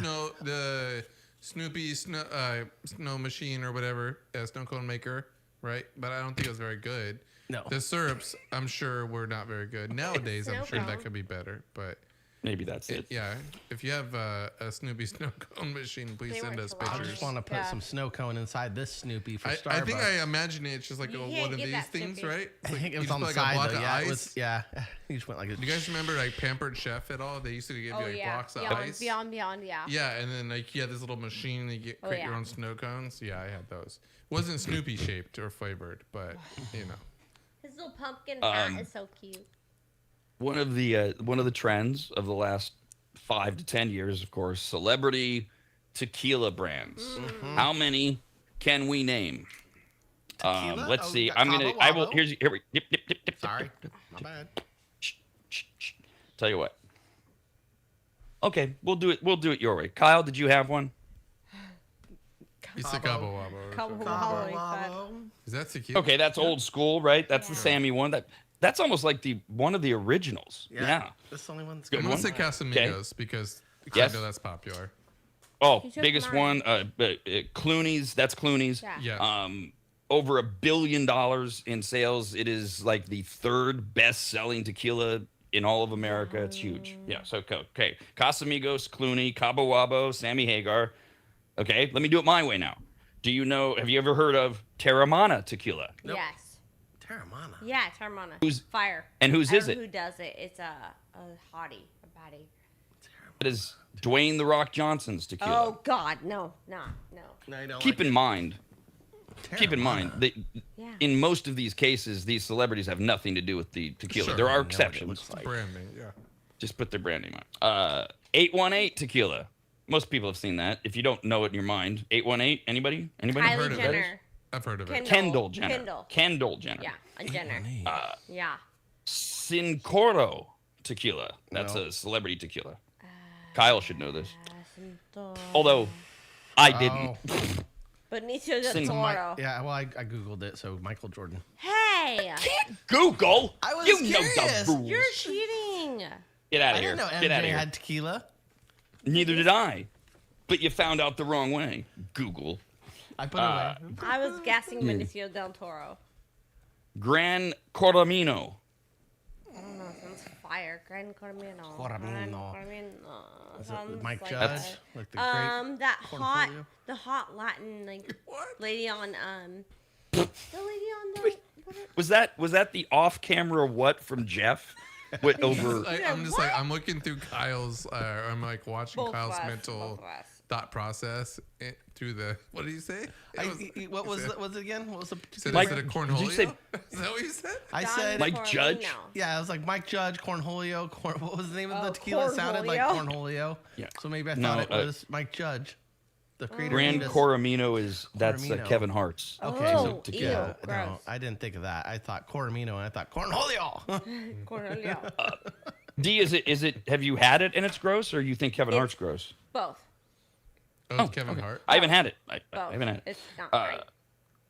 What about Pantalones tequila? Oh, pantalones is. Pantalotes. Pantalones. No, I feel sounds like Pitbulls. I feel like some of these actors, the only way to make money is if you take a no-name brand, right? Like a brand that's like a good enough, right? And then make it like, that's what George Clooney, I think did with Casamigos. Yeah. And he made it a name brand, a popular brand, top shelf brand. And Yeah, I don't think it's necessarily like great tequila, but it's better than Cuervo. So Does he know he's not on camera? Cuervo. what?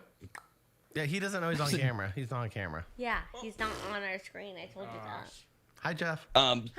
So the Casamigos thing, I'm so glad to hear Jeff say that because Sorry. I don't get it. It ain't good. It's hugely popular. Bad. It ain't good. It Those are ain't two good, different but it things. Ain't bad. I ain't drinking it. Well, I ain't drinking anything, but I don't get it. And it is huge. Biggest market, by the way, chicks under 30. Women under 30 love Casamigos. That's their biggest. Okay, we didn't get Pantalones. Come on, give me Pitbull? who's that? Yep. Pitbull. Really? Pitbull. That's a great guess. Pantalones. Oh, that was a guess. No, it's Matthew McConaughey's tequila. What? And then For real? All right. it's Matthew McConaughey. Did I not say it like what? All right. Yeah, you gotta get that. And Dos Hombres. That's another one. What's an ombre? Two homies. Two homies. Is that Burt Dos Kreischer? No, they have hombres. two Osos. So That's there's vodka. Two. That's Cheech and Chong. Oh, great guess. Yes. Wrong. Oh. Wrong. No, that is by Breaking Bad co-stars Bryan Cranston and Aaron Paul. Dos Vibes. Hombres tequila. Vibes. All right. Wow. Now, the whole reason for doing that is that Pantalones tequila, which is whose? Pantalones. Not Pitbull. That's true. Yes, you're right.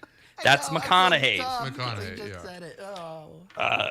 Matthew McConaughey is launching a limited edition product that channels the energy of Pantalones organic tequila and teams up with Yeti to launch what they're calling the A Lot Cooler.